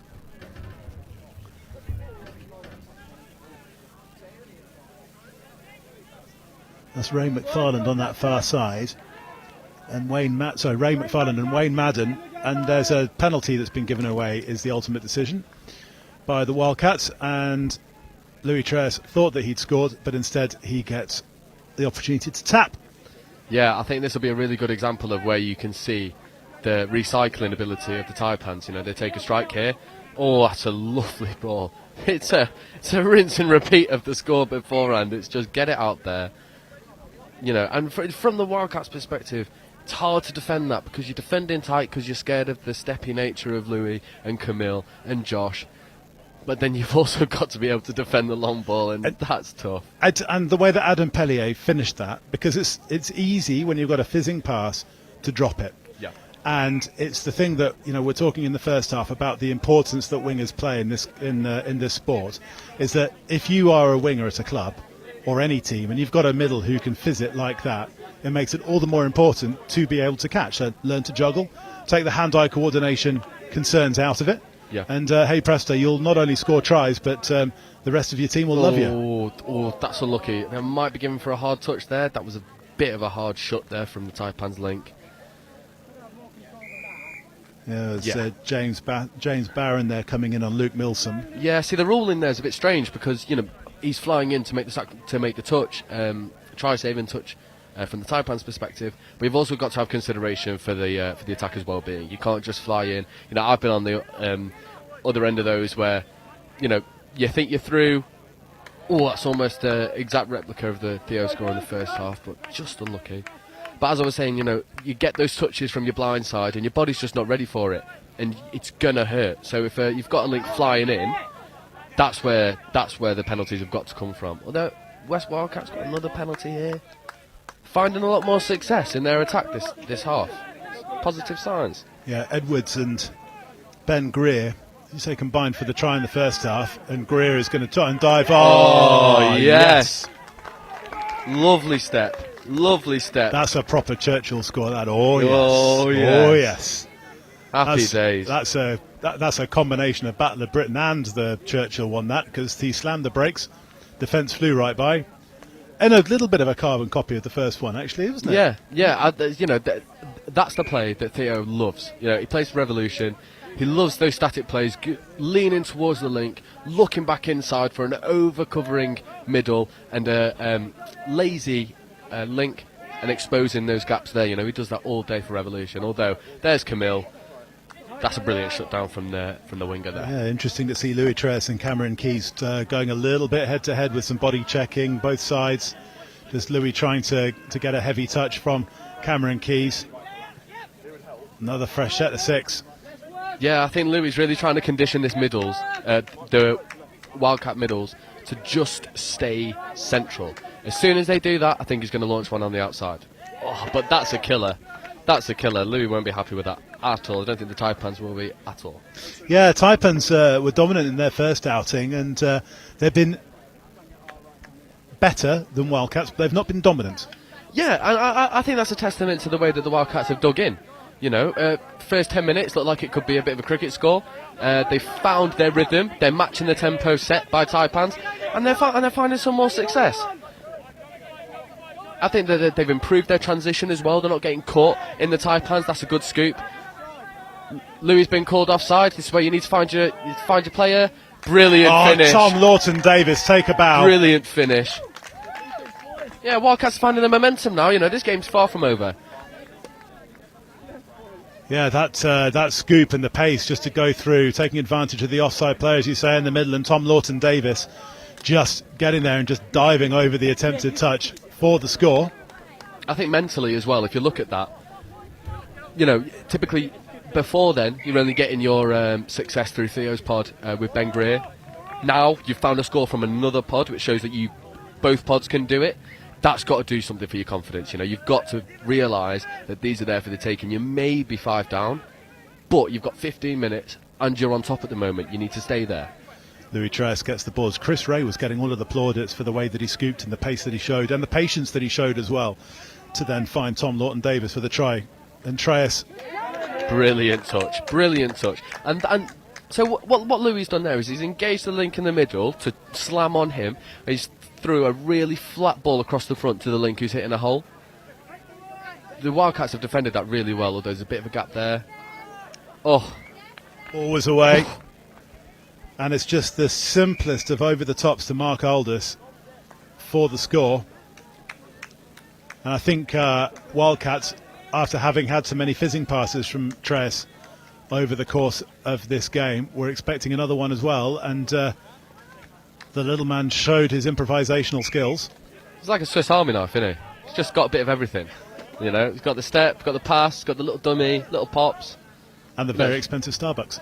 Yeah. Seriously, 5 years ago, 2 drinks, and this is before inflation, 2 drinks at Starbucks, instant gallon, €13. Or £13, sorry. Stop it. For 2 drinks. Stop it. But in air-conditioned comfort. So I'll quite happily take that. And a lovely part of the world there. And hello to the... By the way, it's a Swiss championship this weekend over the course of the 2 days. And I know that they'd like to watch all of the YouTube stream. So hello if you're catching up at some point over the weekend from Switzerland. Oh, beautiful dummy. Indeed, anywhere else in Europe. And you're watching the Southeast Taipans starting to put on a show now in terms of their interplay to get fresh legs on. As Tress is back on the field in the blink of an eye. Yeah, see, it looks like Wildcats trying to put a bit of physicality on Louis. stop him from getting a clean ball down. But as you'll see, I believe Louis has one of the best swipes you've ever seen on a touch pitch. You know, he can shift his shoulders and all of the weight off of one foot to the other, so you think you're going to get a hard shot on, and then you barely touch him and you go past him and he's got the ball down and it's off to move straight away. Yeah, and Tress was getting in the face of Chris Ray there to stop Tom Lawton-Davis giving the pass, and Tress is making the touch again on Chris Ray. Lawton-Davis can't score, can't get touched, he's the half. Ball goes to ground anyway, and it is a turnover. So good defensive play there from the England Men's Open player. Chris Ray, who set up the Wildcats' last score, makes the touch. And Taipans, a couple of touches in, already up to halfway. And here they go with some fresh legs on. It's James Barron, one of the less familiar names, with the white baseball cap on. Mark Aldous, who was with the Men's Open in Nottingham as one of the assistants. See, I think something that's really killing the Wildcats now in these last 10 minutes is that they're just losing their momentum, they're losing their tempo. Yeah, they're not really bringing much intensity to their attack now. It feels like they've shown their hand and now they're struggling to get back into this game, but they are forcing mistakes from the Taipans. If they can capitalise on these mistakes, they can get a couple more scores still. But as we go into the midday heat and so the lunchtime heat, here comes Mark Aldous and Camille Shahabdeen, and Aldous back to Shahabdeen, back to Aldous, and the touch comes in to shut it down. Is that they're going to want to try and pace themselves now. Had a good win in the first, and today is now about consolidating that. Now that if you go into game two with a try difference of plus 15, that's putting you in pole position to finish in the top two. Yeah, I think there's a fine line between pacing yourself and getting sloppy. Yeah, and stunting yourself, I should say. I feel like the Taipans are walking that line very fine at the moment. Shahabdeen goes to the dive but gets touched on the way. He's saying that he didn't get touched, or that the ball was down first, but the referee, I think he's going to give it. He has indeed given it. And I think that is Camille's bread and butter, but also from the West Wildcats perspective, that is just fatigue. You're playing against players who play internationally, are used to the 40 minutes. The list could go on. And, the Wildcats are just struggling to keep up with that attacking pressure. Yeah, Wayne Madden is having a bit of a chat to the Wildcats, who are querying why that try was given, because they thought that there was a touch. But he's very clear in his explanation, and it's accepted here. Maybe a bit begrudgingly, but accepted by the Wildcats. Yeah, well, once the referee's given it, you don't really have much of a choice, do you, but to accept it. But here they come again as the ball just goes flying into Derbyshire. Yeah, and for the Wildcats, that's, you don't really want to be forcing those balls out to the wing. You've got more opportunities, as you've seen, especially with this pod, Theo Edwards, Ben Greer, they found a lot of success through the middle, and then just to give that out wide, it feels like just a bit of a gimme for the Taipans, it's a let-off. Fresh set of 6 now from the Taipans, though, on their own 7 metres, or just outside their own 7 metre line, and it'll just be a roll ball restart for the team in red, who are comfortably in control. And I think we can safely call this, with even with 7 minutes to play, that the Taipans are going to go on and claim the full points from this contest. The top 4 in the pool go through to the semi-finals tomorrow. Monday, should I say? And Treyas just picks his passing, and now it comes back into Shahabdeen, the Galaxy London duo, but that's a touch there. Yeah, see, for the Taipans, it is just about seeing this game out now. You don't want to show your hand, you don't want to show what you've got, but again, you also don't want to be lethargic. Things like that, a needless penalty, it's just unnecessary. You're putting yourself under more pressure, giving yourself more work. It's just completely unnecessary. I think this is one of these things where, in terms of success, I think he's going to get 4 subbed here for chat.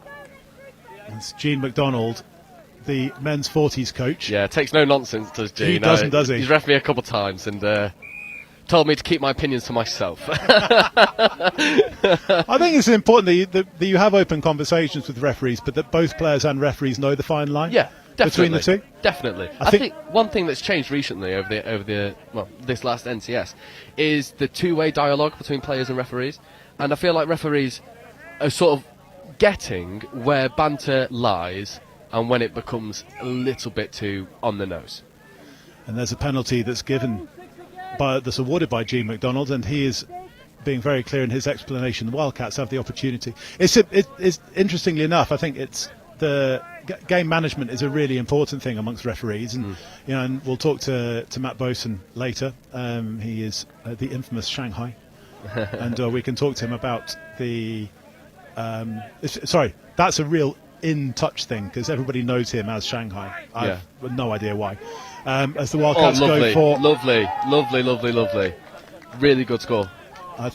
Josh Henderson. That was almost like an albatross. Dylan Madge there was just set up for the try by that pass, but as you say, Josh Henderson. As you say, it's a fine line in terms of game management, and at this level in particular, game management becomes all important in terms of how you talk to players and the way that you can. As was having a brilliant pressure. I was having a chat the other day to a very experienced former England women's international who's also a qualified referee called Anne O'Flynn, and she said that it's a thing where you can, as a referee, you can make a bad game good and a good game great. As a referee, particularly there's knowing the rules, knowing the laws, but also how you manage things and how you talk to players. Yeah, and I think for referees, it differs game to game. You're going to have teams that like to play quite aggressive, a little bit more physical. You're also going to have teams that want to get in and out of touches really quickly and play really dynamic and play really fast. It differs every single game. I think what you're seeing here now is the Taipans are starting to bubble over a little bit, maybe frustrated with some of the drop balls that they've given, some of the defensive mistakes that they've made, and then, venting those frustrations in the wrong way. I think it's important to remember as a player, you can vent your frustrations by getting scores and going and embarrassing your opponent. The interesting game now in this men's open pool is going to be between the Taipans and the Midland Tigers. And having seen, obviously, we've not seen the Taipans before now, but we see the Midland Tigers, take their time to get into the game against the Sharks last time out. But that game is going to be a real interesting head-to-head. Yeah, definitely. I feel like they're quite similar in the way that they're going to want to attack. Obviously, you've got very, very, very dynamic players in the Tigers side, and similarly, extremely dynamic players in the Taipans. So, let's see what the ref calls here. I think that's going to be Wildcat ball. Just touch made. And that game is going to be. It's not on field 1. I'll just let you know when that game's going to be. It will be tomorrow morning at 10:50. So that's going to be over on field 2. Sorry, just in terms of the format of this, is that teams 3 through 6 go through into a quarter-final, and teams 1 and 2 get a bye and go straight through to the semi-final. So it's really important to finish in that top 2 when it comes to Monday, and you're going to be starting to feel the legs. Yeah, see, it's looking like at the moment we're going to see both the Sharks and Taipans potentially go through as 1 and 2. I wouldn't count out the Northwest yet. They look like they've given Sharks a very good. That's not a nice one. Unfortunately, he's gone down without contact. It looks like he's tweaked his knee as he's hit the deck. That'll be. I think this will see out the rest of the game. Yeah, Sam Lawton-Davis is really unfortunate. He was coaching the mixed 18s in Vichy a couple of weeks ago and did a great job to have them take France all the way through into extra time and to really gel as a team going forward. Yeah, I've got a feeling that this is going to be the end of the game, which is a shame. Taipans will take this victory. Wildcats will be happy with the way that they performed, but this isn't the way you want a game to end. No, not at all, and it's a real shame, as I say, for Lawton-Davis. Yeah, he's played really well as well today. He's been really solid. I feel like he's always one of those players that's a 7 or 8 every time he plays. Just Mr. Reliable, does his job. Happy days, but you don't want to see this. It looks like his knee is buckled under the pressure. Maybe his foot has got stuck in the turf. Hope he's all right. Wish him all the best. And we will start the next game late if we have to, because games go on regardless with central timing. And just to let you know what's coming up in the next few minutes, we've got and indeed the referees have indeed called full time, as Dan, one of our medical team, goes over to see Sam Lawton-Davis. And we've got the Midlands Tigers against the Southwest Saxons. That's at 2:10, and those teams in their first games. We saw the Saxons lost 8-1 to the Southeast Sharks, but the Tigers lost 5-0 to the Southeast Taipans, so this is going to be an important game when it comes to the placings for the quarterfinals, because that also has the format of the same, so third place 6th and fourth place 5th. Then at 3 o'clock it's back to the mixed open, and where it's the Northwest coming up against the Southwest Saxons. That's at 3 o'clock. At 3:50 we've got the men's open, and we'll see the Taipans again and see if they can back up that win with another one against the Northwest. And we see the day out with a women's open, which will be between the Midland Tigers and the West Wildcats. Joe, thanks again for your insight, and we will be back in a few minutes' time. If we have to start late, then we will have to start late. That is just the way that it works here in the world of England Touch and touch rugby in general. And we will see you again for the Women's Open between the Tigers and the Saxons very shortly. That's the big one for today. Hydration, hydration, hydration. Couple of announcements. Eligibility checks.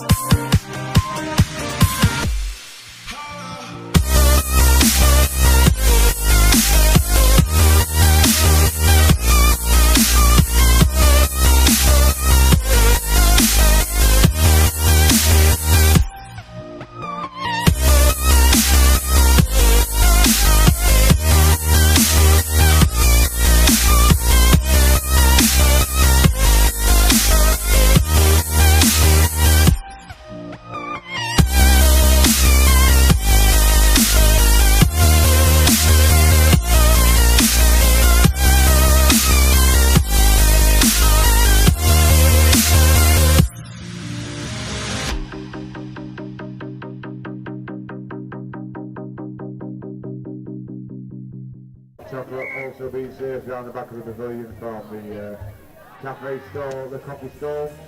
You want anything to eat, get yourself over there.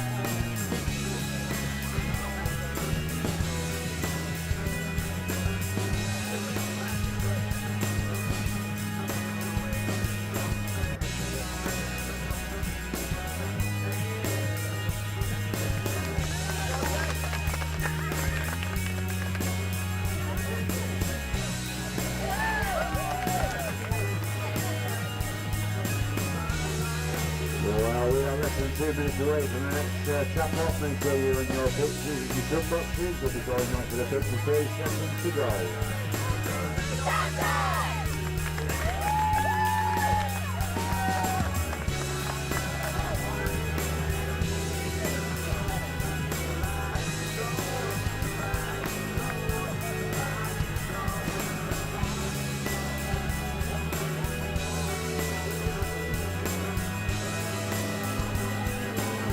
Ladies and officials, 1 minute warning. Ladies and officials, 1 minute warning.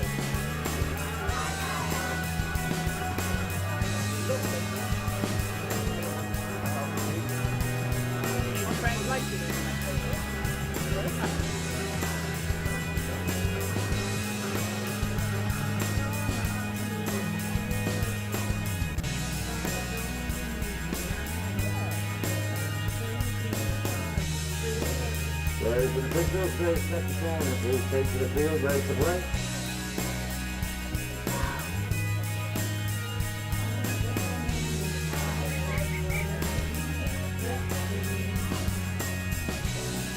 Live from Nottingham, it's the 2022 Opens Nationals, day 1 of 3. So we are your second screen throughout the bank holiday, whether you're at home, putting your feet up in the back garden, or on your flat balcony, or in your cruise's non-potholed cabin. We're your second screen.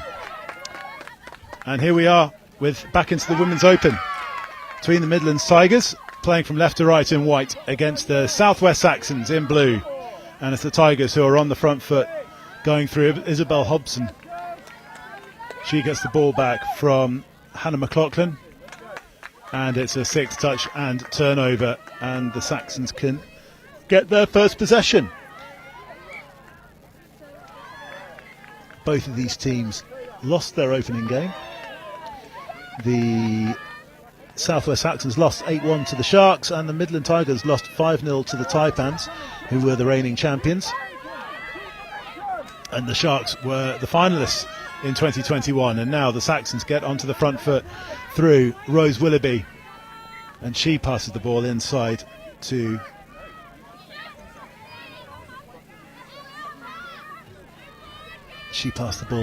Eleanor Moss, but it's a turnover on the 6th touch.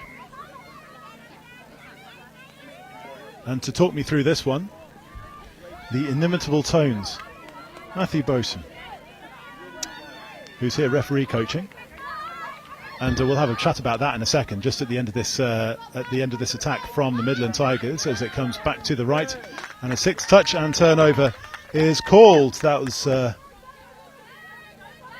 we don't have a 17, unfortunately, listed for the Tigers, but I'm going to call you Matthew now, just to wind you up all the way through. That sounds perfectly good. Yes. How's the week? How's the day going for you so far in terms of what you're seeing as a referee coach? It's pretty good actually. The quality of the referees over this weekend is great, and we are strangely oversubscribed, which is always a lovely challenge to happen with your referees. So we've got a few referees only doing 2 games, which is brilliant, and the players are thrilled they don't have to provide player referees. So the outcome is exactly where we want it to be. On a multi-day tournament, when everybody's playing 3 games of 40 minutes during the course of the day, to not have to provide a player ref is vital. It absolutely is, because it allows your team to maintain that particular structure you have, and it doesn't break your pods apart, and you don't have that overtiredness which comes out of doing a game out of sequence as well. Plus, of course, the players do like the referees who are full-timers, because they tend to just have a little bit more practice and consistency. So it's a big plus for all the technical moves they want to execute. The Saxons now have just held out a couple of attacks from the Tigers, while not really threatening themselves. But the Tigers will now have done exactly what they needed to do in defence. They've pressured a turnover, and will have a fantastic place from where to start. And you get the feeling they're just going to work the ball into the middle. They certainly do have, with this field position on the early touch count, they have a great ability to pull this defence to the left to right, and then spot some gaps and really try and exploit that. So you'd have to assume, and now the ball comes back this way, so they know exactly what they're doing here. Yeah, it's a Nottingham trio of Lucy Snape, Phoebe Simon and Emily Simon are combining. Snape 18, Phoebe Simon 14, and her sister Emily, number 4. They've all won medals at the European Touch Championships at various levels over the course of the past couple of weeks. She's gone in for the attempt of the touchdown, but that defender's had great position there. It's just managed to cover over that gap before the ball is down. Goes wide from Snape, comes back inside to Ella Loveridge, and the ball is turned over. Good defence there from the Saxons.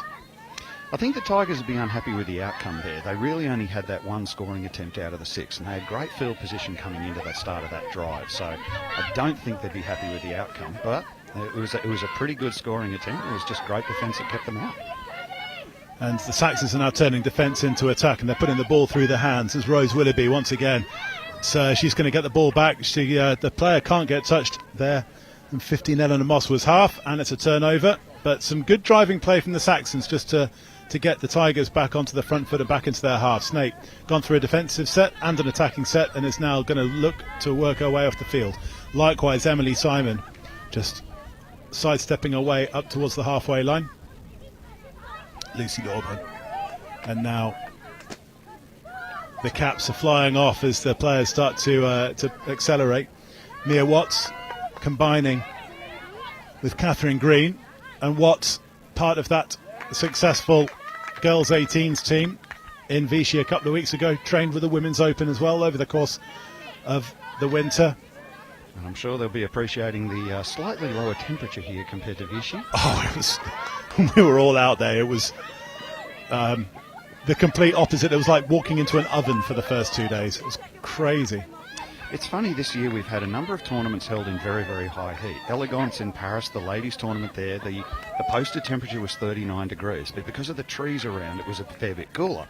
Now, Vichy was only posted at 32, 33, but it felt like 45, honestly. It was horrid, that temperature. Yeah, just at least it wasn't humid. I think, you know, when Carrie Thorpe, who was there as a parent, she's our England Touch Ed medical, and I were both walking in, you know, it's like being back in Putrajaya, but without the humidity. Absolutely.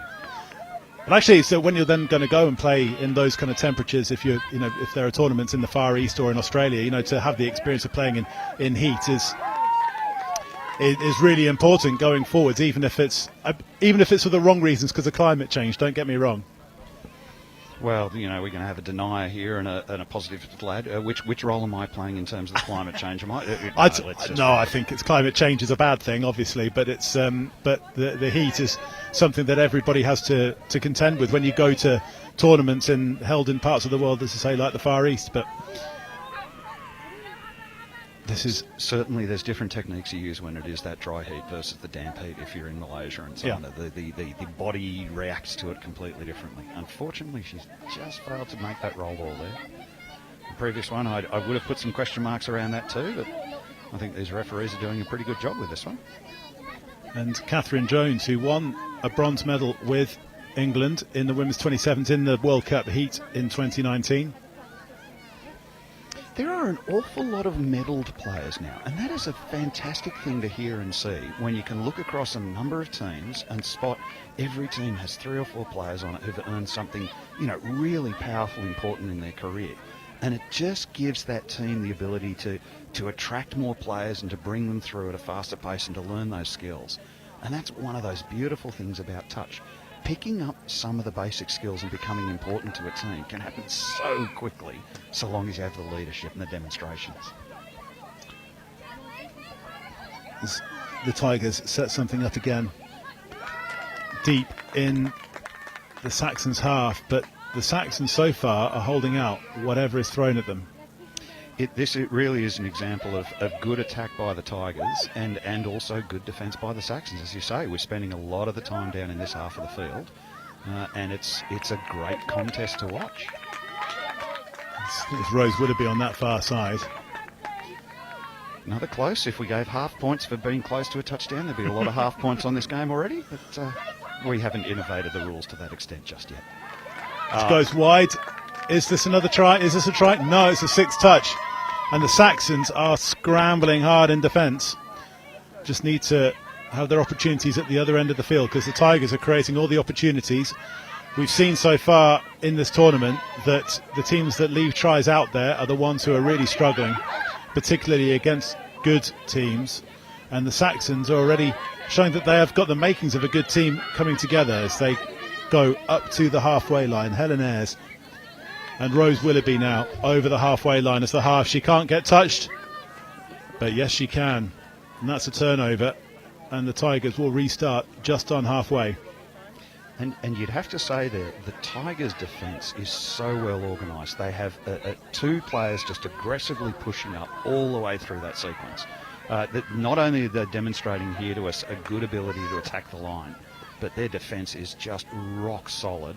I don't think we've seen Saxons across the halfway line very much so far. Virtually not. But here comes one of the strike players for the Tigers. But Phoebe Simon was half, and she's honestly turned the ball over.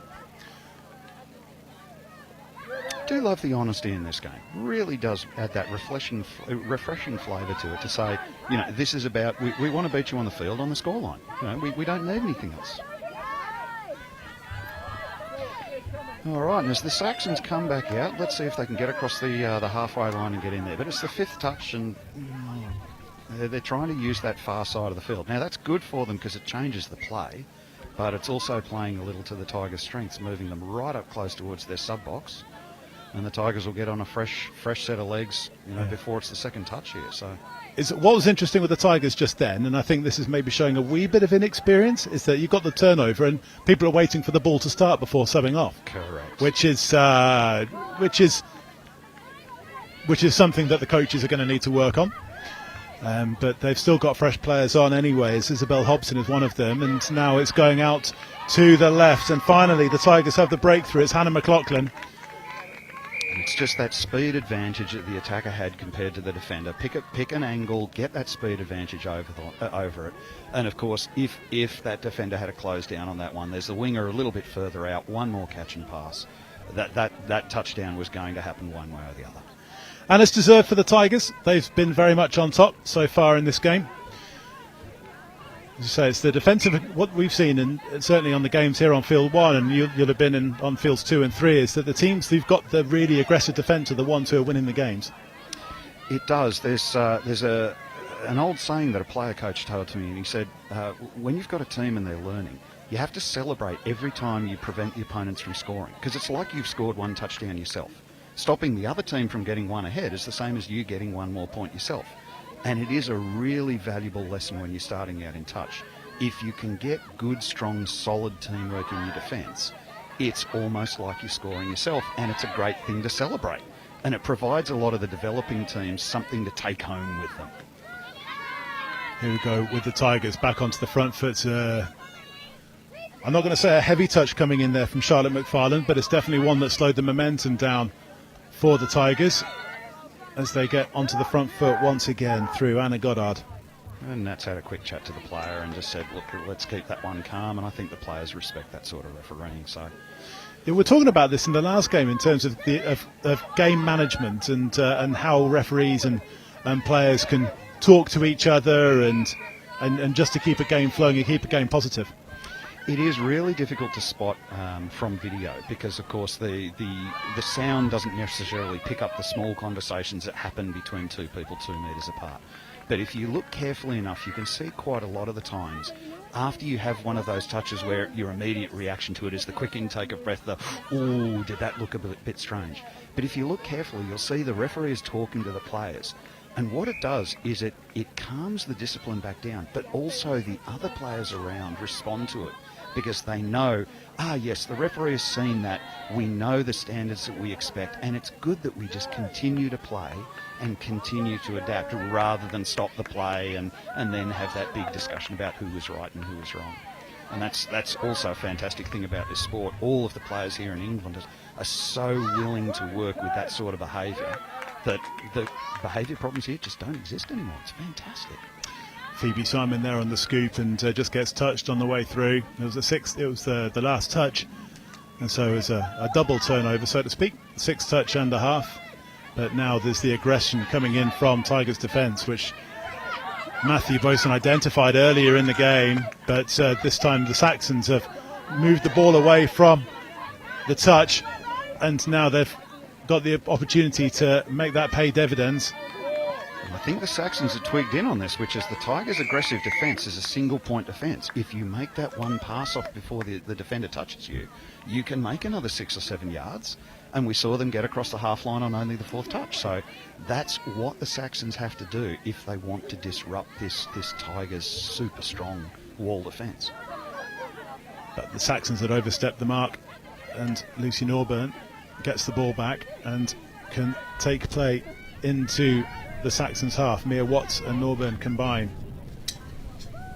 Now, of course, I'm always envious of people like yourself, Chris, who can remember the names of every single player. As a referee, I don't actually remember their names, I remember their numbers, which is always funny, because in the conversation after the game, I'll be saying to somebody's face, oh, yes, number 11, I want you to do this. And I go, hang on, you can remember my number but not my name? Well, that's the fate of all referees. Well, it helps when I've got the names and numbers written down in front of me, and Hannah McLaughlin there is over the number 2. It's here on the left-hand side. You have the cheat sheet. Yeah, I'm a referee. I keep my eyes on the game and both teams and so on. And also looking down at that number chart, no, that's really not going to work for me. If you're the Saxons, though, you're not going to panic, because you've been done by some pace on both sides, but it's had to take pace to break you down. It's not as though they've been stretched and had the holes created. No, neither attack is actually moving the defence around, so the players are playing the game that's in front of them, which is good, because they're actually assessing what is the best move I have at each particular point during this game, and that makes for a reasonably well driving game. But you can't see a lot of strategy in terms of them trying to drag the defenders across to that far side yet. They're just being exploitive of that near gap.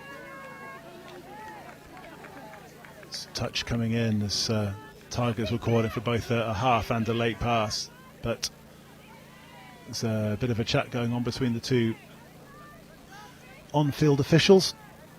Let's see what they come out with here. That's good. They've exchanged information between them, and yes, we're going to have a change of direction here in a ward going the other way. Katrina Hubbard and Natalie Grimsey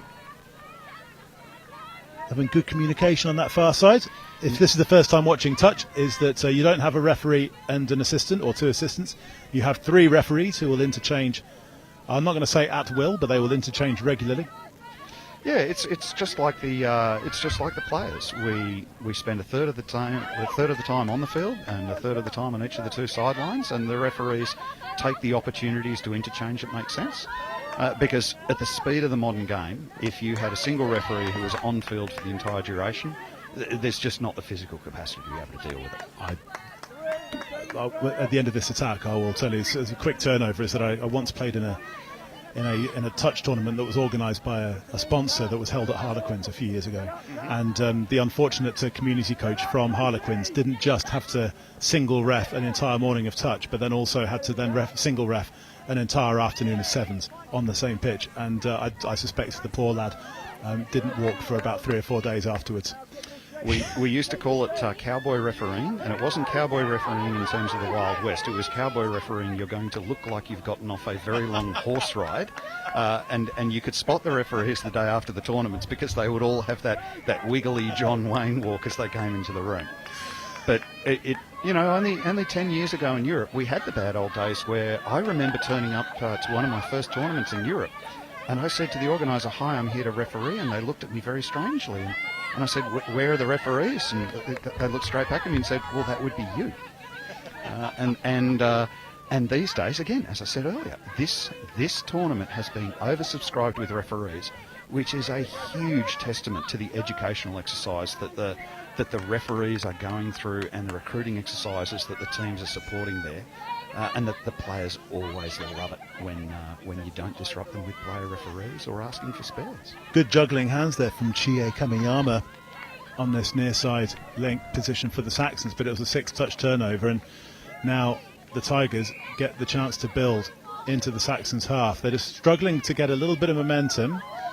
Isabel Hobson keeps hold of the ball again. That's lovely hands there from the youngster. But look at the Saxons using the Tigers' defence against them. A couple of aggressive players up. They're really stopping the Tigers from getting that momentum on. And that is how the Tigers made their scores. Let's see, the characteristics of this game are changing. Yeah, Ria Vithlani gets onto the front foot for the Saxons. Kamiyama gets the ball off the deck to Jessica Clark. And the Saxons are very much in this. They've not managed to create very much at the other end, but they're not out of this either. Just 2 points in it, and you'd think that would be winnable back.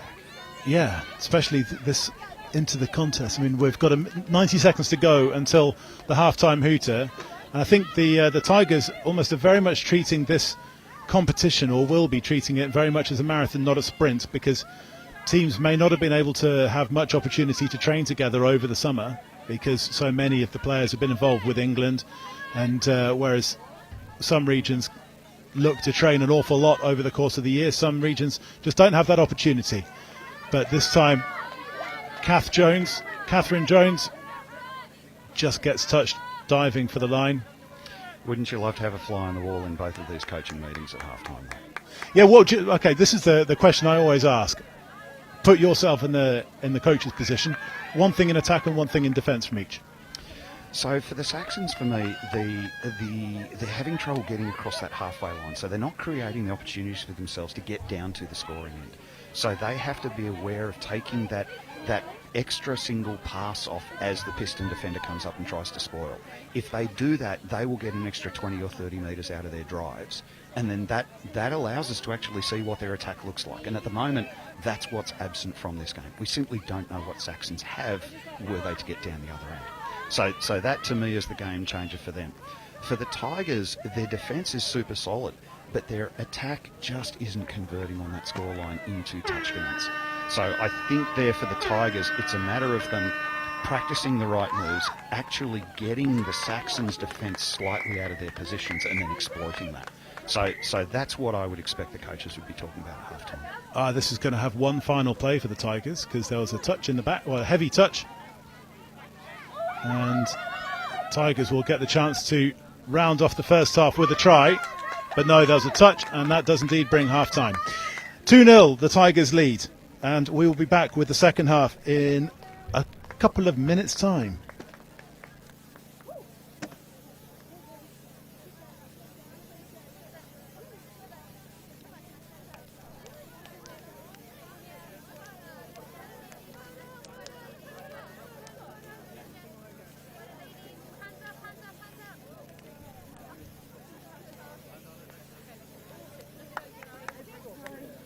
Make sure you get some water, ladies. It's coming, it's coming.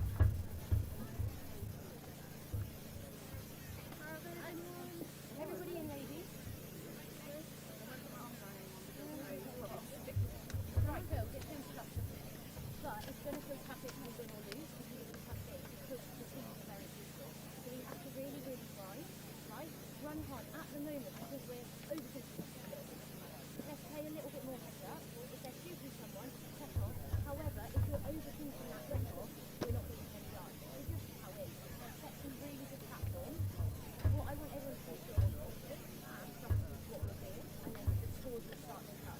It's our demons really need to work on it because we don't want them to score anymore. They've had not these ones, we've worked really hard for them.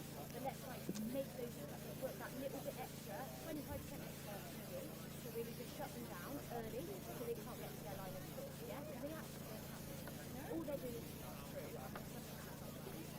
Alright? So in attack, run hard, and then in defence, let's just raise it by about 10, 15%, let's raise it. Yeah? We've got this though, and this is our game now. Alright? This is our half. Can we start with the cup? Yeah, exactly.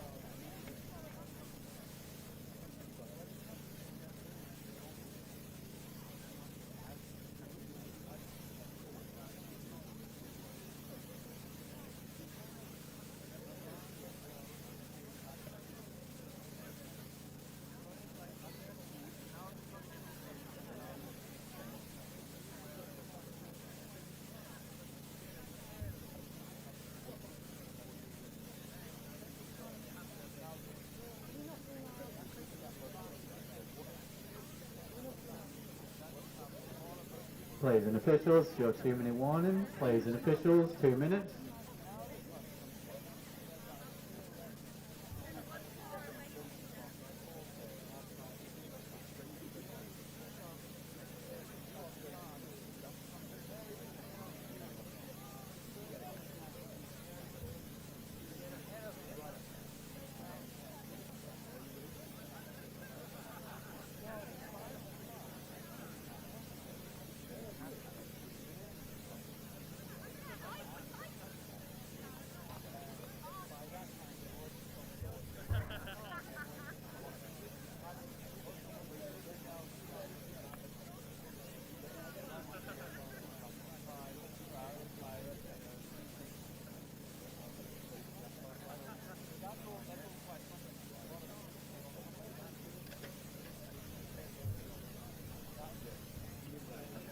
Players and officials, this is your 1 minute warning. Players and officials, 1 minute.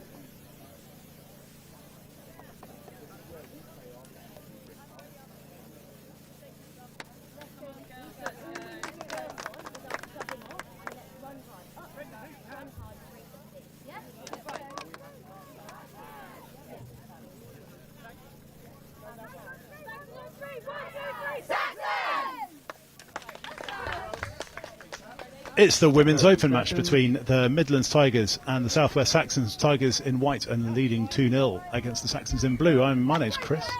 I'm joined by Matthew Bruson here in the commentary position for this game. And now, just before we go into this, you were saying just off air to our media colleagues, Shona and Mel, that you've refereed in more countries than anybody else. Officials, stand by. Yeah, it came out at New Zealand Nationals a few years ago.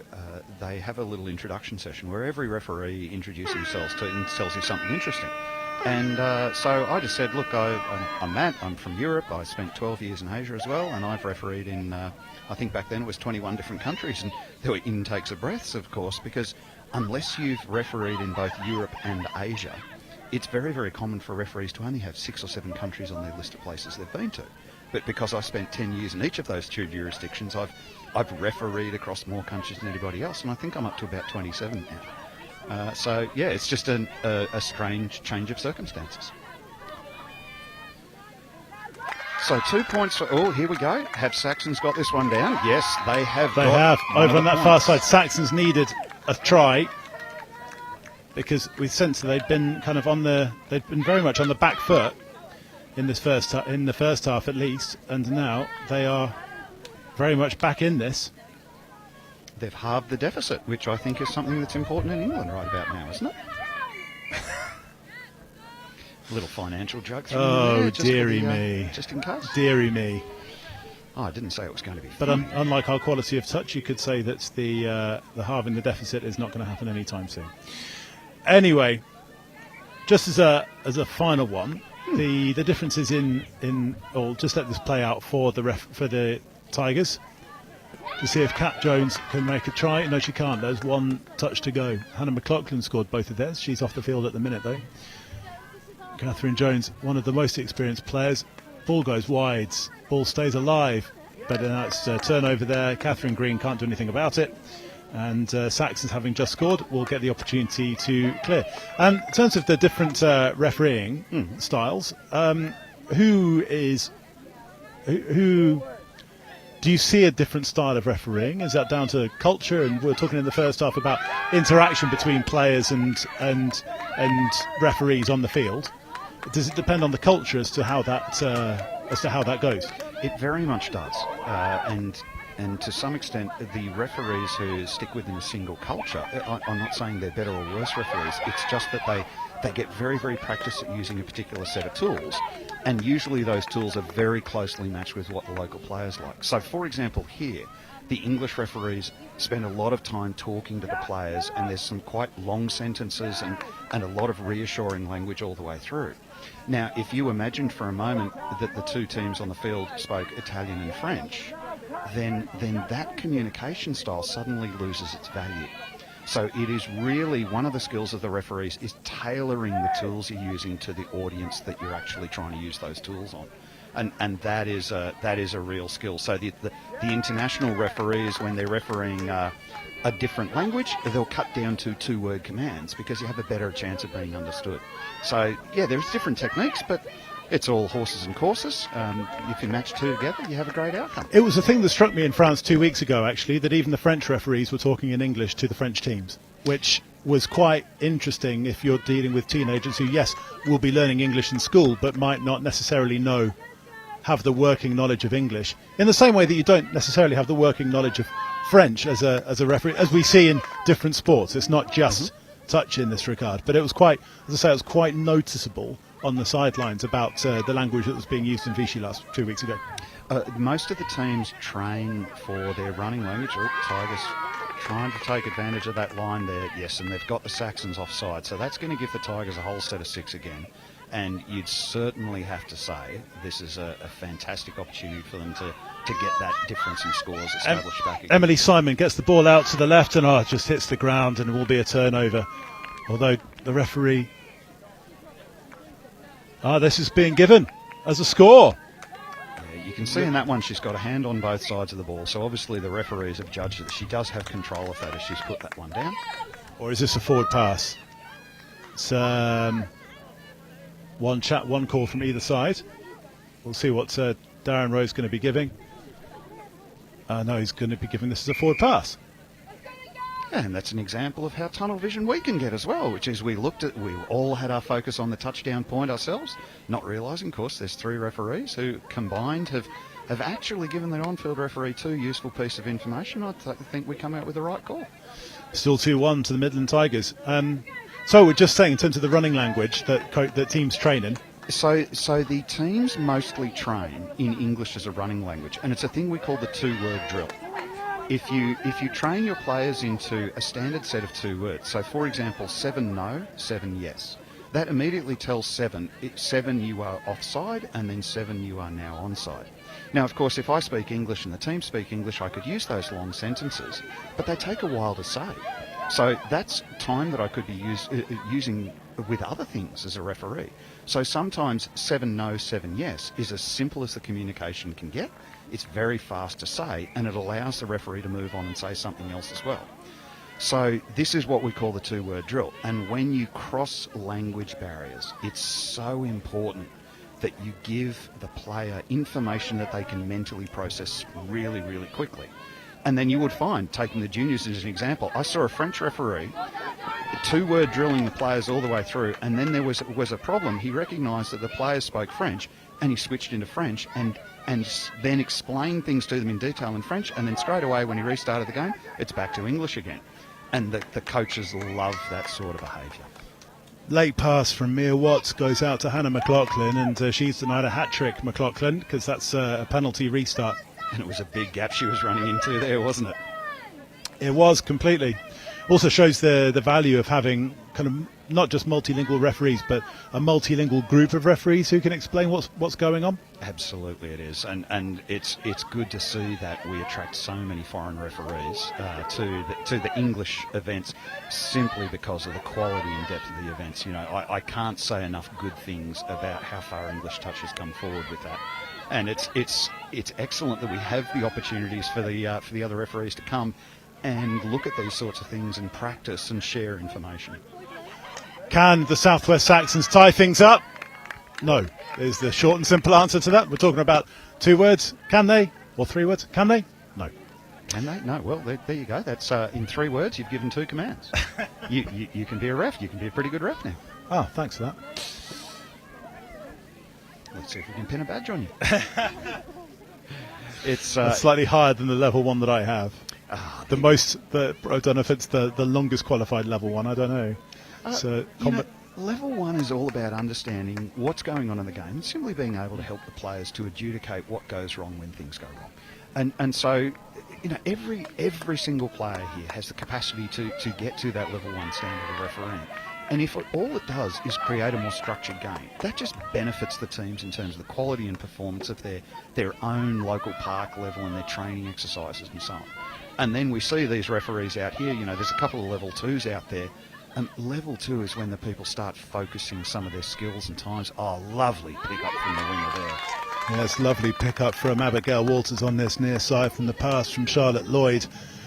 Tigers moving the ball well, but they're just not able to unpick this Southwest Saxons D. And you suspect that there's going to be a lot of analysis done over the course of the evening from the coaches, from the players. There's a lot of experience here within this Midlands Tigers setup. They lost their first game 5-0, and they're struggling to score in this second one. And I think that going into day 2 is you're going to potentially see a lot more coherence in their attack. Now, of course, not coming from England myself, when you say Midlands, where exactly does that mean? Oh, the Midlands.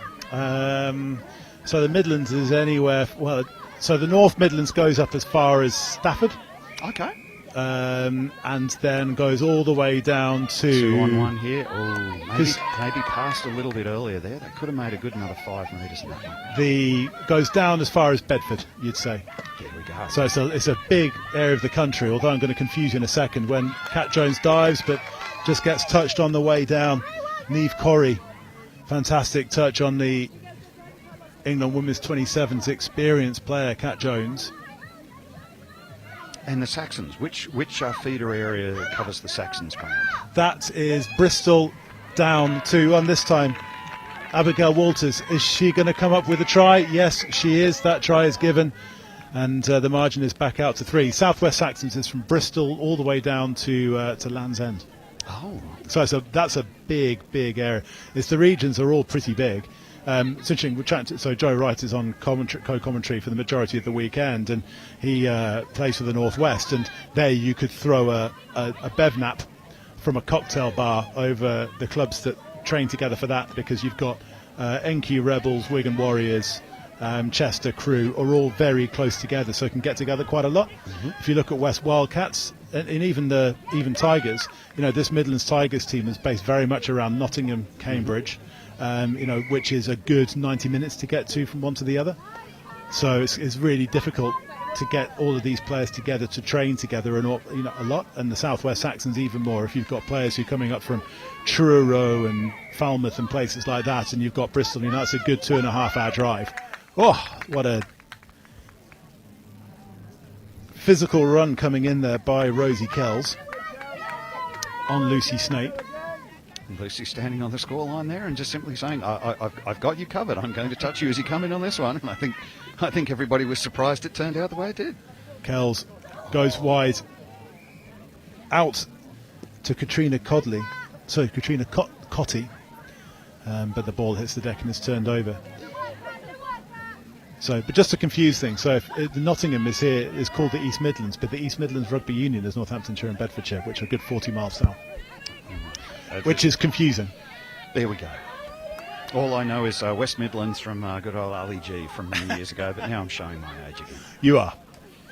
Oh, I did see the Ali G movie being filmed in Staines once. This is going back to the late 90s. Here we go again. Abigail Walters, is she over for a second? No, touch came in. And it's a 6-touch turnover, and the Southwest Saxons can go. Sasha Baron Cohen and she's in EastEnders now. Isla Fisher? No. No? Okay. No, that's his wife. That's where I thought we were going. It's she's in EastEnders now. Yeah. She's Danny Dyer's wife in EastEnders. See, I'm Australian, so we don't and actually you watch live in Europe. EastEnders, which is a bit funny. Anyway, that's my that's going to do my head in now. Anyway, but going through Staines on the back of a low loader, which is surrounded by cameras. But there you go. That's the late 90s for you, and far too long ago for most of these players, let alone us. The Southwest Saxons now are needing a try to probably get back into this contest, but they've got a fifth touch. Neve Corrie tries to weave her way to the line but gets touched, and it's a turnover. Now, you asked me at half-time what coaching they would give, and let's have a look and see. The Saxons in this second half have managed to drive with speed all the way down that field, and so that's certainly made a change to it. Whereas Tigers are actually stretching the Saxon defence way over towards this close side wing. So both teams are actually displaying quite a different game plan than they had in the first half. And, of course, we've had a difference in the scoreline. And here come the Tigers again. On the scoop was Anna Goddard, but she gets touched, and it's a turnover from the half. Referee right there managing that player, and just as the scooter was trying to get through, the player was onside. So It was a bit interesting, and we've not seen yet the Sharks or the Taipans play, but we saw the Northwest play earlier on, and the speed with which they were playing the game is just a step up from what we're seeing today. Has that been mirrored by what you've seen in terms of the Sharks and the Taipans? Certainly, I've seen some really good speed out of these regional games. And one of those strange things is when you have a regional team that doesn't have that opportunity to train together so much, some of the basics and as a coach, coming back to the basics, driving hard, driving in simple patterns, getting surety of control of that ball, not having unexpected drops midway through your touch count, that can have an enormous impact on your ability to win games. And so certainly what I'd expect is those teams that are geographically separated and have trouble training, you would expect their basics to be absolutely pitch perfect. Southwest Saxons are trailing by 2. We've got 6 minutes to play here in this round robin women's open. Sorry, should we say? 9 games in all today on day 1, and then day 2 is more of the same. And the teams play 3 games a day each? They're Yes, playing is that 3 about right? games a day, yeah. Fantastic. And here we go. Can the Saxons reduce the deficit down to 1 again? There's a shadow touch coming in. There's a shadow defender coming in on Rosie Kells, but here comes the discussion between the 2 referees. Have a look at that fantastic late pass. Just as she's about to get touched, she manages to pass it off to her teammate. And Kells has been awarded the try. Nice. Well, that makes the game certainly very interesting. It does, doesn't it? With only 1 minute for that 6 minutes consumed, and they've got one of the points back, which gives them 5 minutes to get the other one. This could turn out to be a very, very fine game. Yeah, these 2 teams have been very evenly matched all the way through. They've been finding it very difficult to unlock each other's defences. You know, we've seen double-digit scores in quite a few of the games so far, but that's not the case here, and there's a penalty, though, that the Tigers have been awarded for offside. Saxons now find themselves on the back foot, and Lucy Norburn. I think that demonstrates the Saxons' concern. They're pushing their defence very, very hard to make sure they keep Tigers out, and that time just a little bit too far to the wrong side. Norburn combines with Isabel Hobson. Ball comes in field. Hannah McLaughlin scored 2 tries. Abigail Walters has scored the other one. And Hobson comes in on the dive. One of the critical things about diving in touch is you really have to get as low to the ground as you possibly can, because part of the objective is to go underneath the defender's arm. So you can see she's in the air for quite some time with the dive, and that's, there we go, there's a little bit better. So you can see that diver's got a lot closer to the ground, which gives you such a higher probability of scoring. Yeah, Mia Watts that time on the dive, but that was a 6 touch and a turnover. Tigers unable to turn that possession and position into points. And the Saxons now are looking for the tying score, and you can see they've got a bit of momentum. It's Ria Vithlani works her way off, and there's a fresh set of 6 now for the Southwest Saxons. She had exactly the right play there, knew that if she could get that pass out to the teammate, that was another 7 or 8 metres, maintaining the momentum of the drive, and defender just gets a hand in there and spoils, gives them a new set of 6. I think the Saxons would be very happy with either of those 2 outcomes. Josephine Parr, Rosie Kells, Rose Willoughby combining to get the Saxons onto the front foot. Neve Corrie comes in on the line and just gets touched. Willoughby goes wide, but the ball comes back in field as the Tigers' defence are in the Saxons' faces, and it hits the deck, and that was all created by patience in the Tigers' defence. Saxons are certainly doing a good job of moving the ball to the left and the right. It's certainly stretching that Tigers defence. But as you said, the Tigers defence is so well structured that the Saxons were just never looking at a gap that they could exploit and get that touchdown. Tigers now will restart with a penalty. That was interfering with the play of the ball from the Southwest Saxons. So it's a good start opportunity for Tigers to run a tap-off move from the halfway line, but they just go straight inside infield to Kat Jones. She goes past the first defender but not the second. Just a little bit of confusion there with the referee in terms of whereabouts the touch was, I think.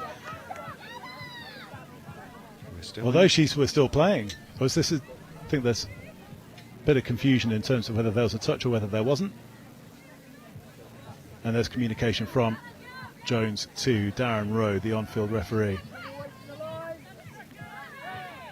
Tigers now going through phases, trying to put a bit of pace on it. Ball goes wide out to Abigail Walters, and the ball hits the deck. She just couldn't hold on to the pass, the winger. It certainly looked like there were a couple of scoring opportunities in there, but I think that the Tigers were just so anxious they forced the pass out a little earlier than they needed to. I think they'd be very unhappy with that outcome. Now we see Saxons driving. Look at the speed across the half line.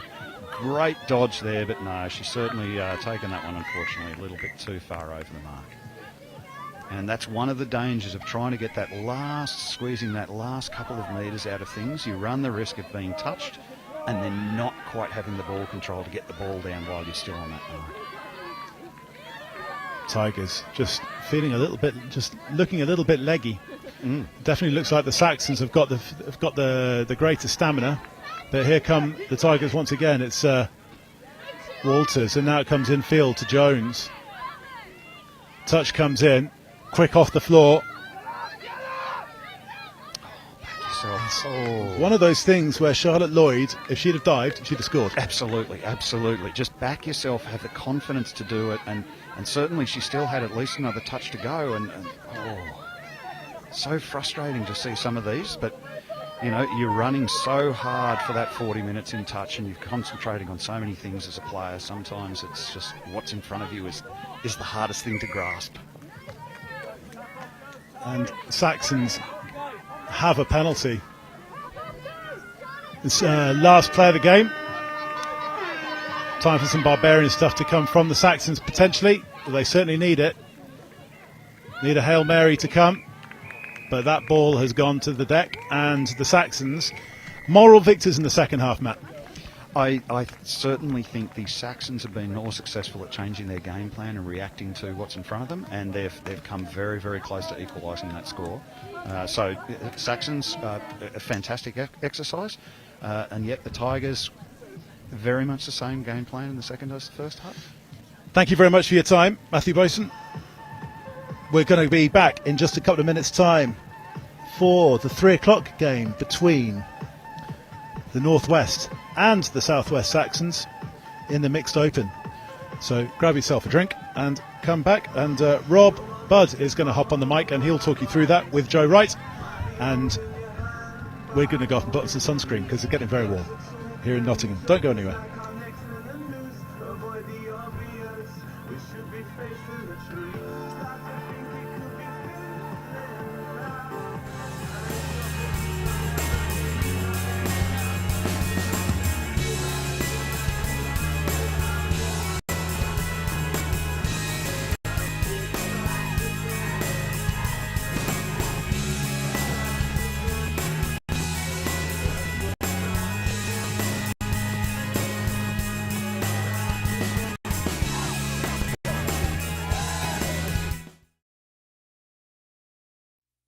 First of all, you've got to be incredibly passionate about the sport and put a lot of time and effort in to raise awareness and create enthusiasm and a buzz around your touch club.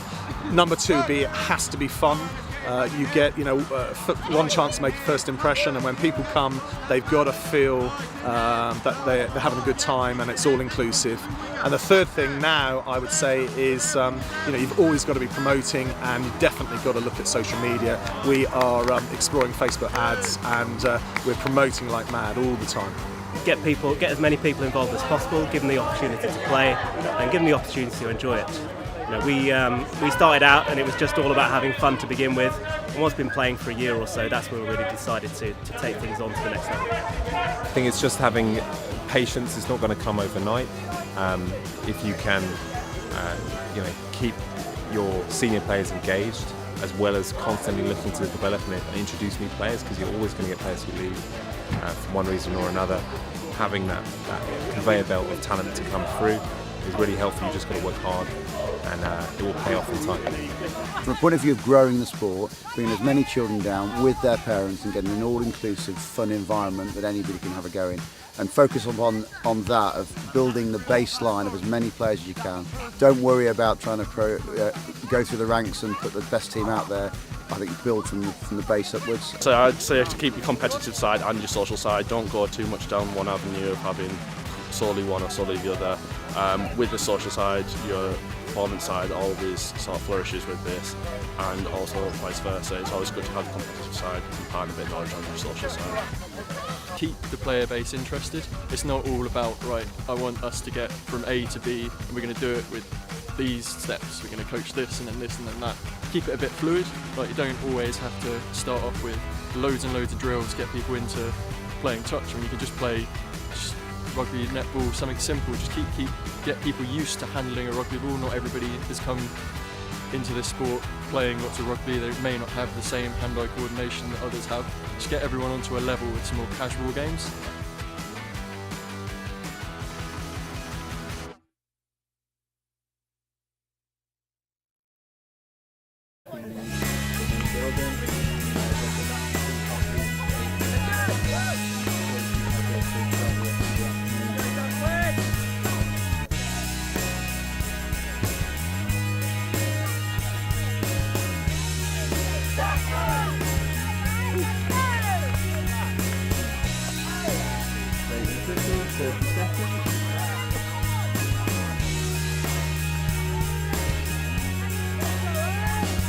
All right, here we are in sunny Nottingham for this game of mixed open Saxons versus Northwest. So Southwest Saxons versus Northwest Blades. I'm here with Joe Wright, who is himself a Blade, I believe. Yeah, I'm injured, unfortunately. What have you done to yourself, my man?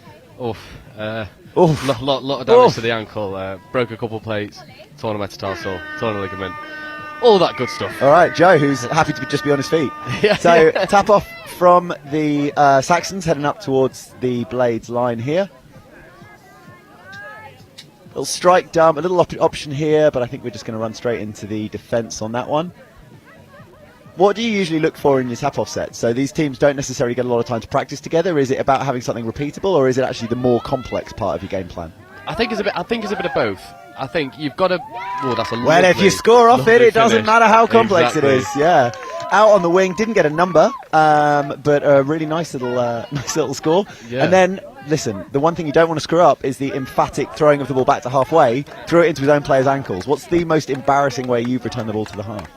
Go to kick it and then roll your ankle over the top of the ball. Is that how you hurt yourself? Yep, that is probably the worst Jeez, one. that's pretty bad. That is pretty bad. Yeah, it wasn't my finest moment. But Blades looking to respond. Dylan Rich. Fletcher just. Oh no, I think he thought he was. Oh, is that Rich Barningham? Rich Barningham. Oh, he's a lovely lad. He's a really, really nice lad.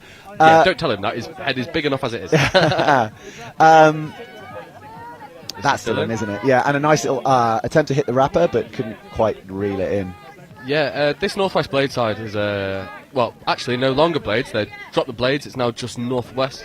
Haven't had a lot of opportunities to train together. I think it's been quite fragmented, their setup and the way that they have prepared for this tournament. But, you know, Dylan Fletcher, Rich Barningham, both play for Crew together. They're going to work well together, you'd hope. We see sort of a glimpse of that initially in their tap-off there. Unfortunately, the ball's just gone to ground, but they forced the turnover. Yeah, they look good off the tap-off there, and to be fair, you know, another mistake from Saxons gives them the opportunity to come back into it nicely. Beck's taking a dive. No comment. So, driving up along the side there, I'd imagine what they'll try and do is get their territory up the side. Number 16, Jack Slacer looks like he's limping a little bit, so that's not so good. Yeah, what's nice about this Northwest side at the moment is they have a nice blend of experience and youth. This is Matthew Hawkwood going through, really nice pass, great finish by the winger. That is Crew linking up with Crew. We love that. Who's your winger out there finishing that one off nicely? That is Bex Holmes, I believe. Amazing. Yeah, really nice finish, really nicely executed score there from, as you say, from the Crew. And I think that is a big part of Nationals, isn't it? Especially, as you say, because the teams don't get a lot of time to work together. You can try and use club units with each other. Yeah, and you know, we see that in the pod that we've got out now. We've got brother and sister partnership, Matt and Lucy Hawkrig. You've got Bex on one wing. Jake Rigby, the wild card. The rogue element. Yeah, he's from Wigan, isn't he? Yeah. And then you've got Ted Wilson in there as well from Chester. You know, Jake and Ted, two young lads, will learn a lot from this experience, regardless of the outcome at the end of the tournament. Saxons number 22, don't have a shirt, apologies for not knowing his name, diving at the line, but I think just it took a little bit too long to get the ball back into play and the opportunity's gone, but they have got at least one more opportunity to strike here. Yeah, I think Northwest are defending quite well here. They're defending quite tight. Saxons might look to go around the outside at some point. That might be a viable option, but for now it's looking good. Just want to see if they can get a good transition going into an attack. Yeah, they look like they might have had a half opportunity on the wing there, but just couldn't execute the pass. So now driving up towards their box, it's the Northwest, trying to get some fresh players on, some fresh legs on. It is a hot day. I'm sure everyone's mentioned it so far. You've probably spoken to some players. How are they getting on with the heat? Yeah, they're doing all right. One of the things that's quite apparent is we're not used to, as Charlie Wood tries to go round the outside. That is just natural gas from Charlie Wood. He's had that all the way since he was 14. Coached from under 15s and under 18s for Northwest. He's making his debut here for the Mixed Open, and that is just the gas that he has. Yeah, really good execution of that. The one thing I did notice I thought was really impressive was the pass was kind of a little bit behind him, a little bit over his head. He had to reel that in and then set off. Just really showed nice balance to be able to do that and go around the outside. Yeah, he's He's always been that fast. The issue that we had at juniors was getting him to realise how fast he actually was. He's sort of run 80% everywhere, and then when he realised what his 100% looked like, it was a bit... Yeah, if you put the hammer down. Yeah. So, it's good. Saxons looking for a response, just setting up on the line there. Number 16, looking for an opportunity to set up. Scooping, there's not really much space out there. Number 2... Veronica Rojek trying for an opportunity, but just no space available for her. Great touch by Bex there. And I think I would be remiss without saying Ollie Holmes' little sister, Bex. I assumed that she will love that when she watches this back. You're welcome, Bex. Where's Ollie today? Is he not here? Okay, so Northwest, a bit dry, not too much for them, for the Saxons down at that end. We don't have the score in front of... Oh, no, we do. Yeah, North up by 1, which feels about right. I think they've just been a little bit more clinical on the line.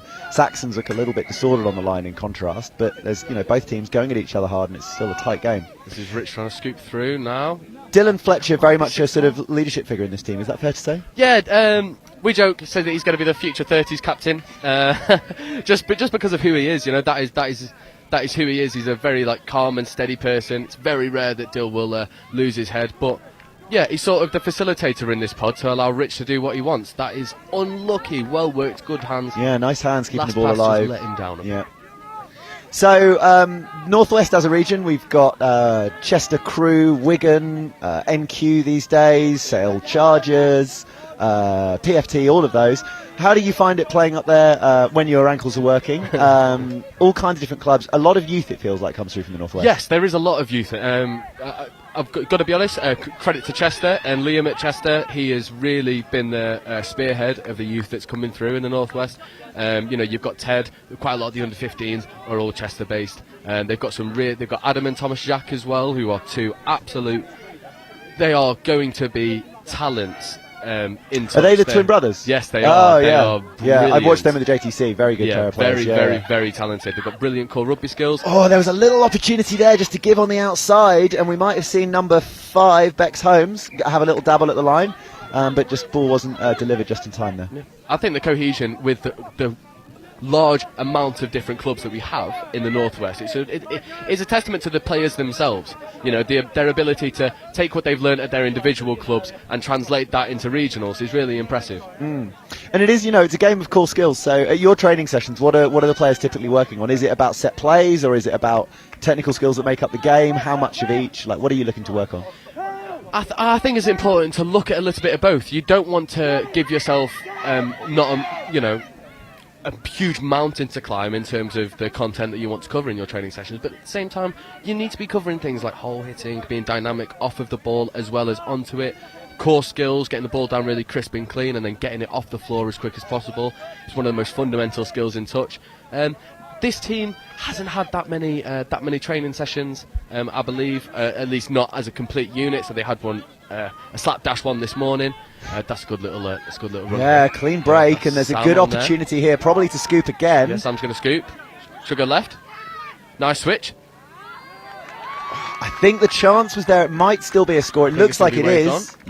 Brilliant yeah, finish. I think the ball back in, he had to gather it between his hand and his knee, and it took him a little while to reel it in, but when he did, he was in really good shape. So nice little score there. And again, testament to almost what we were talking about with training, those core skills. There wasn't a massive amount of structure there. They just kept the ball alive really nicely. Yeah, and I think that's what Northwest has got to do. This is an inexperienced side.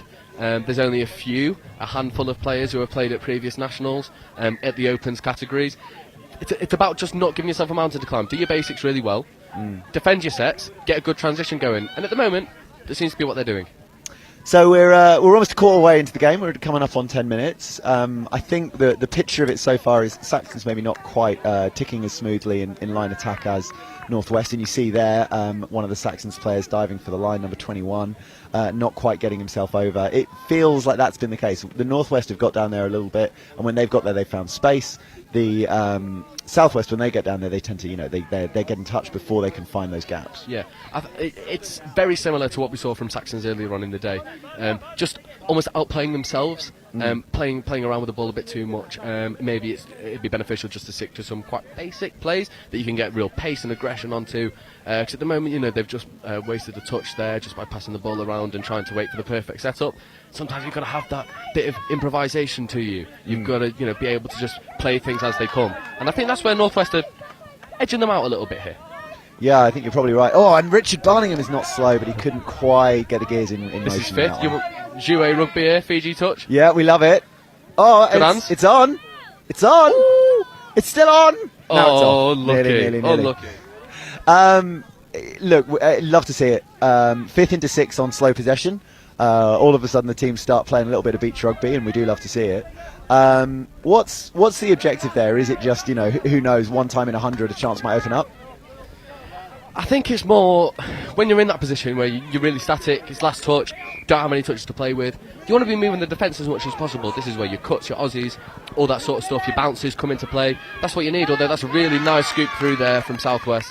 Yeah, they just started playing with that pace, didn't they? They drove hard, they scooped hard, and that space opened up. And actually, I will say, I've heard Lexi Williams, their coach, just telling to their players that scoop worked for them. And a little feral scream from one of the players there as he came off. Number 11, Dylan Collier, absolutely giving it the beans. Yeah, this is again, this is exactly what we saw in their earlier game. When they slowed it down, stuck to basic setups, and did the basics correctly, they found joy and they found successes. Jacob Rigby is one of those angular players, just giving the ball off there, but he dumped on the previous set. He just looks like one of those players you never really can line up. You never really get under him or into him when you're making a touch. He's always sort of just slightly gone and his weight's distributed elsewhere. Is that, a hand up from the winger there, and maybe it was needed, maybe it wasn't, but it is 6 more on the line. Yeah, Matthew Orkrig could just do that pass, come off the back of a really, really, really bad injury, playing contact. Took him a long time to get back, but it's brilliant to see him back out here doing what he enjoys, which is picking up the ball and throwing long. That is his favourite thing to do in touch, as we see for Crew every single NTS. If you've got it, you've got to use it. Right, so and boy does he have it. Here's another that one now, and a really beautiful. easy, just created little mismatch there. For me, I think the winger defending a little bit too close, but it's always a bit tricky out on the wing, isn't it? It's a bit of a balance to strike. Yeah, I was saying earlier, wing is actually probably one of the harder positions to play on the pitch, because it's all about vital decision making. If you get your decisions wrong, more times than not, it's going to lead to a score. If they can, you want to be able to shadow, engage with the ball carrier so he throws the pass and still have good body shape to get out and chase towards the wing. Unfortunately, I just don't think it quite happened there for the Saxons. Yeah, a little bit more conservative positioning maybe from the wing. So here they are back up at the line, and they are very much able to keep themselves in the game here. Nice clear play on there, so I thought they might have had a touch and pass, but they didn't. And they're moving it around in the Northwest faces, but this is the danger of that. They lost the opportunity to recycle the ball quickly because they were still looking to move it wide when the touch was made. Yeah, one of my critiques of the Saxons earlier, and it sounds like I'm just berating them, I promise you I'm not, is they weren't recycling the ball. They were surrendering touches too easily, which absolutely killed their momentum. If they can fix that this game, I think they'll find more success through it. But as we saw there, it's a brilliant example. Just passing it around really flat and really narrow, one Northwest player can make all 3 of those touches. Yeah, and in the end it was slow, and what we had was a big long right to left arcing through the air, and Winger struggled to gather it in, but even if she hadn't, by the time that's back and in her grasp, the defence have managed to catch it. It's a good example. I don't know, there's a few people in the Northwest who would absolutely have a claim to this, but for me the best, it's not a controversial opinion, one of the best passes of the ball in touch is Dom Tripp, and it's not because of the distance, although that's good, it's because of the flatness of it. It gets there so quickly, and I think that is part of it. It's a narrow pitch, there's 6 people on it who are all pretty easy to make a touch, so you've got to make sure that ball gets to those spaces quickly. Yeah, and I think that's really important in touch, being able to get the ball from A to B in the most efficient way possible. I think you see quite a lot of teams carry the extra couple steps when it's not necessary, and it sort of kills their momentum. I think that's Rich buying one. Very nice, Rich. Well done. Although we will tell him off for that outcry. Yeah, was that a voluntary roll ball, no touch? Yeah. Always a gamble. Always a gamble. So a little bit slow from the Northwest getting up to the line. It's one of those where if you don't make your yards early, and number 6 is absolutely away, not quite. Number 13 from the Saxons, Josh Wenman chasing hard to cover. Yeah, Matthew Orkrig for me is probably one of the more intelligent players that we've had come out of Crew.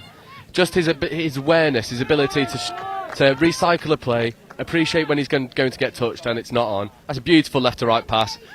Lovely. I think that might have just trickled forwards. Oh, unlucky. Yeah, good looking pass, but yeah, just couldn't quite get that one around enough to get it backwards again. Matthew's one of those players where he has such good core rugby skills, and as his coach at Crewe, it is such a pleasure to just take those core skills and transfer them to touch. And do you find it's difficult to get rugby players to buy into touch? I think sometimes you find people, when you tell them, look, it's not about contacts, it's not about impact, they're a little bit turned off by that, or do you find that most of the time the expectations are about right and you can give them something that they're interested in working towards? From my experience, if you play to their ego, they have a little bit to prove. So if you say, well, you're a contact player, you should be able to do this, they go, oh yeah, all right, yeah, I can do that. And then they realise it's a lot harder than it looks. And the fitness level is completely different. Oh, that's a very nice really nice score. Yet again from the southwest, they moved up the pitch really fluidly. They kept the ball going really fluidly, and it meant that when they got to the line, there were those spaces opened up that they haven't found when it's been a bit more static for them on the line. Yeah. But going back to what I was saying earlier about getting contact players into touch, there are so many transferable skills, and I feel like if you was to ask players like Matt and Rich and Dill, who all play contact elsewhere, they'd say that touch has made them a better player. They have faster hands, they are more fit, they are more agile, they can read a play better as well, because touch is all about reading defences and selecting the right place for it, and it helps you in the contact scenario. So yeah, I think for contact players, if you're watching and you're just curious, this is one of those sports where over the summer, where you've not got any contact on, this is the one. This is where you want to be, because the skills you'll learn here are invaluable. So what we've not really talked about is the Saxons' defence, because it's obviously struggled slightly more to deal with the challenge of Northwest. Not struggling there, dealing with them very well. But anything that strikes you in terms of their defensive play that you think they might want to sharpen up? What are we currently on? We're on 3-3, so there's everything to play for, and it is going to be about how much can they keep the Blades. Yeah. Say the Blades. The Northwest. How much can they keep them out? Yeah, it's their defensive system looks okay. I wouldn't say that the Northwest have done much to test it, really. It's been quite easy and quite simple, although that should be a penalty for throwing the ball away. Bit lucky there that the ref hasn't seen it, but we move. But yeah, I'd say that the Saxons have defended quite okay as a unit. I think if the Northwest decide to move the ball around a little bit more and play with it in front of the line, they'll find more separation and more spaces. Where we saw, I think it was Wildcats have success against Saxons, was when they manipulated the links. So then the links were out of position and then they couldn't make the right decision. We haven't quite seen that from the Northwest. Maybe that's something that their coach AJ can pick up on and relay that to the people. So Annie Ainscough, I think, slightly overrunning the pass there. There was a space open for her. Annie Ainscough it's Mia who's really sharp, isn't it? Annie is still pretty sharp, though, if I am not very much mistaken. She's quick enough to get into that hole and score if she's given it, but just slightly overran the pass, or maybe the pass wasn't quite for her. And another little killer there from Saxons, giving a penalty away on their way out the box. And that does mean, hot day, humid day, sapping day, another set of 6 on the line for them. Yeah, Northwest really want to take advantage of these opportunities that they have. Richard's on the ball now. He wants to be driving forward. Quite a lot of what we're seeing from Northwest at the moment in their transition is lateral, where you want to be going forward. You need to be getting onto the front foot so you can let your really fast players have your scoop and have your dynamic. At the moment, it's just a little bit too slow for my liking. They need to pick this pace up. And here we are setting up a 32 sort of standard platform. Little option there, teed up back in. No opportunities off that one, but Richard Barningham, I think it is now looking for an opportunity to dump. This is Dill's favourite play, 32 short. Yeah. Out to... Unlucky. That's good defence. So there, for me, Northwest has just been a little bit too transparent with their plays. You can see the 32 short coming from a mile off. Maybe you want to look at your longs, your screen. I know in that Crewe pod especially, the screen is more than within their grasp. You just don't want to let the Saxons have an easy job of it in defence, and at the moment they are having a lot of success with that. Yeah, Saxons now driving off the line, and they have executed this one a little bit better, so they are getting up towards the Northwest line. I think they might struggle for an opportunity to strike off this, but actually, to be fair, they're just rolling up and creating some opportunity for themselves. Yeah, see, but again, that's fifth coming, and they've run into the corner, tried for a speculative pass. Something that was noted about the Saxons before was just losing track of the touch count and giving away needless possession, when in actual fact they could have run a dynamic strike or a static strike. Instead, they're taking needless touches, and Oh, that's nice though. Just didn't quite get out to number 5 for the Blades. Bex Holmes yet again. That one dropped a little bit short on her, and you can see I think she's got a little bit of sort of netball bang on her finger there, just kind of slightly took an impact on it.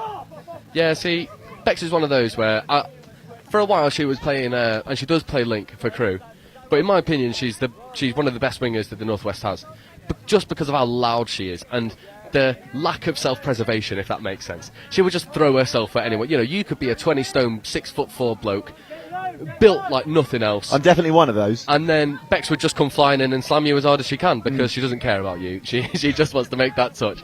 It's an interesting point, and obviously, you know, you're here injured, and I think you said it wasn't necessarily in contact. But while it is minimal contact, there are still plenty of injuries in the sport. Yeah, they're different injuries to contact injuries, though. Quite often you'll see ligaments. You won't see as many breaks. You'll see ligaments, dislocations, because touch is all about sort of hyperextensions, being as agile, being as mobile as possible. And if you don't have the mobility, you're going to struggle. And you see quite a lot of really built players who, you know, that might help you in contact, but in touch you've got to be more agile than that. Coming into the final few seconds of the game, if anyone's going to score before half-time, it's going to be Northwest off this set. One little set up there, and now we are pretty much out of time. Can they find a little gap? Maybe there's one there. No, and away the ball goes, and we're ending there for half-time. Well, a tickler. I feel like we were looking at this and saying that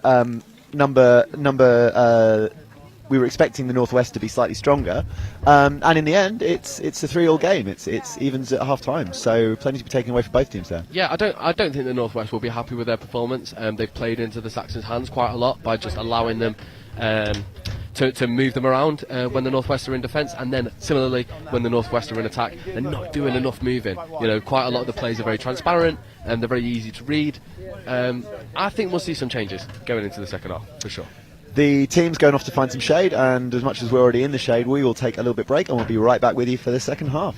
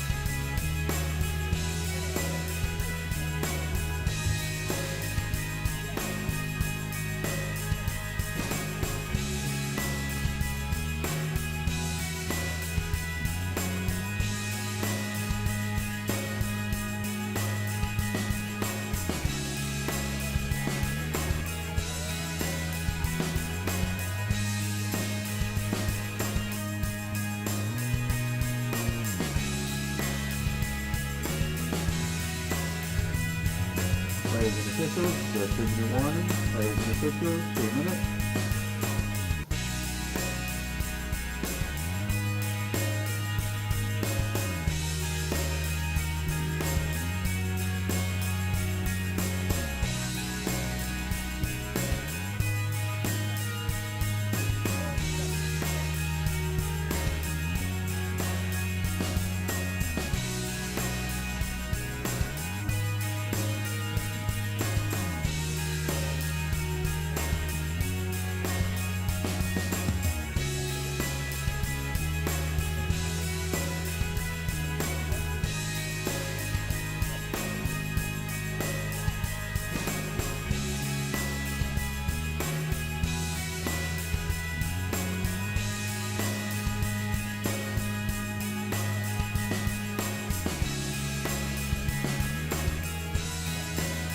and officials, your 1 minute warning.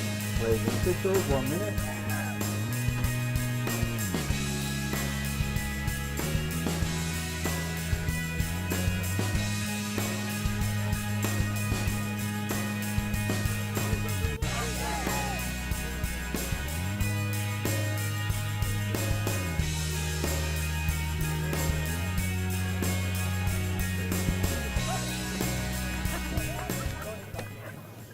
We are back, and listen, we were right next to the Saxons as they got their team talk, and I will tell you, for myself, I'm inspired by it. I'm going to commentate as hard as I've ever commentated for the rest of the game. Yeah, that was. I think the sentiment was, I don't care about how tired you are. You work for this team, which is I believe, fair enough. I believe, to quote one of them, if you're not dead, you've not worked hard enough. So, yeah. A lesson for us all there.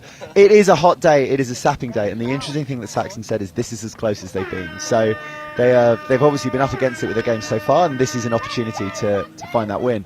But your man from Crewe, Matthew Hawkrig, already trying to find a little space on the outside, but being shut off there. Yeah, Matt's one of those players where he really wants to see what you're about. He will try and test you as much as possible, and then he will use that information that he's gained to make correct decisions. He's going for the short here. Lovely score. Exactly. I mean, what else can I say? That is Matthew Hawkrig to a T. Figured out where the weakness was, executed it. So, tough one for Saxons. They've got to make sure they can keep themselves on terms. They've got to find a way to respond here, but they've got the tap-off set.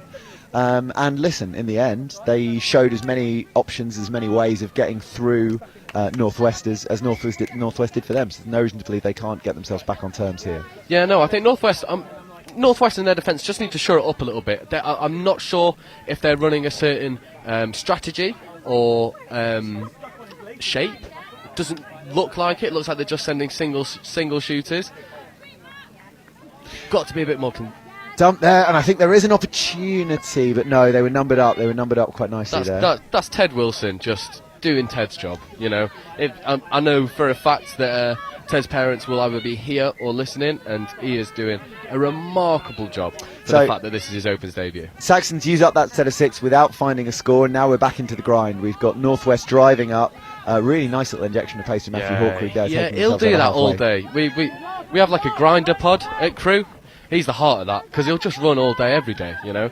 If there's ever any injuries, ever any disruption, Matt's the first person to go, I'll double set. Yeah. I'll double set. He just wants to be on the pitch all the time. Oh, listen, I think you can't underestimate the value of someone who wants to be involved in the game. So, little touch made there, and now out to the wing, and Saxons changing their players. Trying to chase infield to start opening up some opportunities, just being shut down there. So, a little bit disjointed, you've got to say. I believe that was 4th. May have been 3rd, pretty sure it's 4th, and they are going to struggle slightly to attack off this kind of platform. Yeah, they might score and make me look stupid, of course. Again, this is one of those situations that we criticised them before.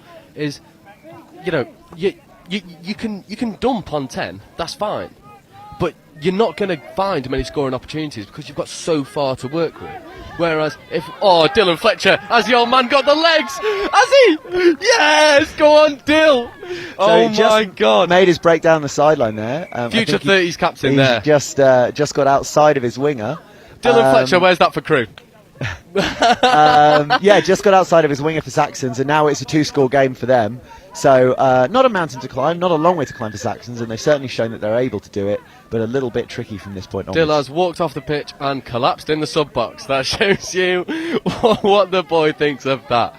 That is very well worked. You've earned your rest, son. Yes, the Saxons now coming up to the line. They've got this other tap-off set, and again, if they get the score here, it's a 1-score game. Anything can happen. So, what are they going to set up? How are they going to try and take advantage here? Little 32 set up over here. 22 diving in. Looked pretty good, but I think we had a defender just get their hand down in time. I think that's one of those 50-50 calls. On another day, that score gets given. Always a tough one when you're on the line in that position. Yeah, definitely.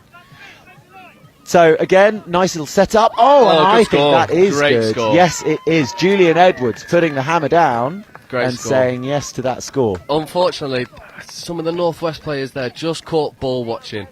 Wasn't expecting the female to be a threat. Underestimated. got punished for it. That is as simple as I can say it. It's a really interesting sort of situation because I think, you know, as you said, there wasn't expecting the female player to be a threat. A lot of teams don't use those players, and actually, if you put them in the spaces like the Saxons just did, then why on earth wouldn't you? Well, I think one of the biggest testaments to that is go on, Matt. Yeah, he's got the wheels. No one's stopping him from there. That is a lovely little ball there from Jake Rigby to Matt Hawkrigg, and they are 6-4 up.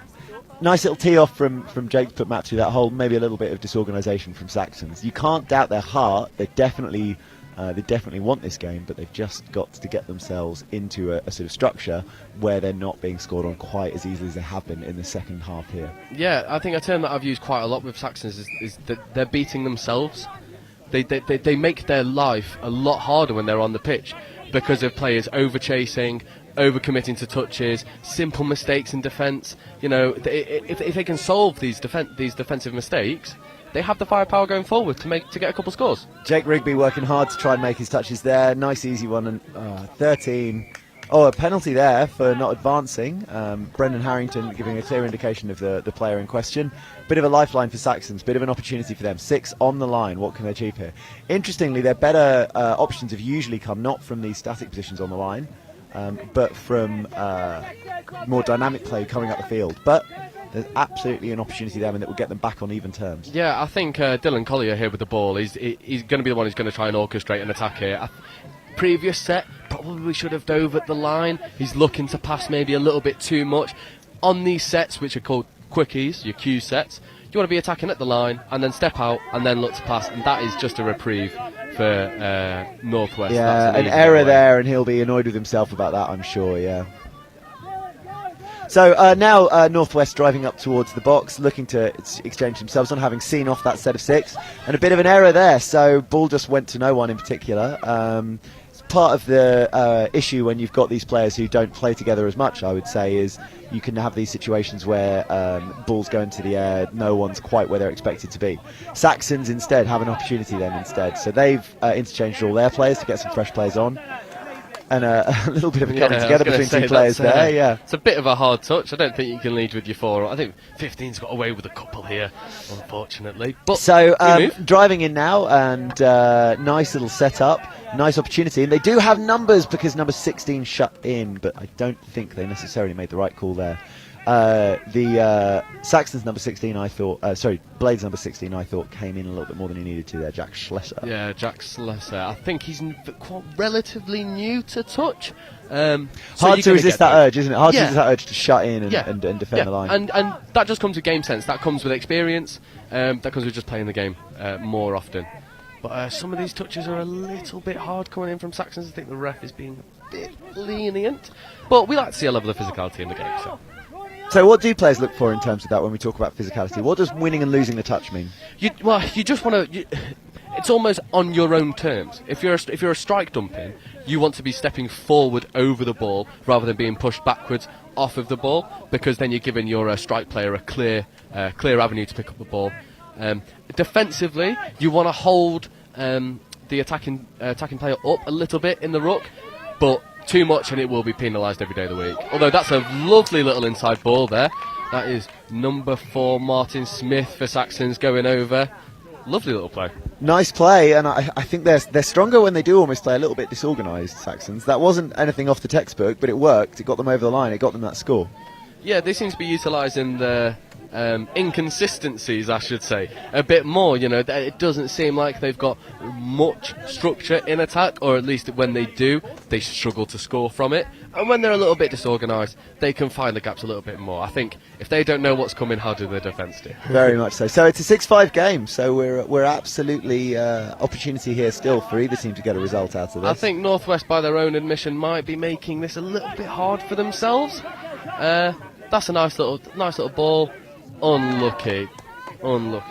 Ball came through to the wing there at about knee height. That's got to be one of the harder ones to catch. Running forwards, it's down at your knees. Yeah, that's got to be one of the harder ones to get your arms around. Yeah, we saw one earlier in the men's open, South East Sharks. Alex Scott picked up a ball diving at his feet. Unfortunately for him, the ball had gone forward. But they are the pickups that are the most difficult. And, you know, if you can catch them, that's your reward. So conceded penalty from Saxons there, and it means another set of 6 they need to defend on their line. They won't be welcoming that, but there is plenty of time in this game. Yeah, I'd quite like to see Northwest just slow it down a little bit, you know. They're trying to play a bit too frantic. They don't have players in the positions that they need them. You know, I think just slow it down, trust your structure. I know Rich Barningham is here trying to inject some structure. He's going to run a 32. Nice, that probably should go to short side. I think that's the wrong decision by Jake, but again, this is his Opens debut. He'll be learning all throughout this process. Yeah, definitely. Jake Rigby really come through for Wigan this year, played for them, and then there's a score. What a way to make up for it, Jake. Well in, boy. Well in. Yeah. That's Rich going over. He loves a good dive, does Rich. Yeah, drew and gave and set up Rich Barningham to score there. So probably Northwest maybe slightly pulling away, but still only 2 scores and 10 minutes to go in this game. So everything to play for Saxons. As they said, this was as close as they've come. At half-time, they were on even terms. So they absolutely shouldn't be giving up on this. Yeah, I think it looks like Northwest have changed their pod slightly. They've put Dylan Fletcher in with Matthew Hawkrig to maybe shore up that pod defensively. I know Dylan is a lot stronger on the defensive side of things, and Matt is just an absolute workhorse. So it'd be nice to see if they can defend this set out and give a really good platform to the Southern on pod. Yeah, definitely, and put their player into a hole, but just she couldn't quite reel the ball in, and now it's Northwest with the advantage, driving up towards the line. Yeah. Number 10, Megan Burton, who set up really nicely there, but just couldn't quite get hold of that pass. I think it might have had a little bit too much of the beans on it. Yeah, agreed. This is an okay transition. I think they're stunting themselves a little bit by not having a half. You want to be looking at getting the ball down now and allowing for a scoop. Here comes the scoop. He's found one way. I think he's just gone the wrong way, but again, this is a learning side for the Northwest. They're gonna learn all throughout this experience. Yeah, absolutely. And when you come to these tournaments, what is a good outcome in terms of learning? Is it usually a very different experience from the club tournaments that I've played in? Yeah, definitely, because I feel like you play against a different calibre of player. You know, when the Northwest inevitably plays South East Sharks, which I think is going to be probably the toughest game that they have. Playing against those players who have played at international level consistently, they're going to learn a lot. They're going to learn a lot about manipulation, manipulating defenders. I think that would be called ball down or touch. But this sort of play is exactly what you want. If you're someone like Charlie Wood, Ted Wilson, Jake Rigby, Annie Ainscough, you're going to be learning all throughout this experience. You know, you might play for NQ or Wigan. It's different at nationals. It's a different speed. They're 40-minute games. It's just a different set of circumstances, and I think these lads have done really well. Ted Wilson especially, I think, has been one of the standout performers. That's a nice inside ball to... Oh, unlucky Ted, unlucky. Jake Rigby. Very hard to sort of execute those opportunities, but now Jake Rigby sort of picking up again, checking back in, going back to the centre. Nice. Matthew Hawkrig dumping. Number 15. Ted Wilson. Ted Wilson with a dive at the line, and has it been awarded? Yes, it has. Lovely stuff. Ted, I think Ted first started to get into touch through Chester, and then was playing for the Northwest Under-15s. Ollie Holmes was the coach in that. Ollie said to me straight away, was like, "This boy is going to be." He's going to be special, you know. Ted's got a lot of the core skills that you really want from a rugby perspective, and I think he's just at this point in time finally putting them together with his touch brain, and he's going to be a really, really, really solid rugby player. Sun's gone in, and I think apologies at home if your picture's just a little bit dark. We're working on that for you, so it should be back up and running pretty soon. Saxons now taking the ball off from their tap off. 3 scores now, 4 to get in front, and a little bit of time gone in the game, but it's certainly still an opportunity for them to get ahead of this and get themselves back in front, as long as they can start to really put their shoulder to the wheel pretty soon. Not on that one though, turned over by them on the Northwest line, and now Northwest are driving up the side. Jake Rigby nearly through, half beat one player, and now we're still taking it up the sideline, looking for an opportunity to move the ball into the middle and looking for a set-up play here. Yeah, this is a much better transition from the Northwest. This is 5th coming now. They've got in a really good position to run a strike dump. That is the case. Richards stepped through. Found the right pass. Did he get the ball down? No, looks like the call there is ball dropped, so tough one for him. Maybe Dill's run earlier in the game has tied him out a little bit, and he's just lost track of that one. Just the 1-1 try game for Dylan. Yeah. So Saxons now driving to their box. They really need to find these opportunities, and he's going to try and chase all the way around, and he might do it. Yeah. Richard Barningham setting off at full tilt, but he's not going to make it. Number 9 Rich tries to take the hat off to get him past Ethan Knight. Really good opportunity there, just carved around the outside, similar to the try we scored in the first half from a Northwest player. Just kept him balanced, managed to get around the outside of his player. A despairing dive from the defender near him, and a chase from Richard Barningham, but just the angle, the distance, the momentum always working against him. Yeah, and I think that's the gamble you take from a winger. If you try and slam really early and shut the play down at source, you're going to struggle. You're going to struggle if they get on the outside of you, and you've got to rely on covering defenders. I don't think the Northwest have had enough training sessions to sort of drill the covering defender almost like the fullback role in contact. But a good chase, really good wheels shown. So 6-8 or 8-6, I should say, coming into probably getting up to the last 5 minutes of this game. Northwest not yet finding an opportunity in this set of 6. Currently balls out on that one wing. And number 2, Sam Grinter, about to look for an opportunity to take it in. Sam Grinter's older brother Ben, a England Men's Open international at the most recent Euros. Is that something you look for a lot of players coming through to do? Is it quite sort of inspiring when you get those people from your club or from your region heading up into England honours? 100%. I actually had this I forget who it was with, but I had this conversation a couple of years ago. For me, Ben Grinter has been the player in England who has improved the most. He is just an absolutely phenomenal player now, and to have the likes of his brother Sam playing as well, it sort of sets the marker of what's achievable. Ben went from a social player at Chester to being one of the most influential players at the Euros just gone. So for someone like Sam, there was a touch made there by Bex Holmes, number 7. Bex, she loves that. The stand still and put your hand up. Yeah, nearly seeing her way through, but not quite, unfortunately.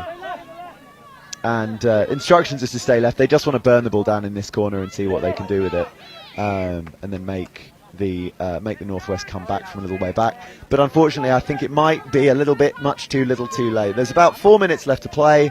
2 scores would put Saxons back on terms. 3 would put them up in front, and we've not really seen too much of that from them so far in this half. But plenty of time left to play. Yeah, I think Northwest are just going to try and see this game out now. But with Matt on the pitch, you never know. I mean, great touch. That's a great touch by the covering link there. But I think Matt's going to look to set up a strike dump, either for Ted or himself. I think he's going to look to strike for Ted. It's a good pick-up from Ted.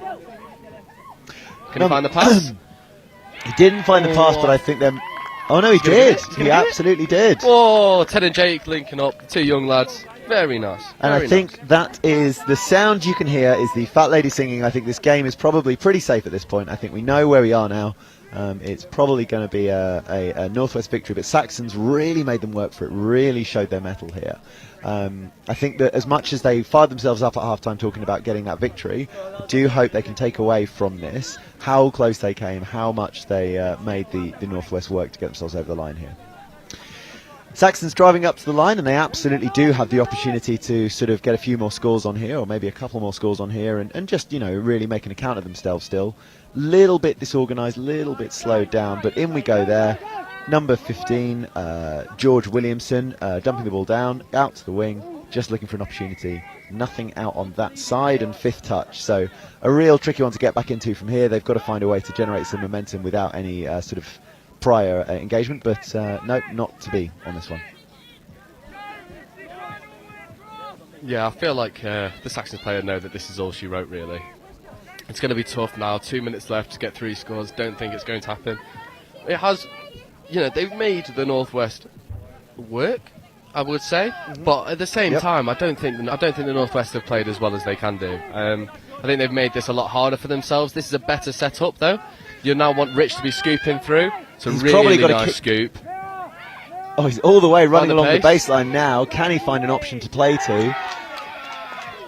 it's really well shadowed there. That is a brilliant mirrors defence by the Yeah, Saxons. no space for, I think it was Bex Holmes coming in off her wing, looking for an opportunity there. A little shake and bake play. No space for her to get the ball down, so she kind of dived onto it, and I think that was played as ball down by the referees. Good decision there. So, Saxons driving up in towards the middle. I think that, for me, the options here you always think about are, well, it's a 3-day tournament, and this for them is and there's a chance here, and there's hands. Number 2 doesn't quite have a number 2 stepping there. Yeah. Nice, it's nice, fancy go play. On, go on. It's fancy play. Run, He's through the middle. Dylan Fletcher, the old despairing boy. dive. There's life in the old dog yet. Come on, Dill. Never give up and never surrender. There was a little opportunity there just for something to happen. This is a lot better, though, from the Saxons, recycling the play, not allowing the play just to die at where they want it to, just recycling it, keeping it fresh. But with a minute to go, it's just too late. Yeah, a little trick play from one of the players there just to try and set up an opportunity, but just didn't quite come off for them. So, driving up towards the box again, just a minute left to go. 3 scores would be needed to bring this game back on terms. 4 needed for Saxons to get a result.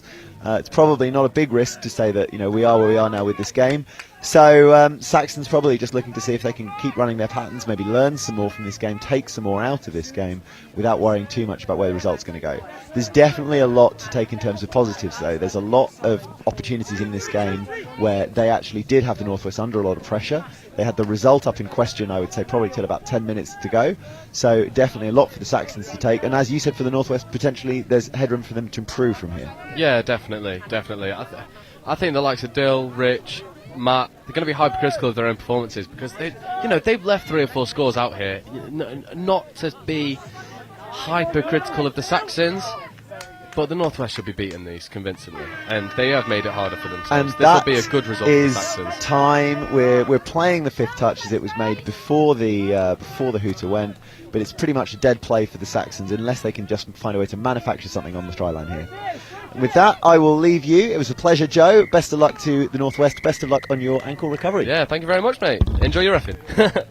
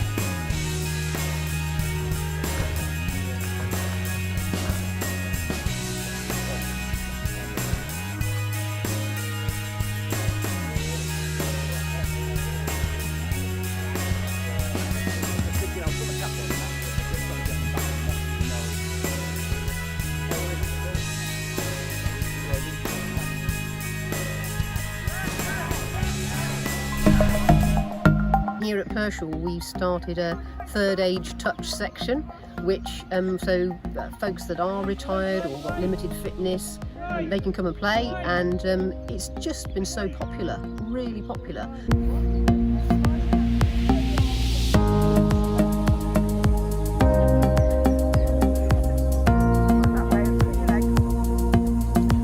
Never stop learning, Sammy.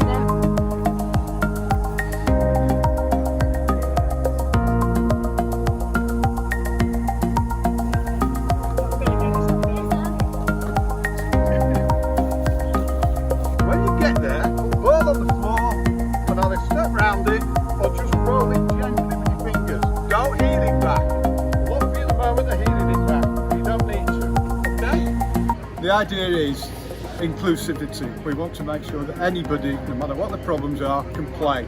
So we've got ladies who've never played before, we've got people with medical ailments, we've got people who are not very mobile. We want to include them all. So we've tried to amend the rules, adjust the rules, to make it possible for everybody to play.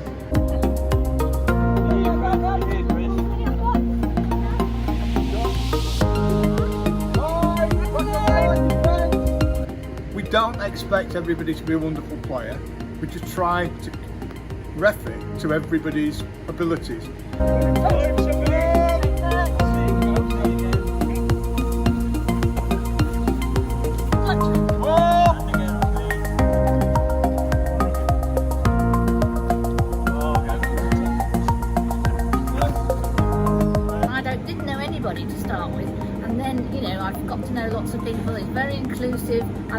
that it's mixed, men and women. It's very active, it's good fun, and I just like being part of a proper game that we're actually running. From Southwest Saxons and obviously everyone here at Midland Touch, happy birthday to you. The sun remains out here at the University of Nottingham's Riverside Sports Complex. Day one of the 2022 Opens Nationals continues with the men's open between the South East Taipans and the Northwest. And these are two of the leading teams in the country. We've seen the Taipans win comfortably earlier today here on the main pitch. We saw them play against West Wildcats, and they also won their previous game against the Southwest Saxons. Meanwhile, the Northwest comfortably beat the Wildcats 11-2 in their opening game, but lost out to the South East Sharks in their last game. My name's Chris Weirmouth, and I'm taking you through for the next couple of games before the close of play. I'm joined by Joe Wright. We are freshly fed by the lovely jerk chicken van here at Riverside. It's good chicken. It's really good chicken. We love that. It's great chicken. Rice and peas as well, a bit of coleslaw. Yeah, that for 2 days. Happy days. Absolutely. This is going to be a feisty one. Yeah, I've got a bit of personal investment in this. I was coaching the Northwest under-18s last year. Got Sam Thorpe, Sam Dixon, Cooper Bainbridge, all in this side here. You know, come on, boys. we can do it. And it's one of the more experienced players. He's just coming in on to be half there, Ben Meakin, who was on co-commentary throughout the European Touch Championships, having a good chat about a lot of the players who are playing for the Taipans today. Louis Treyas, Camille Shahabdeen, players who were part of the England setup. And Sam Dixon and Sam Thorpe, you were just mentioning, also part of the England mixed 18s team that came second to France. Yeah. That just overrun by Vaughan Meredith there. Yeah, a little bit of background to this as well. I think it was round 2 at the mixed NTS at Burton. NQ played London Galaxy, and that was a feisty encounter, we should say. And there are quite a lot of these players playing against each other now, so I've got a feeling this is going to be a highly competitive game that we're about to see here. As the Northwest, this is warming up nicely. The Northwest get onto the front foot through Matthew Bate, and just dies there. Yeah, you can see this is already being a little bit chipper. Taipans demanding the ball immediately, Northwest slowing the ball down a little bit on their turnovers. I'm intrigued to see how this is going to work out. There's a lovely step there. Yeah, Galaxy and Rebels had a couple of knockout games that both went to extra time, which decided the destiny of the Elite Mixed National Touch Series this year. Galaxy winning, but only on a couple of points away from Rebels. And here come the Taipans. Dive comes in from Angus Lister, but the touch just as good from Jordan Cross. Yeah, Jordan Cross is one of those who struggled with injuries over the past couple of years. It's great to see him back out where he belongs. You know, he's always been a really solid men's open player. And here come Northwest. I keep calling them the Blades. It's all right. Rob did the same. But it's a ball just on the inside. Lovely pass onto the inside to Mike Rice. Yeah, here's Sam Dixon. And it's a 6-touch and a turnover. And this time the ball goes straight to the Taipans, who restart in a hurry. This one the tempo is building nicely already in these opening exchanges. The teams sizing each other up, and then the pace starts to come on from the Taipans as Vaughan Meredith goes deep into the Northwest half. He's Louis on 5th. This is where he's dangerous. He's getting through. Yeah, good, well executed, really well executed. Louis losing his mid. The link has had to slam on Louis. Maybe should have left it as Louis was half, and has left his link wide open. And Angus Lister dots down, and we could hear it from here, some 40 metres away. Referee Jenny Lee calling the ball had gone. So It's a really positive start though from the Northwest. I feel like this first couple of minutes are just going to be both teams feeling each other out. Northwest have got the players, they've got the ability, they've got the power to really make them pay. This is going to be a link step inside. Oh, lovely. There's a penalty for the Northwest. That was a pass from Ben Meakin heading out to Jake Morris. He feinted to go on the inside and went out onto the outside instead. And in doing so has earned his team the penalty. And you get the feeling they're going to need to match the Taipans blow for blow here, especially after the morning's result against the Sharks. Definitely. That's Ben Grinter doing what he does. It's a really good step back inside. Ben is confident the ball is down. I think the ref is going to agree with him here. No, he's giving it as a penalty. Unlucky. Saying both players. But this is what Ben, Grinter and Meakin do all day in NQ. They love their cues, they love their quickie sets, and they love being able to be dynamic and get back in on the inside. Again, that's another one. Now, and that's an easy score. Link's not tracking the run. Camilla's overshot. Really, really, really well worked by the NQ boys. Yeah, it's set up by the previous play, wasn't it, where Meakin had gone on the outside.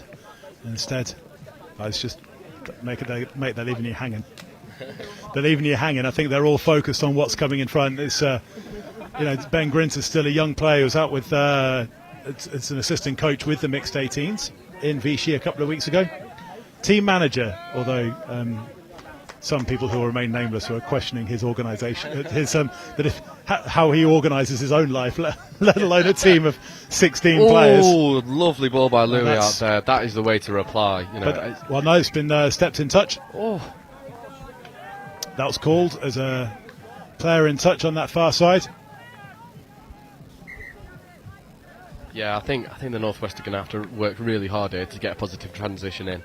I think we've got their strike pod coming on. You've got Brimlow, Sam Dixon. I think they're going to want to come on and really inject some pace. Or the Northwest are going to stay. They're driving it straight up the middle. Yeah, we love that. This is Sam Grant on the ball, really dynamic player, plays for Wigan, used to play for Wigan League.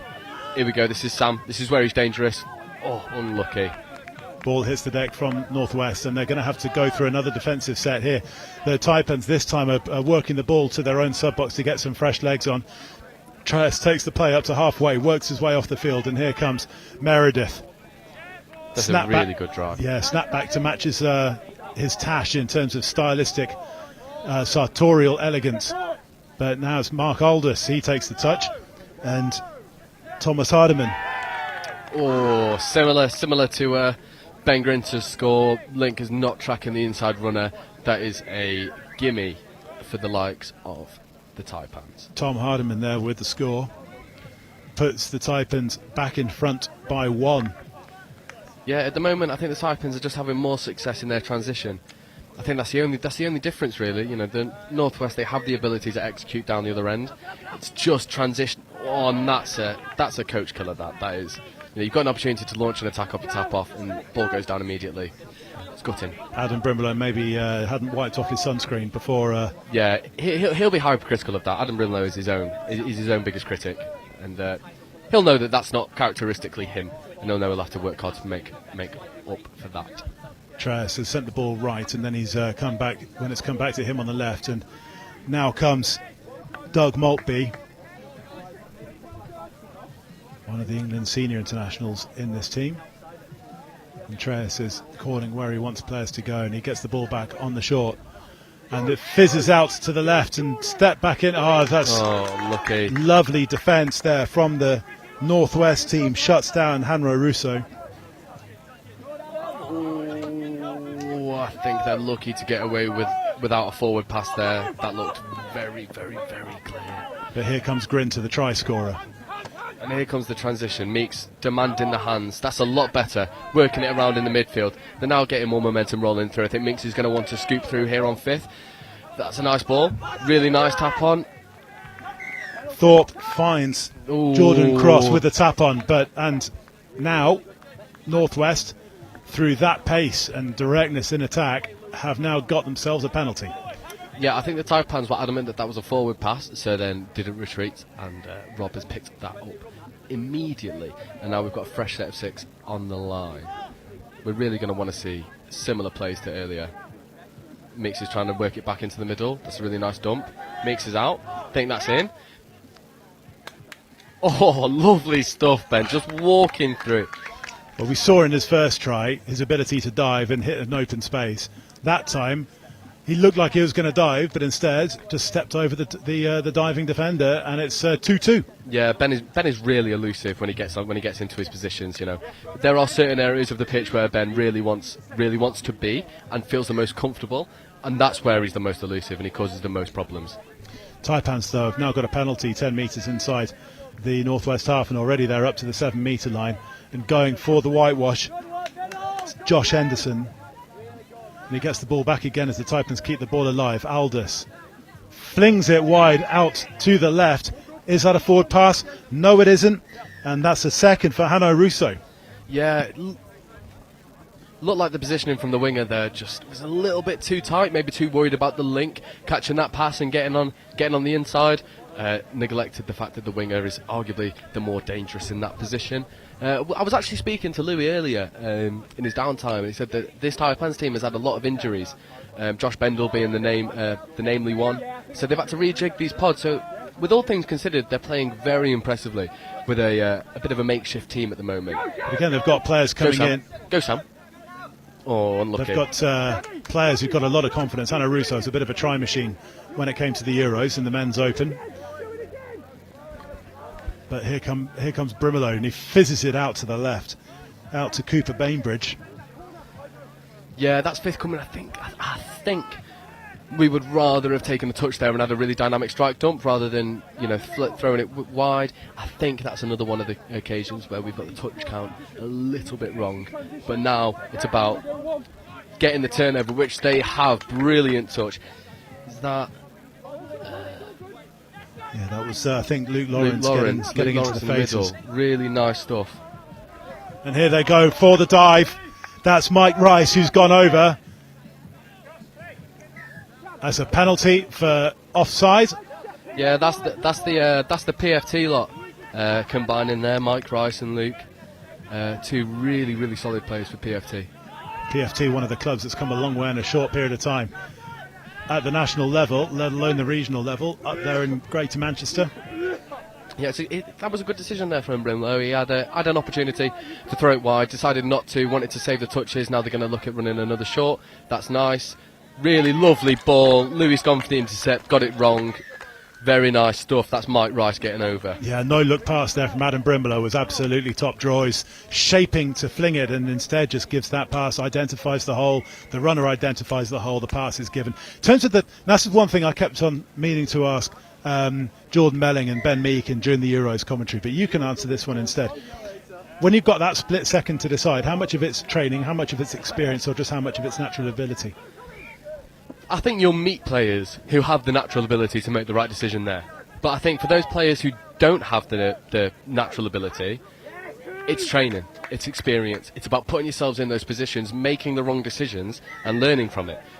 If you don't fail, you haven't learned anything. So in those moments with Brimelow, I guarantee he's been in that position 20 times before and got it wrong at least 50% of the time. But when it matters, he learns from his experience and executes. And I think that's what it's all about.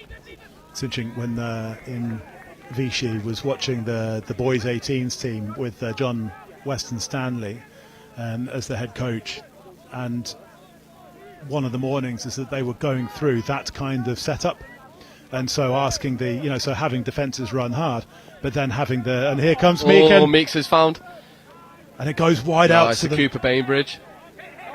Ball comes back inside. Yeah. So these are a couple of the young lads there, Cooper Bainbridge, Sam Thorpe. Their learning curve has been so steep. To hang with these players, it's a real testament to their coaching. Yeah, that's really good gamesmanship there from Meeks. Heard the advantage, decided to sacrifice his momentum in favour of the repeat set of 6.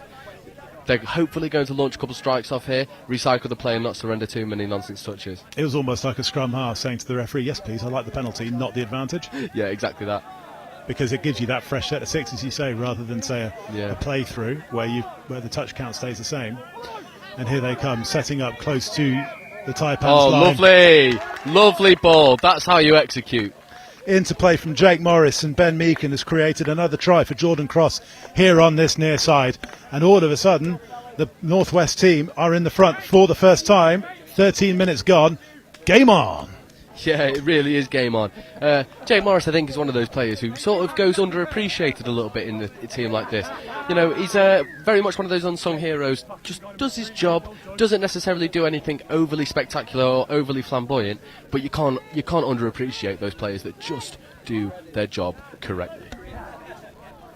Combinations are back on now for Taipans. The Galaxy London combination of Louis Tres and Camille Shahabdeen, and the two of them are coming together really well. If you've just heard an almighty scream, that is Ben Meakin applauding the work rate of Sam Grant in defence there.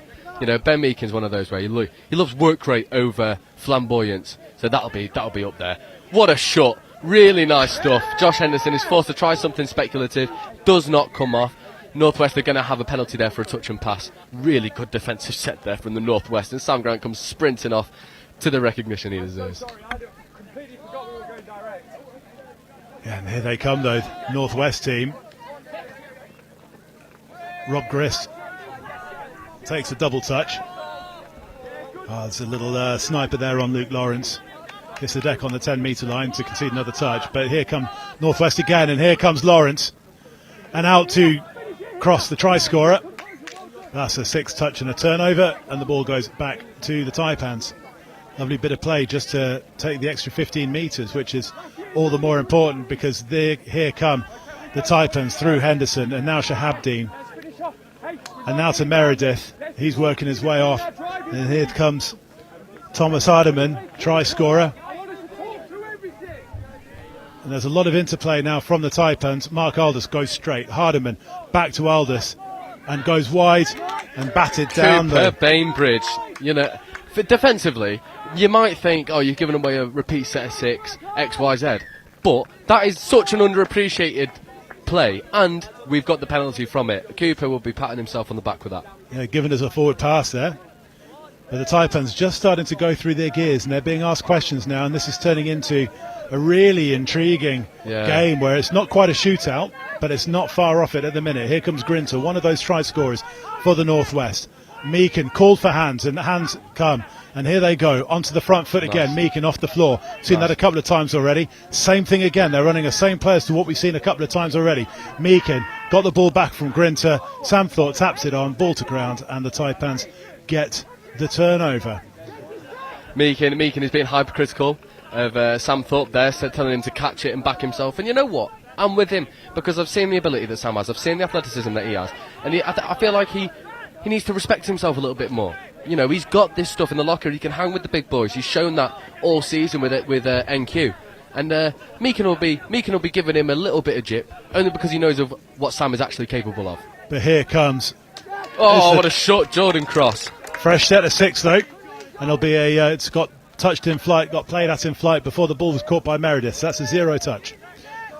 Yeah, this is where Northwest really needs to be working hard here, digging deep. Traes is the Taipans playmaker, but he relies on those around him as well, and one of them is Shahabdeen, and Traes finds Shahabdeen, and the ball is to the deck, and we're tied up at 4. Yeah, very nice score. Again, very similar to the scores that have happened for both sides. That is the link, just not following their opposite man who's chopping that really late hole of the inside ball. I think some of the Northwest players will be a bit disappointed with letting that one in. This game was being billed beforehand off air by Joe as being one of the games to watch for the day, and it's certainly living up to that as these teams are absolutely matching each other blow for blow as we come into the final minutes of the first half. 20 minutes each way, and that is gone down. Taipans offside. Dive comes in from the Blades, from the Northwest, and they are over to hit the front once again. It's Matthew Bate.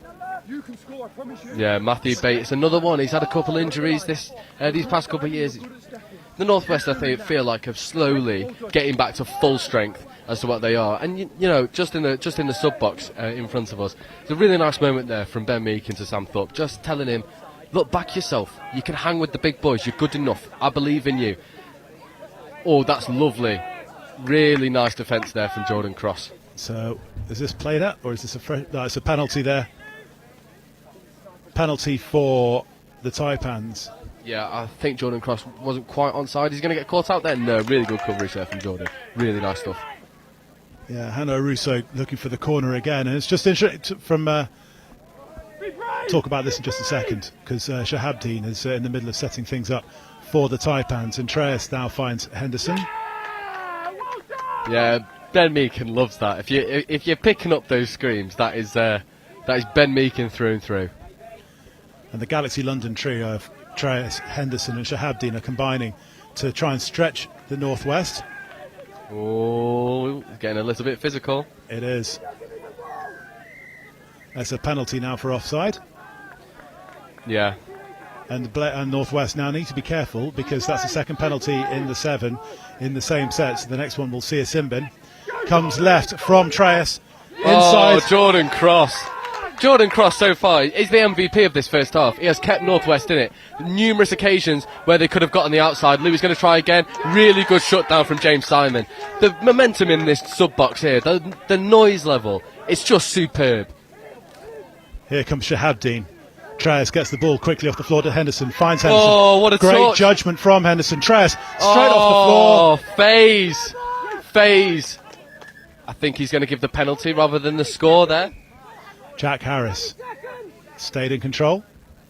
He's having a chat to James Simons, and he conceded the penalty. Yeah, he's been sent for time. Well, that's because it's the third penalty in the same set on the 7.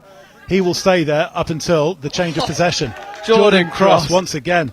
Meredith quickly takes the roll the ball, combines with Aldous. And Taipans are really upping the tempo to try and score here to go 15 seconds to tie things up. Henderson. Can Cooper get there? Ball down.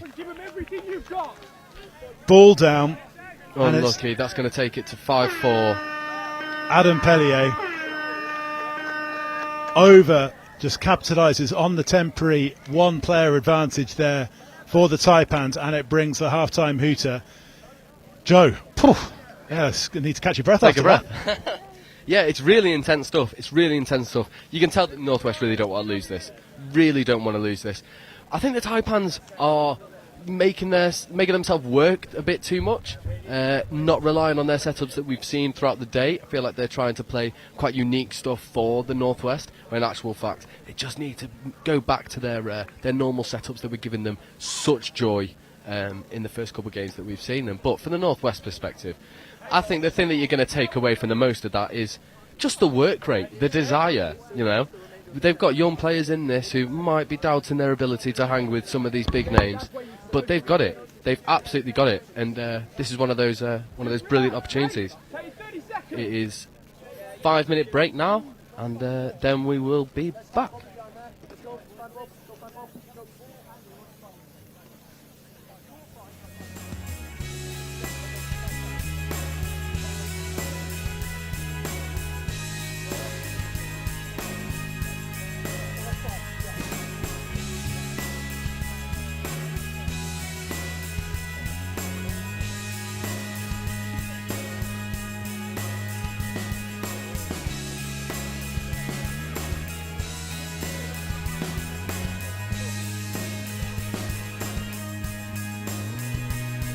Well, it's countdown for half-time is on. We've got a couple of announcements to make.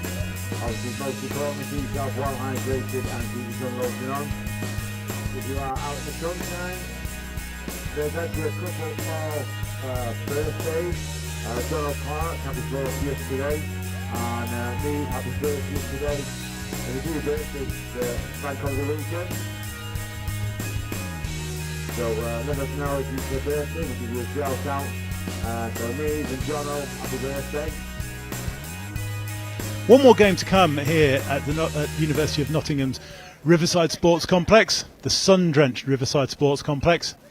It's hot out there and the action is even hotter. And many happy returns to a lot of people. And Mitch on the PA is giving lots and lots of people happy birthdays. I don't know if you can hear that on the ambient mic. Anyways, at 4:40, we've got the Women's Open match between the Midlands Tigers and the West Wildcats. That's going to be a fascinating game because we've not seen because the Tigers won their last game against the Saxons, but just had to edge their way through it, just seemingly ran out of legs, whereas the Wildcats we saw were against the Northwest team were comfortably second best in that one. But in this, we've got the Southeast Taipans against the Northwest in the men's open, and it is absolutely fascinating at 5-5. And we can hear the Northwest team have gone into the shade behind the commentary position, taking advantage of the gazebo that we've got here. And there's no panic, lots of encouragement, because they know particularly after the Sharks game earlier on, Joe Wright, that they need to get something out of this, or at least finish the day with a good statement. Yeah, definitely. And I think for the Northwest, especially in the men's division, and I suppose this is applicable for the mixed as well, this is very much a transitional period where we're going from the old guard, bringing in some new people. We've got Sam Thorpe, Sam Dixon, Cooper Bainbridge, all stepping up for their Opens debuts. If they can get a win out of this, I think that'll be the best result of the day for them. Listening to the likes of Ben Meakin, Adam Brimlow behind us, and there's the chant. I think it's more encouragement than anything else. They know that they are capable of winning this game, and I think it's just about fulfilling the prophecy that they have set out for themselves. Players and officials, 30 second warning, please take to the field, ready to play. Just one thing quickly about the youngsters, as you say, there was a good moment here in the sub box with Ben Meakin and Sam Thorpe, with Meakin, the experienced player, encouraging the teenagers. It's easy to, Sam Thorpe's a big lad, but it's easy to forget that he's only 16. Yeah, and Sam is a confidence player. When he's on top, you can tell he's on top, and he has the confidence to continue that thread. But when things don't go his way, that's when his head starts to drop. So people like Ben that just pick his chin up and remind him that he is worth it here. You know, he deserves to be here. His hard work has been rewarded by being here, and he just needs to back himself a little bit more. I think that'll do him the world of good. Also, be interesting on his long-term development as Shahabdeen goes for a dive, but just gets touched on the way through. Great defence there by the Northwest team. Pick up that thought again in just a second at the end of this attack as Shahabdeen gets the ball back. He finds Treyas. Yeah, I think Ben Grinter has just tried to drop into a pocket. He's been told to move forward. Louis Treyas gets the ball back now. He's going to look to the left. That's 0. That's an interception. Comes in from Jordan Cross. Go, Sam. We've seen Jordan Cross shut down plenty of attacks. That's a fresh set of 6. Just going to say, in terms of Sam Thorpe, is that the experience of playing one of the leading roles for the mixed 18s a couple of weeks ago, that will do him a massive amount of confidence going forward. Yeah, for me, especially if we're talking about Sam, he's a natural leader amongst his peers. These aren't his peers. These are levels ahead of where I think he thought that he would be playing. But he's shown in the past couple of defensive sets and the attacking sets that he deserves to be here. And, you know, there'll be a very proud mum, I'm sure, somewhere. Carrie will be stood watching. She's over there at the end of the pitch. Very proud, I'm sure, of what her son's doing, because he's performing admirably. With the Dixon family, and Sam Dixon's also playing really well. Just stumbled there when he was trying to feed Adam Brimelow, and it was the turnover for the Taipans. 5-5, 20-minute halves.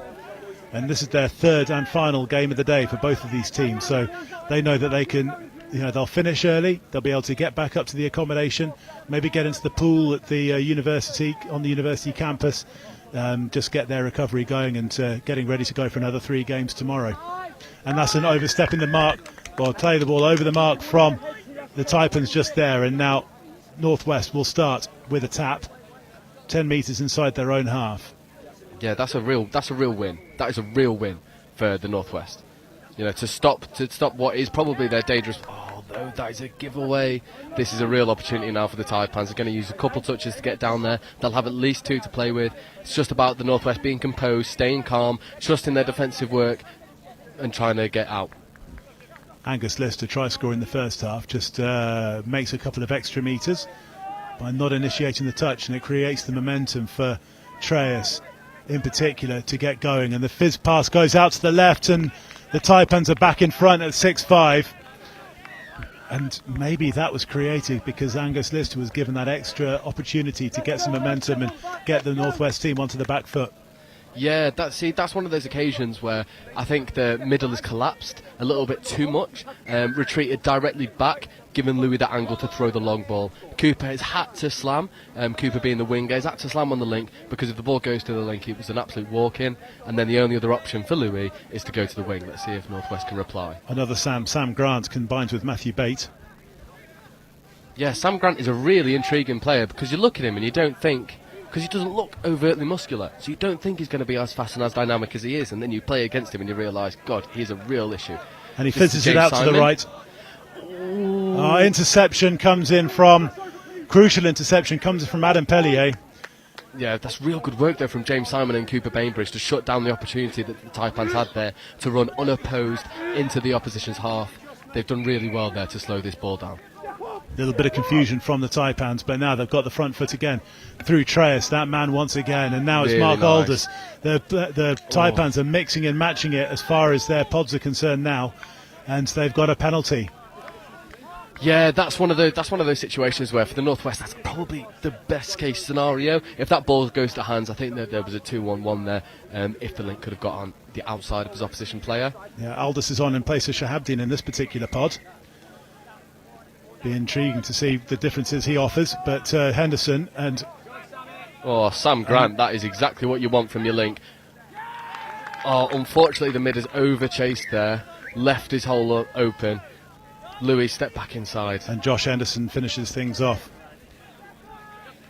For the Northwest, though, this isn't the time to put your heads down, you know. This isn't the time to be like, oh, they're 2 up, blah, blah, blah. It's not necessary. You're in this. You've got the ability. You know, you were up for the majority of that first half. You need to remember that you're in this. You've got the ability. Just back yourselves. Ben Grinter opened the scoring for Northwest, and he's driving over again. Come on, Ben. Northwest needed that score to bring the margin back to 1. 7-6 the Taipans lead. 5 minutes gone. This is developing into the game of the day. Yeah, you know, I was saying this earlier with Rob on the game before. He asked me about Sam Grinter, about what's his ceiling, and I said, well, if you look at Ben, for me, over the past couple of years, Ben's the most improved player in the UK by an absolute mile. He's gone from a social player in Chester to being one of the most influential players in the Northwest Men's Open, and it is proven here. 2 tries for him. He was involved in the creation of a third. He just looks like the danger man. He looks like the person who's going to make things happen for this Northwest attack. And that is Sam Thorpe making a brilliant defensive touch to stop the dive. Yeah, Josh Henderson on the dive, and this time Shahabdin's back on for the Galaxy London pod in the middle of this Taipans attack. Henderson and Treyas the other two, and they're looking for each other, but it's Treyas gets touched on the way through as the half, and it's a turnover. It's a phenomenal touch by Sam Thorpe there. I think moments like that go underappreciated, but Ben Meakin straight away screaming to Sam. You know, Sam is focused on his man with the Mirrors defence, but has also been able to have the knowledge of where he is to put an arm out and get the scooping player. Shahabdin, absolutely brilliant. Shahabdin body checks Grinter, and Northwest start again with a penalty. They brought the legs on, and here they go through the middle. It's Mike Rice. Yeah, I think that's going to be another hard touch there, or they're going to tell them to take the touch. Quite a lot. Oh, that's a loss of control. Loss of control there given by Jen Lee. Yeah, there's been a couple hard touches there. Quite a lot. What I feel like some of the Taipans players are doing is when the Northwest players are getting down to dump the ball, they're leaning over the top of them to make sure that there's a lot of downward pressure going on top of the ball. And in that instance, it's worked in their favour. Been watching too much Alexander Rusik in terms of they using the body weight to lean and take some energy out. And here they come though in the attack with Treyas. Lovely. It's another touch on Mike the half. Rice, really good stuff. Really good stuff. And Treyas is working off, and the Taipans are temporarily down to 5, but now they are back to 6 as they are working through the middle. And in the middle, Northwest are trying to get hold of their. Trying to just fling it about too much. Jordan Cross. He was the half. He knew he couldn't get touched, but there was no supporting runner there behind him. That's one of those instances where you just need to do your basics. Get out of that transition, move up the field, and no matter where you end up on 5th, you then have a platform to scoop. You've just given Taipans an easy out. It's a beautiful long ball. I think that might be the punishment that it deserves. Yeah, it's Hanno Russo's the beneficiary there of yet another Louis Treyas fizzing pill going out to that out to that far side. Yeah, I think when you've got players like Louis, Josh Henderson, Camille, you can't be giving away those balls. You can't just be throwing the ball to ground and hoping that it's going to work. I think if you're Jordan Cross there, you're going to be really disappointed with yourself. But Jordan has made so many beautiful defensive decisions that I don't think is going to be overly critical of that singular moment. Although it has given the Taipans the 2-try lead once again. And now there was a penalty for a forward pass from Meakin. And that's Adam Brimlow screaming from the sidelines, work now, let's go. I completely agreed. This is your opportunities to work, put the work in. Yeah, really good touch there from Cooper Bainbridge. That's what you want to Ben Meakin. Sorry, that's what you want to kill the momentum. And he's won the turnover for the player stepping into touch. Adam Pellier there was stepped into touch before he was touched. And Northwest now, it's been a bit of an exchange of penalties. I think the ref is just saying to Taipans to chill out. Meakin is also waiting for the reinforcements to come on with fresh legs. Northwest, you can hear Gabe Pennington as coach. He's changing things up. And Grinter. Yeah, if you want to talk about a touch brain, Gabe Pennington. Sorry, there's too many of them. Gabe Pennington is up there. Defensively, he is sound. Attacking wise, he knows exactly what he's doing, and he's a brilliant communicator. So the Northwest are really in good hands here. Ben Grinter and Adam Brivolo combined in the mids. Grinter scored 2. Is he going for a third? Yes, he's got it. Hat trick for Ben Grinter. He will love that. Catching Louis Treyer's offside, cutting the deficit to 1. It's exactly what you need. 10 minutes to go. One score in it. Ben Grinter's come off the pitch, satisfied with his work. Yeah, that Taipans team. It's the Taipans middles. Don't know if it's because it's their third game of the day, feeling a little bit leggy. It is warm, and they'll all be tired. But getting back the full 7 metres, it's a long way to go. And Tipperary is not at the end of that particular rainbow. Instead, it's a try for Ben Grinter. Mm-hmm. I think one of the things. Oh, that's a slip there from Bobby. Can they recover? No. I think that's going to be given a forward pass. It is yes. Indeed. That's a bit of a let off. Bobby just slipped in the ruck there. I was saying earlier, actually, whilst we've got a moment, that a theme of today has been teams playing the name and not the people who are in front of them. Here in the name, Louis Treyas, Camille, Josh Henderson, Dom Tripp, all the big names that you can imagine, giving them too much respect. This Northwest team are not doing that. They're treating this Taipan side like any other team, and that's exactly what you've got to do. 8-7, 10 minutes to go. They've put themselves in a really positive position. If they can get a win here, it sets them up beautifully for the Sunday. Meakin, who is the most experienced player in this Northwest setup, though, he's got 1 touch to play with. And it's just not to. But it's a thing where, the likes of Brimolo, Meakin, Grinter, they've all been involved at the men's open setup. So they're not exactly shy of the players who they'll know their strengths and their weaknesses of the players who are playing in front of them for the Taipans. Of course, stopping it is something else. And Mark Aldous is just getting a roll on for the Taipans. It's not all of a sudden; it's just slowed up just a little bit. But as we know, walking pace turns into acceleration very, very quickly. As Thomas Hardiman scoring the first half, and it's Mark Aldous finds Hardiman. And that's a really good touch. Oh, it's a shame because the mid and the link have dropped early. But from Matt Bate, that's what you want, defending a strike dump. In and out, really clean. The Taipans player thought that he could get around the outside. Couldn't. Unfortunately, in that case, it's resulted in a penalty. But ideally, that's what you want. And Aldous takes the touch and then feeds it back out to Vaughan Meredith. Sam Grant, beautiful covering touch there. But there was no mustachioed masterclass in finishing there from Meredith because he was shut down. But he gets the ball now quickly off the floor. Tries to. Oh, what! That is a beautiful defensive set from the Northwest there. That is almost more valuable than a try. You keep it 8-7, you give them an opportunity, and you take away one of their stronger players in the process. That is exactly what you want. Northwest trying to pass their way around. Oh, the brilliant Taipans. type in touch. Meredith there dives on Brimolo. And here we go, the scoop from Meakin. Going to go long. Lovely. And here comes Grinter One for more. 4.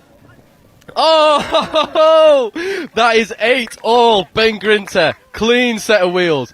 Was going to use the outside player, decided, you know what, I fancy 4 today. We love that. We've seen his finishing in as he just sends it from downtown with a three-pointer to Louis Tres. Is that we've seen his ability to finish in multiple ways. We've seen the dives, we've seen the ghosts and the footwork to take him through. Just a masterclass in finishing from Ben Grinter today. Yeah, and he's one of those players where he is so dynamic that he's got those options. That's a really nice pass from Louis. I think the refs called it away. Very, very, very nice score. That is 9-8. 7 minutes to go. Northwest are in. I can see a few of them.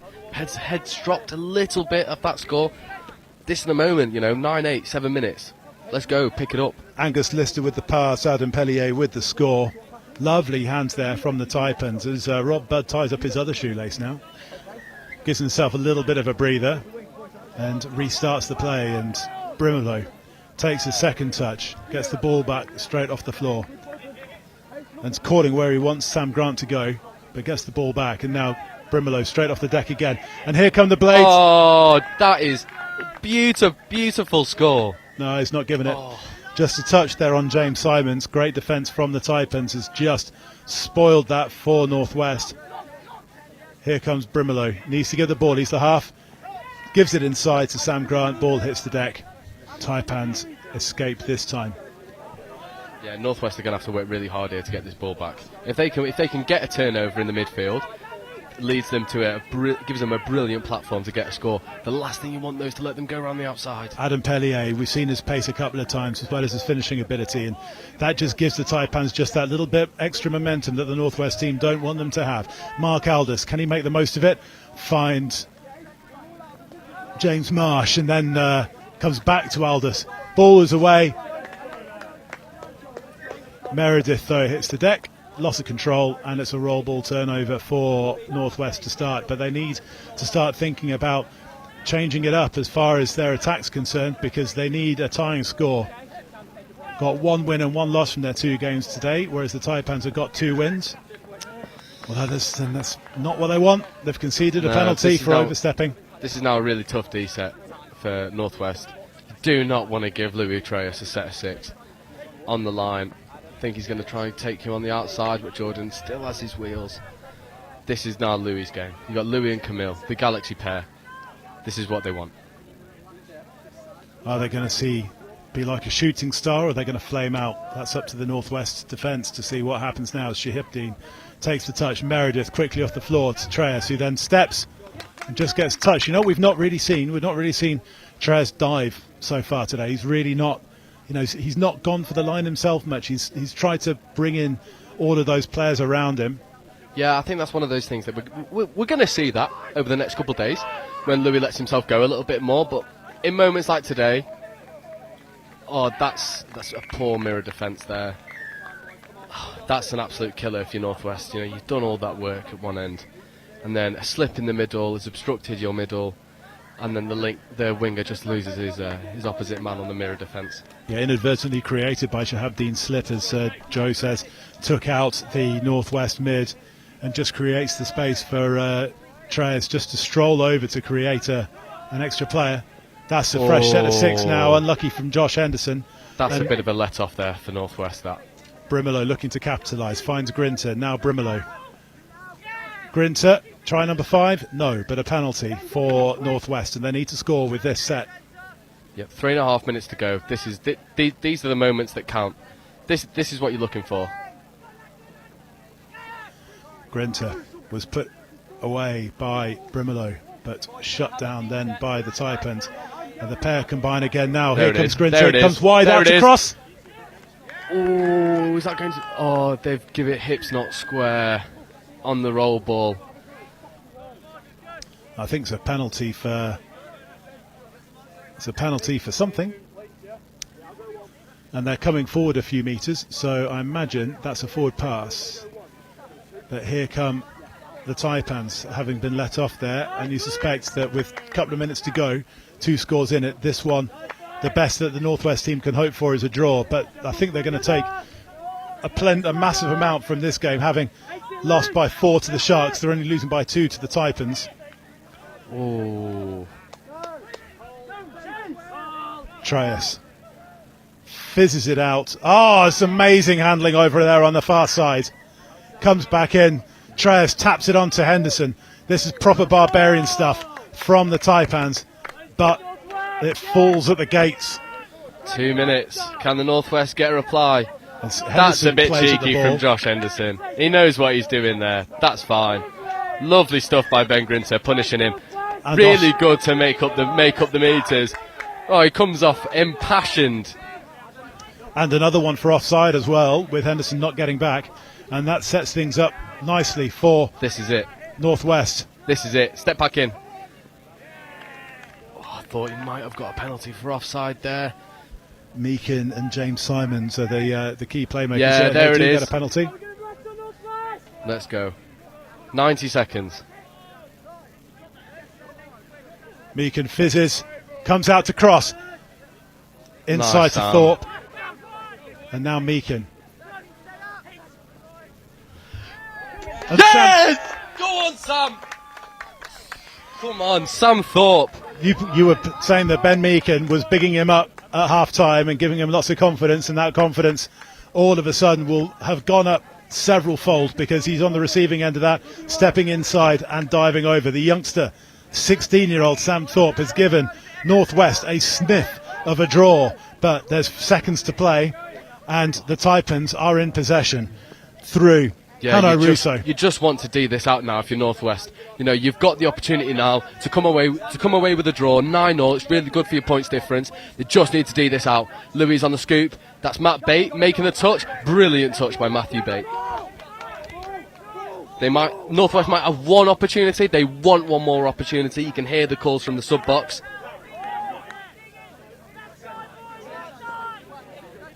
That's 10-9 to the Taipans. Oh. It's 10-9 to the Taipans.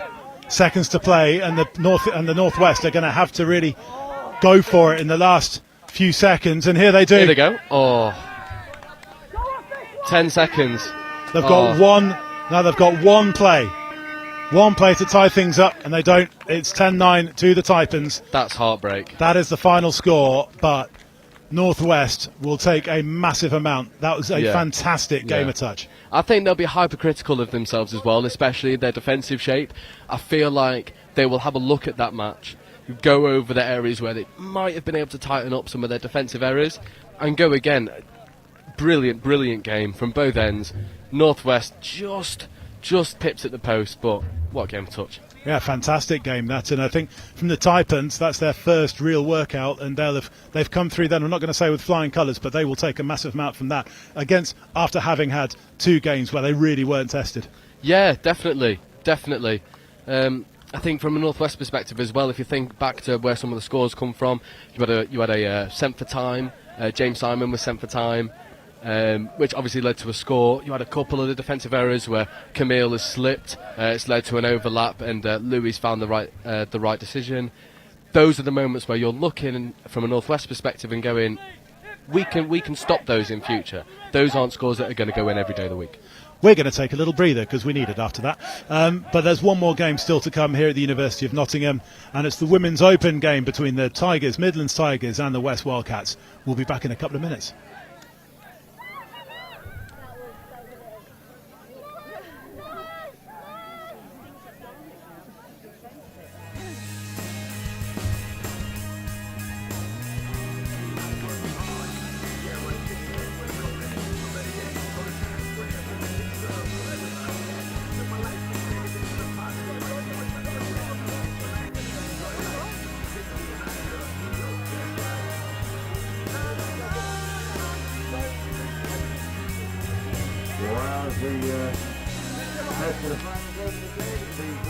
Glorious sunshine is still with us. So we are headed for the final game of the day. We've got just under 3 minutes to go. If tomorrow you're having a birthday announcement, you want me to give a shout out to, we'll give you the details tomorrow and we shall get them announced.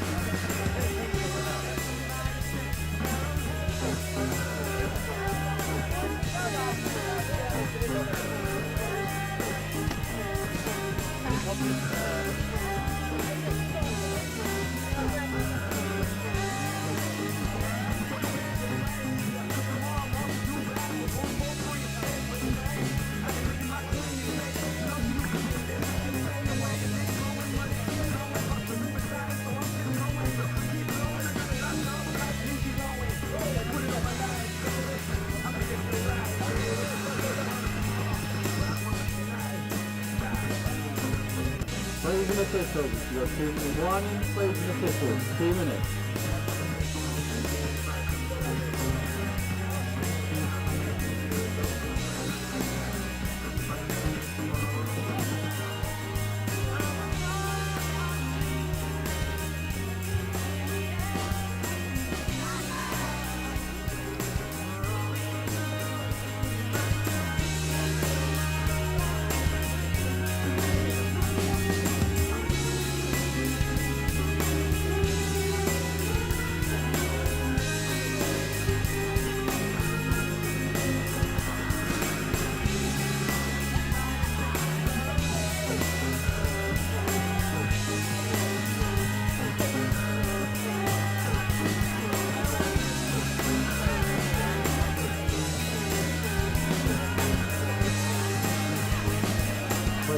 Your 1 minute warning. Players and officials, 1 minute.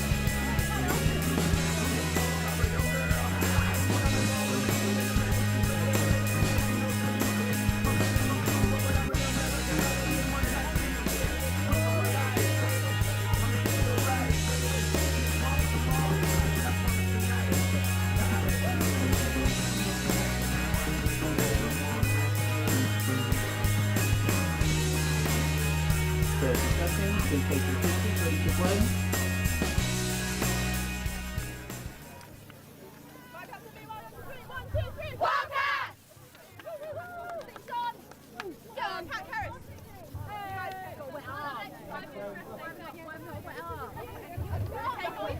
Players and officials, stand by.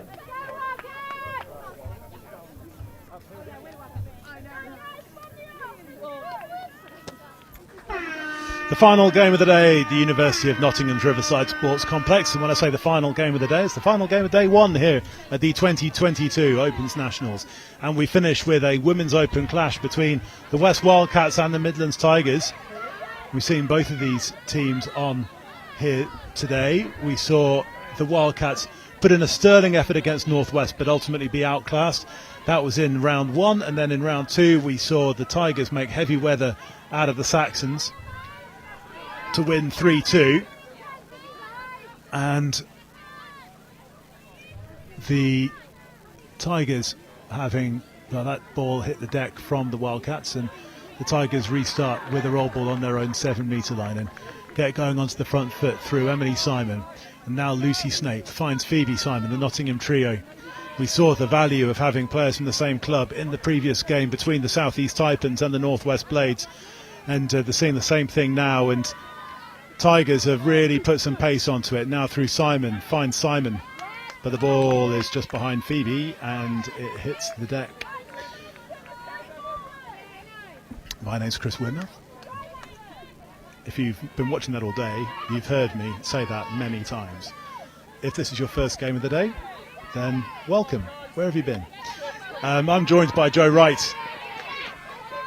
And Joe, we're still catching our breath from that last game between the South East Taipans and the Northwest Men's Open, and we'll just reflect a little bit more on that in a second after this final Wildcats touch. No, that was a 6 touch and a turnover. Just reflecting on that last game for a second, if people can just want to rewind on the live on the delayed watch back 20 minutes or half an hour, it's definitely worth some time. Yeah, for me that was a real battle of the old guard versus the new crop.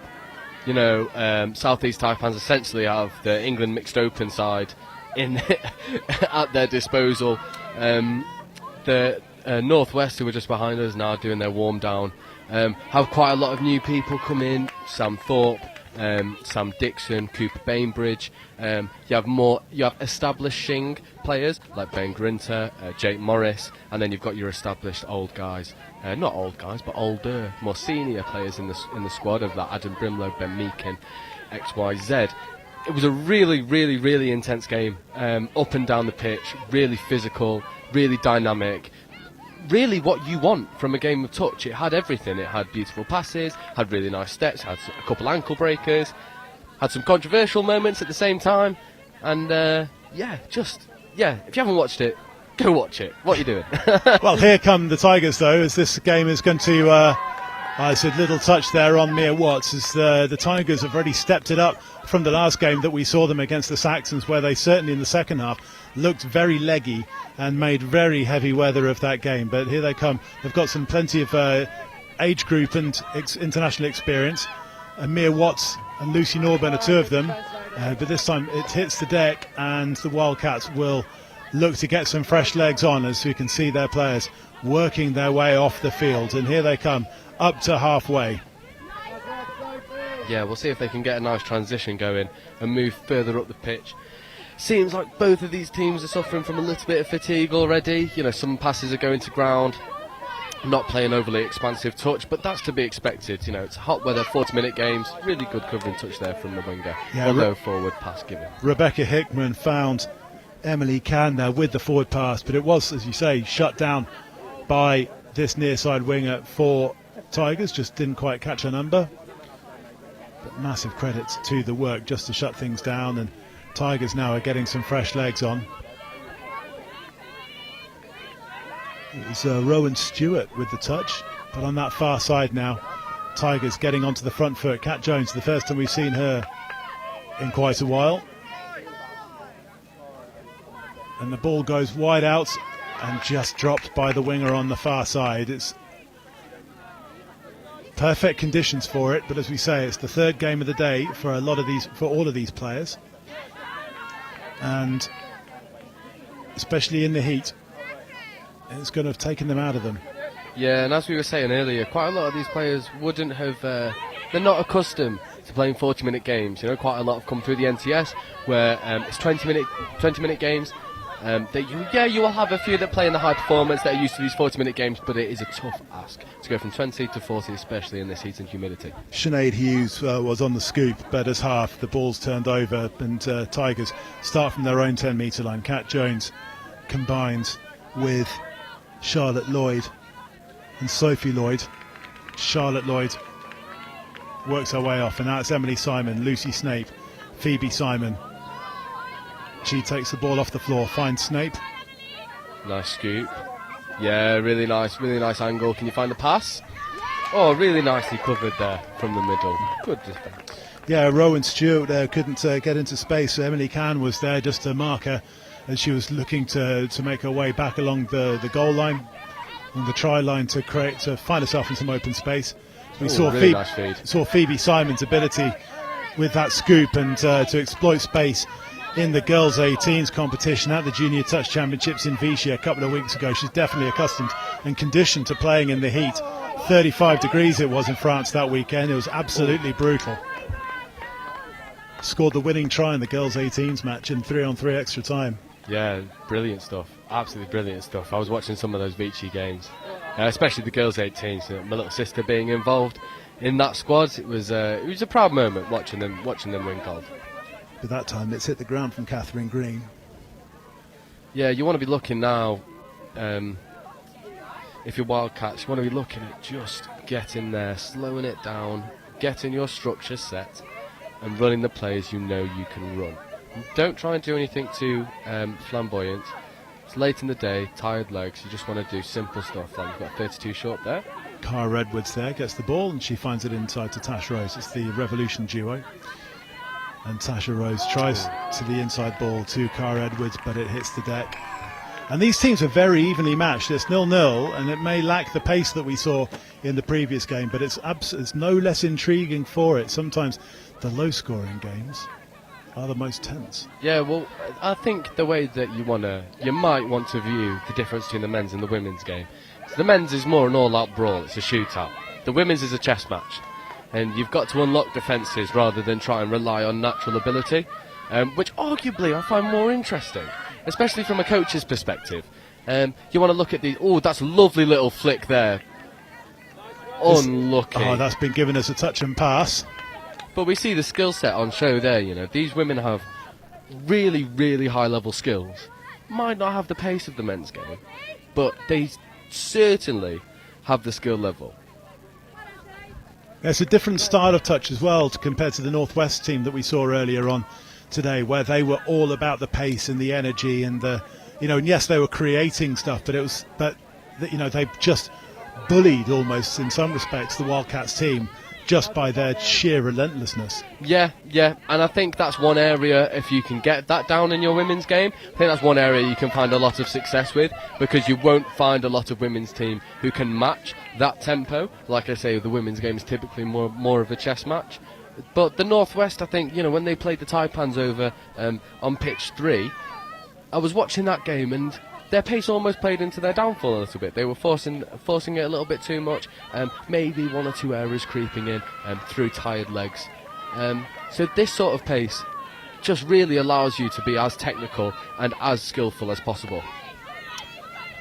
But here come the Tigers now with Phoebe Simon. We've seen her ability from the scoop a lot, and this time it's Lucy Snape, the experienced Lucy Snape, who shows the value of all that time in the England shirt to find some open space on the goal line, and she goes over for the game's first try. Yeah, and that's where we see the pace just be injected into the game.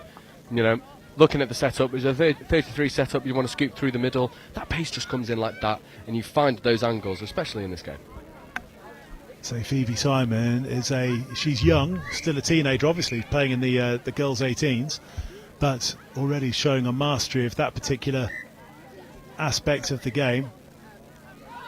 I think what's important in these sort of situations is those individuals who are leaders at their age groups, whether it's Europeans or nationals, you want to carry through those similar characteristics into the Opens game. If you're a leader in the 18s, you want to be leading your pod in the Opens. You want to have those opportunities, as we see. Ooh, really good touch there. Really good touch. Saved a try. Lucy Norburn there on the defensive touch for the Tigers. And we can hear the Wildcats exhorted, their sub-boxers exhorting more effort from the on-field players, but it's second touch and already the Tigers are up over halfway. Third touch and they're into the Wildcats half, and this one is now set up nicely for some strike play to come in from the Midlands Tigers. Kat Jones combines with Ella Loveridge, and just the momentum's just gone out of it a little bit. 2 more touches to come. There's the fourth. Oh no, they're starting again. Thanks to all the players on the field for reminding us of the touch count. But this is a perfect position now for the Tigers. And here comes Kat Jones on the dive and just touched on the way through. She was the final player, believe it or not, she was the final player out of the women's 27s team to score a try in the Euros. And when I say that's that 15 out of the 16 players had scored, and Kat was the only last one. It took until about day 3, I think, for her to score, which says something about the selflessness of how she plays. Most experienced player by a country mile within this Midlands Tigers outfit. And that is a late pass, conceded though by the Tigers, and the Wildcats will restart with a tap, and they get the ball over this on this near side, but that pass is just a fling too far. Yeah, it's just a bit of an unforced error there. You're giving the Tigers a clear opportunity to have a new set of 6 on the line with their dangerous pod on. Got a feeling a score will come from this. Nice hammer set up. And look. Tigers deep in the Wildcats territory. In this battle between the big cats, they are the ones who are pairing, and Jones dives again but just gets touched on the way down. Yeah, this is an interesting lineup here. Attack versus defence. Looks like the defence is defending really tight. Maybe those holes will appear on the outside. Depends if they look there. They have. Really good pick up. Beautiful score. Really lovely. Yeah, that pass out from Anna Goddard was an absolute on-the-money peach out to Rowan Stewart in good hands from the winger. Jordan Mellon? Pill? Pill? We think it's a pill. Definitely was a peach. But that was really good positional play from Rowan Stewart as well. She knew that the pass was going to come, but she didn't stay right out on the touchline. You know, she's a good 6-7 metres in field to make sure she was there to catch so her positioning was appropriate to the pass that was going to come from Goddard. And nice little bit of play. And you called it, Joe. You said that the holes might appear out wide, and that's exactly what happened. The Wildcats defending tightly, and they're asking, almost encouraging the Tigers to go round them, and round them they went. This time's just hit the deck from. Yeah, I think that's the fatigue setting in there. Both teams have then just dropped the ball, turned it over. I think this game will be won by the team that can stay the most fresh over these 40 minutes.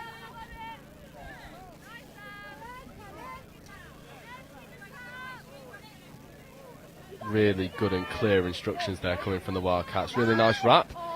Unlucky. Might have picked the wrong option there. Touch comes in. Maybe the pass should have come. But I think this is fifth coming now. They'll have an opportunity to run another strike play. Yeah. Oh, don't think the winger was expecting that ball to be fizzed so hard. But there's the right option, you know. That's the area, those are the areas that you want to be looking at. You want to look to condition the defence that you're attacking open side, and then the space will appear short side. Similarly, if you're attacking through the middle, you will then find more space through the outside, as Tigers did on their last scoring set. Here come the Tigers back onto the front foot through Mia Watts. And she's just getting herself into place, so it's the half court. Isabel Hobson. Yeah, in situations like that, when you're half, you really don't want to be running into a congested area. I think there Mia could have had a look at stepping to her right, having a look at exposing the open side. I think the winger was largely unmarked, as the Wildcats' defence had condensed quite significantly. And the Wildcats' defence held out the Tigers, and now they've got a great opportunity. Maddie Miles Kingston just passes behind the supporting runner, Sophie Wadsworth. Ball goes to ground and will be a restart from the Tigers.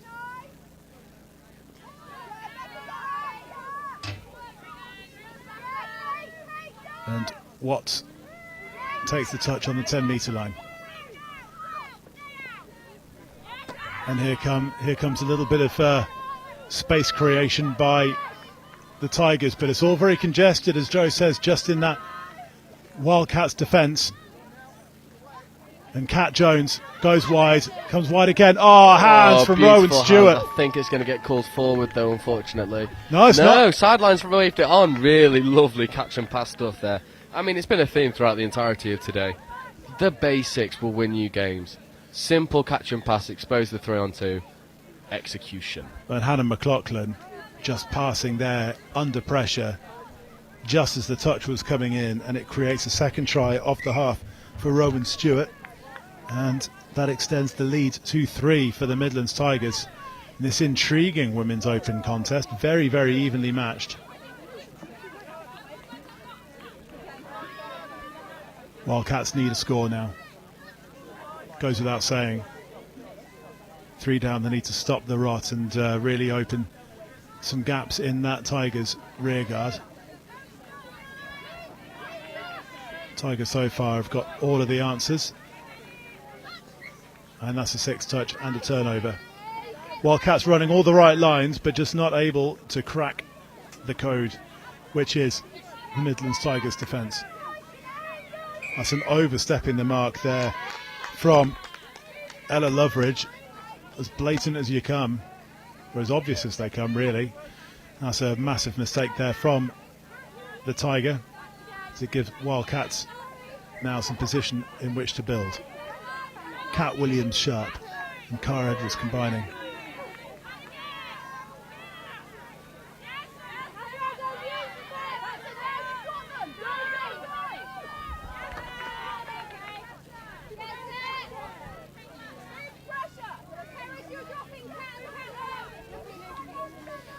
See if the Tigers can work through their transition to get an attacking set sorted.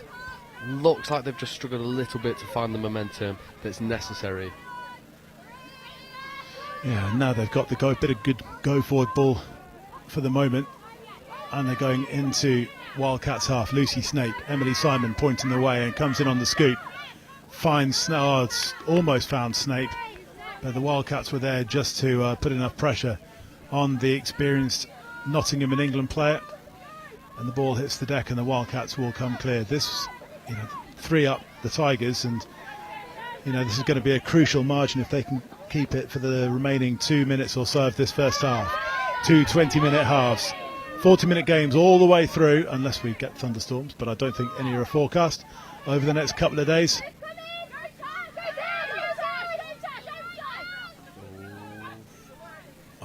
It's just unfortunate that it just didn't make it all the way out to Poppy Riddleston and Sophie Wadsworth's pass.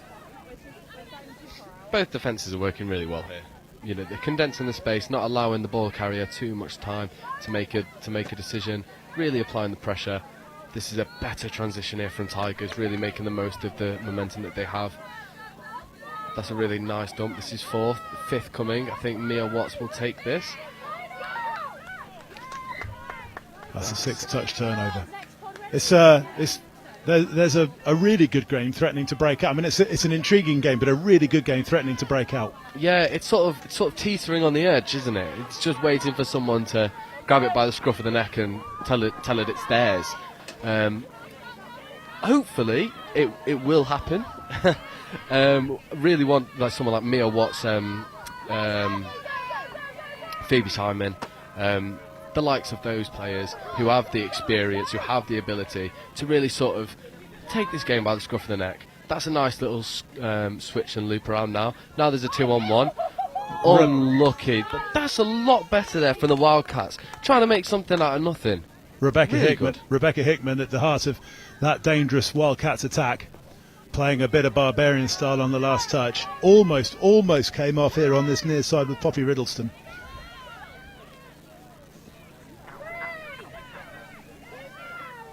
But instead it's the Tigers who now get onto the front foot through Kat Jones. Really nice shut down there from the Wildcats mid. Really nice stuff. If you want to stop momentum, that's how you do it. Just get up in their face, shut them down. Anna Goddard and Kat Jones combined, going through the middle. Goddard wide out, goes to Ella Loveridge. That's a 6-touch when possibly could have done with the ball going, but that was a late pass in the middle. I think Wildcats will just take this touch and see out the half. Well, the ball hits the deck, trying a little bit, but it comes to nothing. And we have half-time in this final game of the day, and the Tigers are leading 3-0.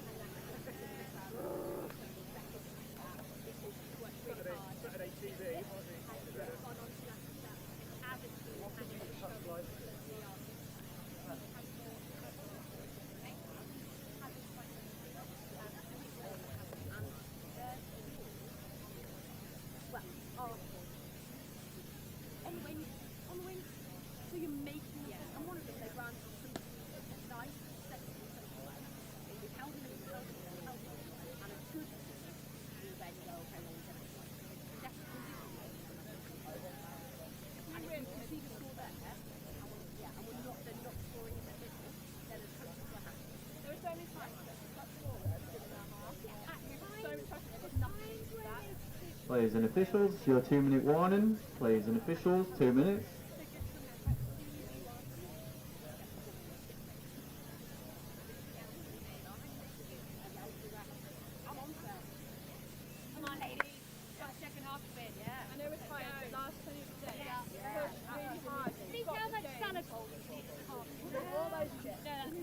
They can't handle it if we put pressure on them.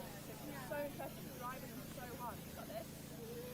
Wildcats with me, Wildcats with 2, 1, 2, 2. Wildcats!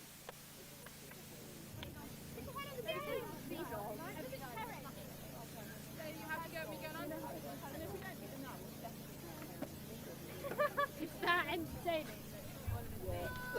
That wasn't me. That was Maddie. I was really tempted to. I was used to it the rest of my whole year. Maddie could get bucket over here. Players and officials, your 1-minute warning. Players and officials, 1 minute.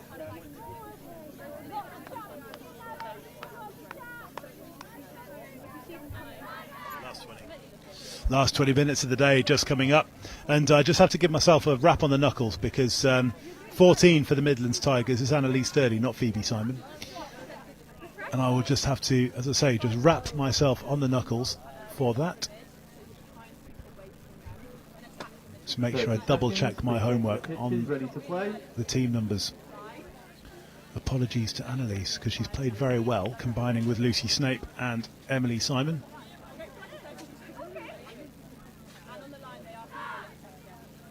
And the Midlands Tigers are leading 3-0 going into the second half of this Women's Open round-robin game here at the University of Nottingham's Riverside Sports Complex. It's the third game of the day for both of these teams, and it's been hot.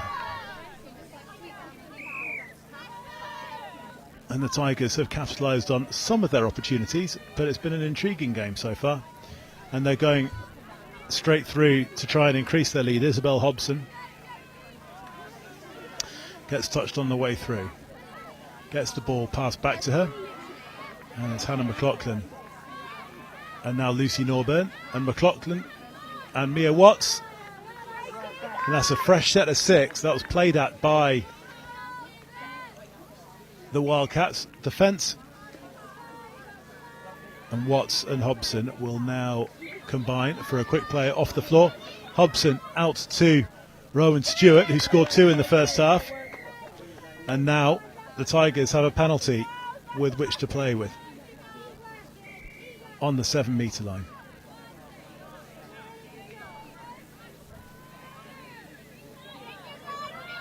Lucy Norburn going for the line, just gets touched on the way through. My name's Chris, and I'm joined by Joe. It's the Chris and Joe show. It really is, isn't it? Yeah. I love that, Chris and Joe show. It's like the 90s show, but better. It's like the Adam and Joe show, but not on 6 Music. But we are here on YouTube, as we are for the rest of the weekend, on the England Touch YouTube channel, live to the world from the University of Nottingham. Showing the best of England. The best of what England has got to offer. What we have today, it's a beautiful...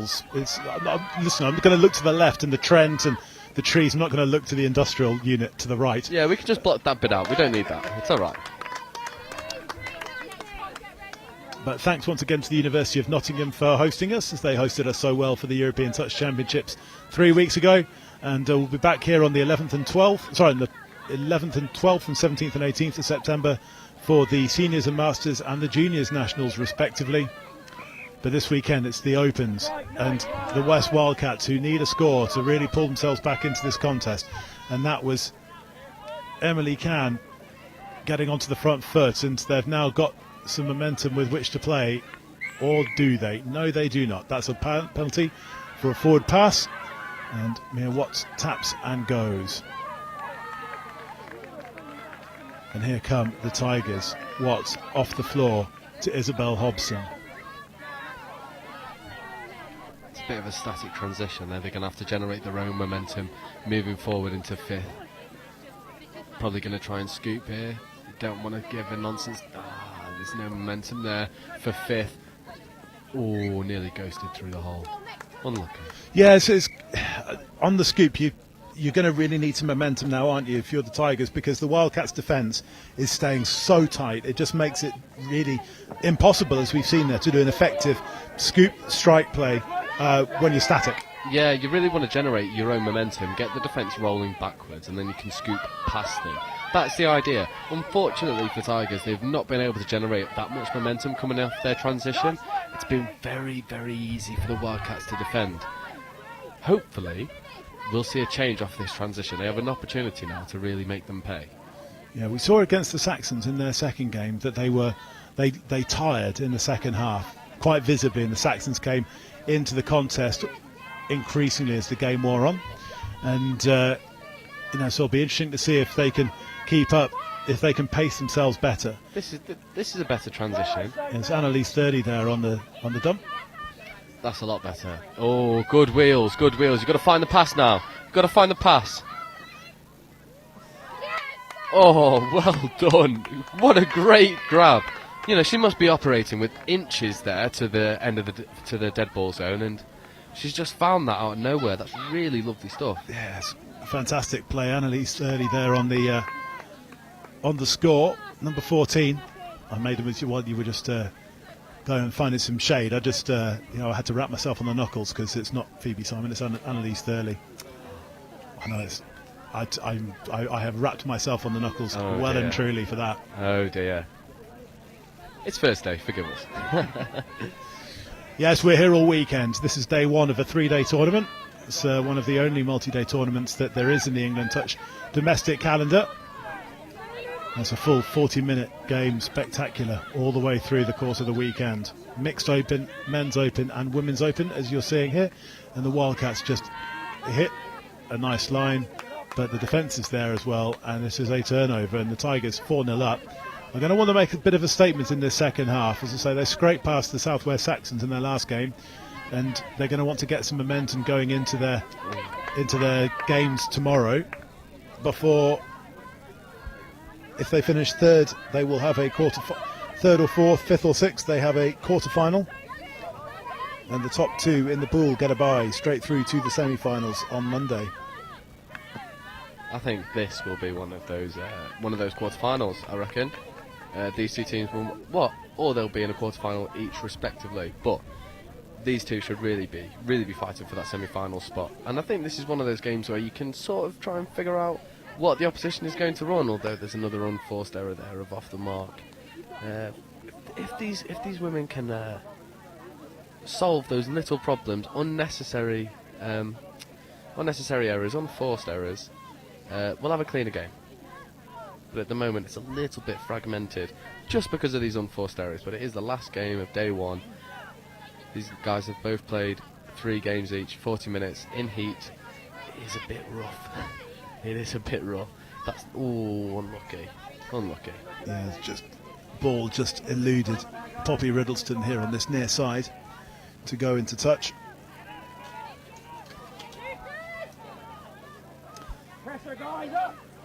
And we can hear the coaches here on the sideline are calling for the Wildcats to really step it up in defence.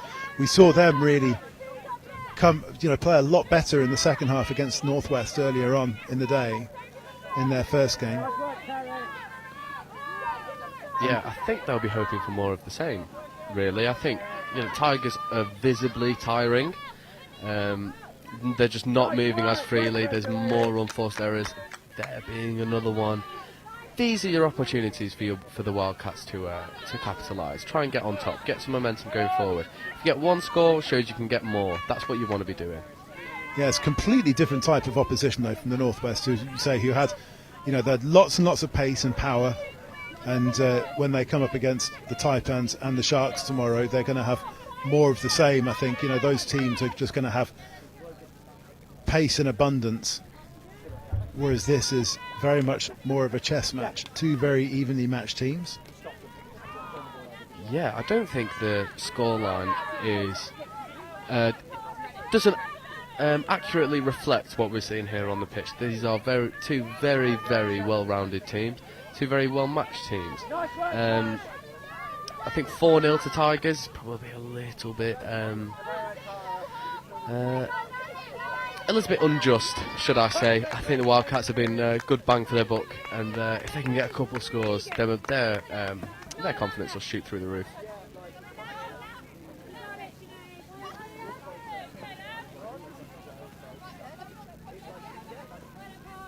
Wildcats, Becky Hickman just finds the inside ball.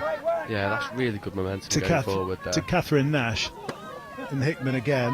You want to keep and going. Nash. This is 5th. You want a really nice platform to scoop. That's a better platform to scoop. Good pass. Unlucky. Yeah, just asking a few more questions there, the Wildcats, aren't they? Yeah, definitely. They're capitalising on some mistakes made by the Tigers. The one thing I would say about the Wildcats is they're a little bit one-dimensional. They sort of running in one direction and stick there. Maybe the coaches can have a look at implementing some switches, some cuts, cutting it back against the grain, trying to catch lazy defenders off guard.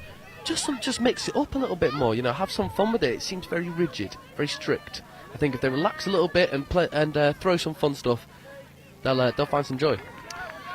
Here they come once again, though, the Tigers, and it's Becca Hickman on defensive duty this time. That's 6 more. Touched in flight. The ref has just signalled. This is an opportunity for the Tigers now.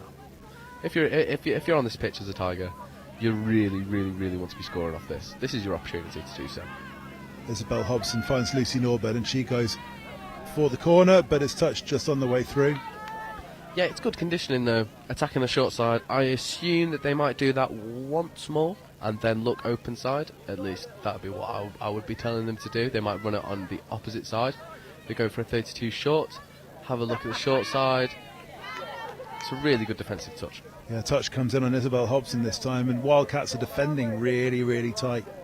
You can see there's certainly 4 or 5 out of their 6 players are all within 15 metres of each other. That's an awful lot of traffic for the Tigers to go through, and they can't go through it. I think it's one of those things where it's a tricky one as a coach now when you're looking at this, is how do you unlock that?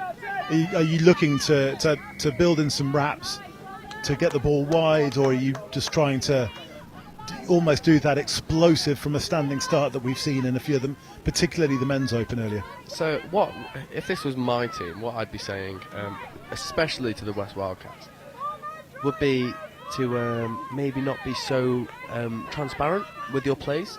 I feel like they've run quickie on the link a couple times, and they've run a couple 32 shorts. What you could do is throw in a 32 long, just as a different variation. They go for the scoop here, go through, that's nice pace. I think that's touch first, unfortunately, but that's a very nice idea. Just add a bit of variation to your game. You can have a look at, like I say, the long, you can have a look at maybe a quickie set. Sweepers are also very handy in scenarios like this. Just throw in some variations. We are seeing very similar platforms by both teams, and I think if they dive a little bit deeper into their playbook, they'll be finding those spaces on the outside. As you say, if you're the Tigers, though, trying to unlock such a tight defence in front of you, you're going to have to be a wee bit more inventive than even that, because even a quick play against a very tight defence is just going to be, you're going to have a lot of fortune go your way for that to come off. Yeah, and that's when you'll look at plays like your 33 sweeper with your step back option, or your swinger option, which is where the half takes off against the grain. That's a nice hammer set up there, really nice wrap, really nice score, and there's the variation we're looking at. They've gone from 32 shorts, they've run the hammer, they've found the space outside of the middle. Really nice score. Sophie Lloyd over for the try. I think that's it's a little bit harsh though for the West Wildcats. They've defended really well, they've defended really tight. I feel like that's just one of those scenarios where maybe if this game was a couple hours earlier, that score might get defended out, but yeah, these are very long days, especially in this sun. Wildcats need a score, need something special, and it just doesn't come. That's a fumble on the floor, and I think it's just the heat's now starting to take its toll on them as well. Yeah, definitely. Completely agree. I think these are the moments where you want your senior players just to pick everyone up a little bit. Say, just enjoy your touch for these 7 minutes that are left. And you want your senior players to step up, and that's exactly what Emily Simon and Lucy Snape are doing. Nottingham and England duo. Lucy with the women's 27s, Emily with the women's open. Oh. And that's Annalise Thurley's gone on the scoot. But that's touched. The Wildcats scramble back, and they win the ball back on their own 7-metre line. Yeah, and that's just really well defended. You know, that's exactly what you want. Just do your basics, and you'll get the rewards. And that's exactly what's just happened there for the Wildcats. And now the Wildcats are just going direct, nothing flash at all. They're just looking to get some pace going into the Tigers' half, and we're getting that's Becca Hickman once again. She's been involved in everything good about the Wildcats so far. And Maddie Miles-Kingston.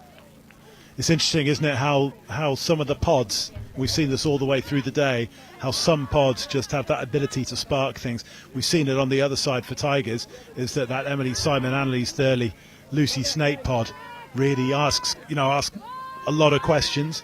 We saw it in the Taipans game, we've seen it in the Shark, we've seen all these teams have pods that they just put on just to spark things happening. Yeah, and I feel like that's especially in the men's game. That is by design. Talking to people like Tim Osborne, who is the England Men's Open head coach, he has what is called a worker, a grinder, and a playmaker. Your worker is just do the basics, get up and down the pitch, do your basics, ball handle, accurate passes, all that good stuff. Your grinder, they're the person where you just want to give them the ball and let them make yards. That's all you want from them. You don't want anything else. You just want them to make yards. And then you've got your playmaker. And I feel like in the men's game especially, you see those playmakers often gravitate towards similar players that sort of complement their play style. I think Taipans is a really good example of that. You know, they have a pod with Louis Treyas, Josh Henderson, Camille, and it would have been Josh Bendel, but unfortunately he's had to withdraw due to injury. But that is their strike pod. That's their playmaking pod. And then they will have a grinder pod. A pod that will literally just get you from A to B in the most efficient way possible. Especially in the women's game, I feel like that's really important. Because you don't want to be relying on the same individuals over and over and over again to make you yards. But at the same time, you will be relying on the same individuals over and over again to make plays. I feel like she feels that she wasn't touched there. We all have those moments where you're adamant you're through, and then a touch comes in at the last minute. Wildcats had the 6th touch and a turnover.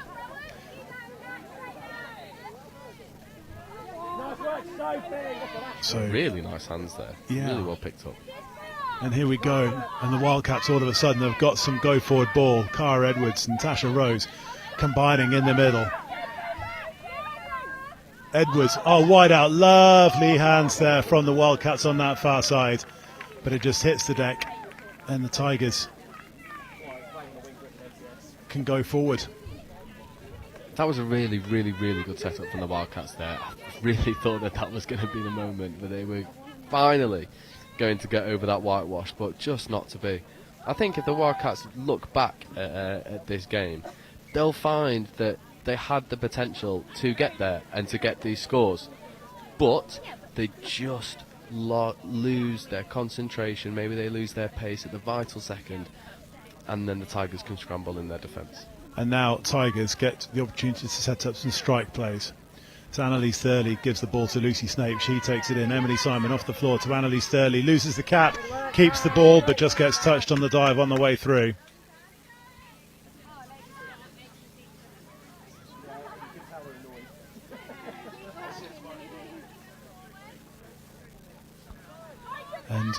But here they come again, and it's Emily Simon. Lovely hand on that far side from Sophie Lloyd. Is that a fresh set of 6? Yes, it is. I think with 2.5 minutes to go, if you're Wildcats, you really need a turnover here. You know, you want to get down the other end, maybe force another set of 6 so you can get a score on the board here. But I've got a feeling that Tigers are just going to run their quickies and try and get on the outside of them. It's a really good defensive touch there. Emily Simon just gets touched on the way down. That's Cara Edwards on the touch. one of the real youngsters, up-and-coming starlets within the England touch setup. So he's in the mixed 15s gold medal winning team. Emily Simon's not actually that much older. She's still at university.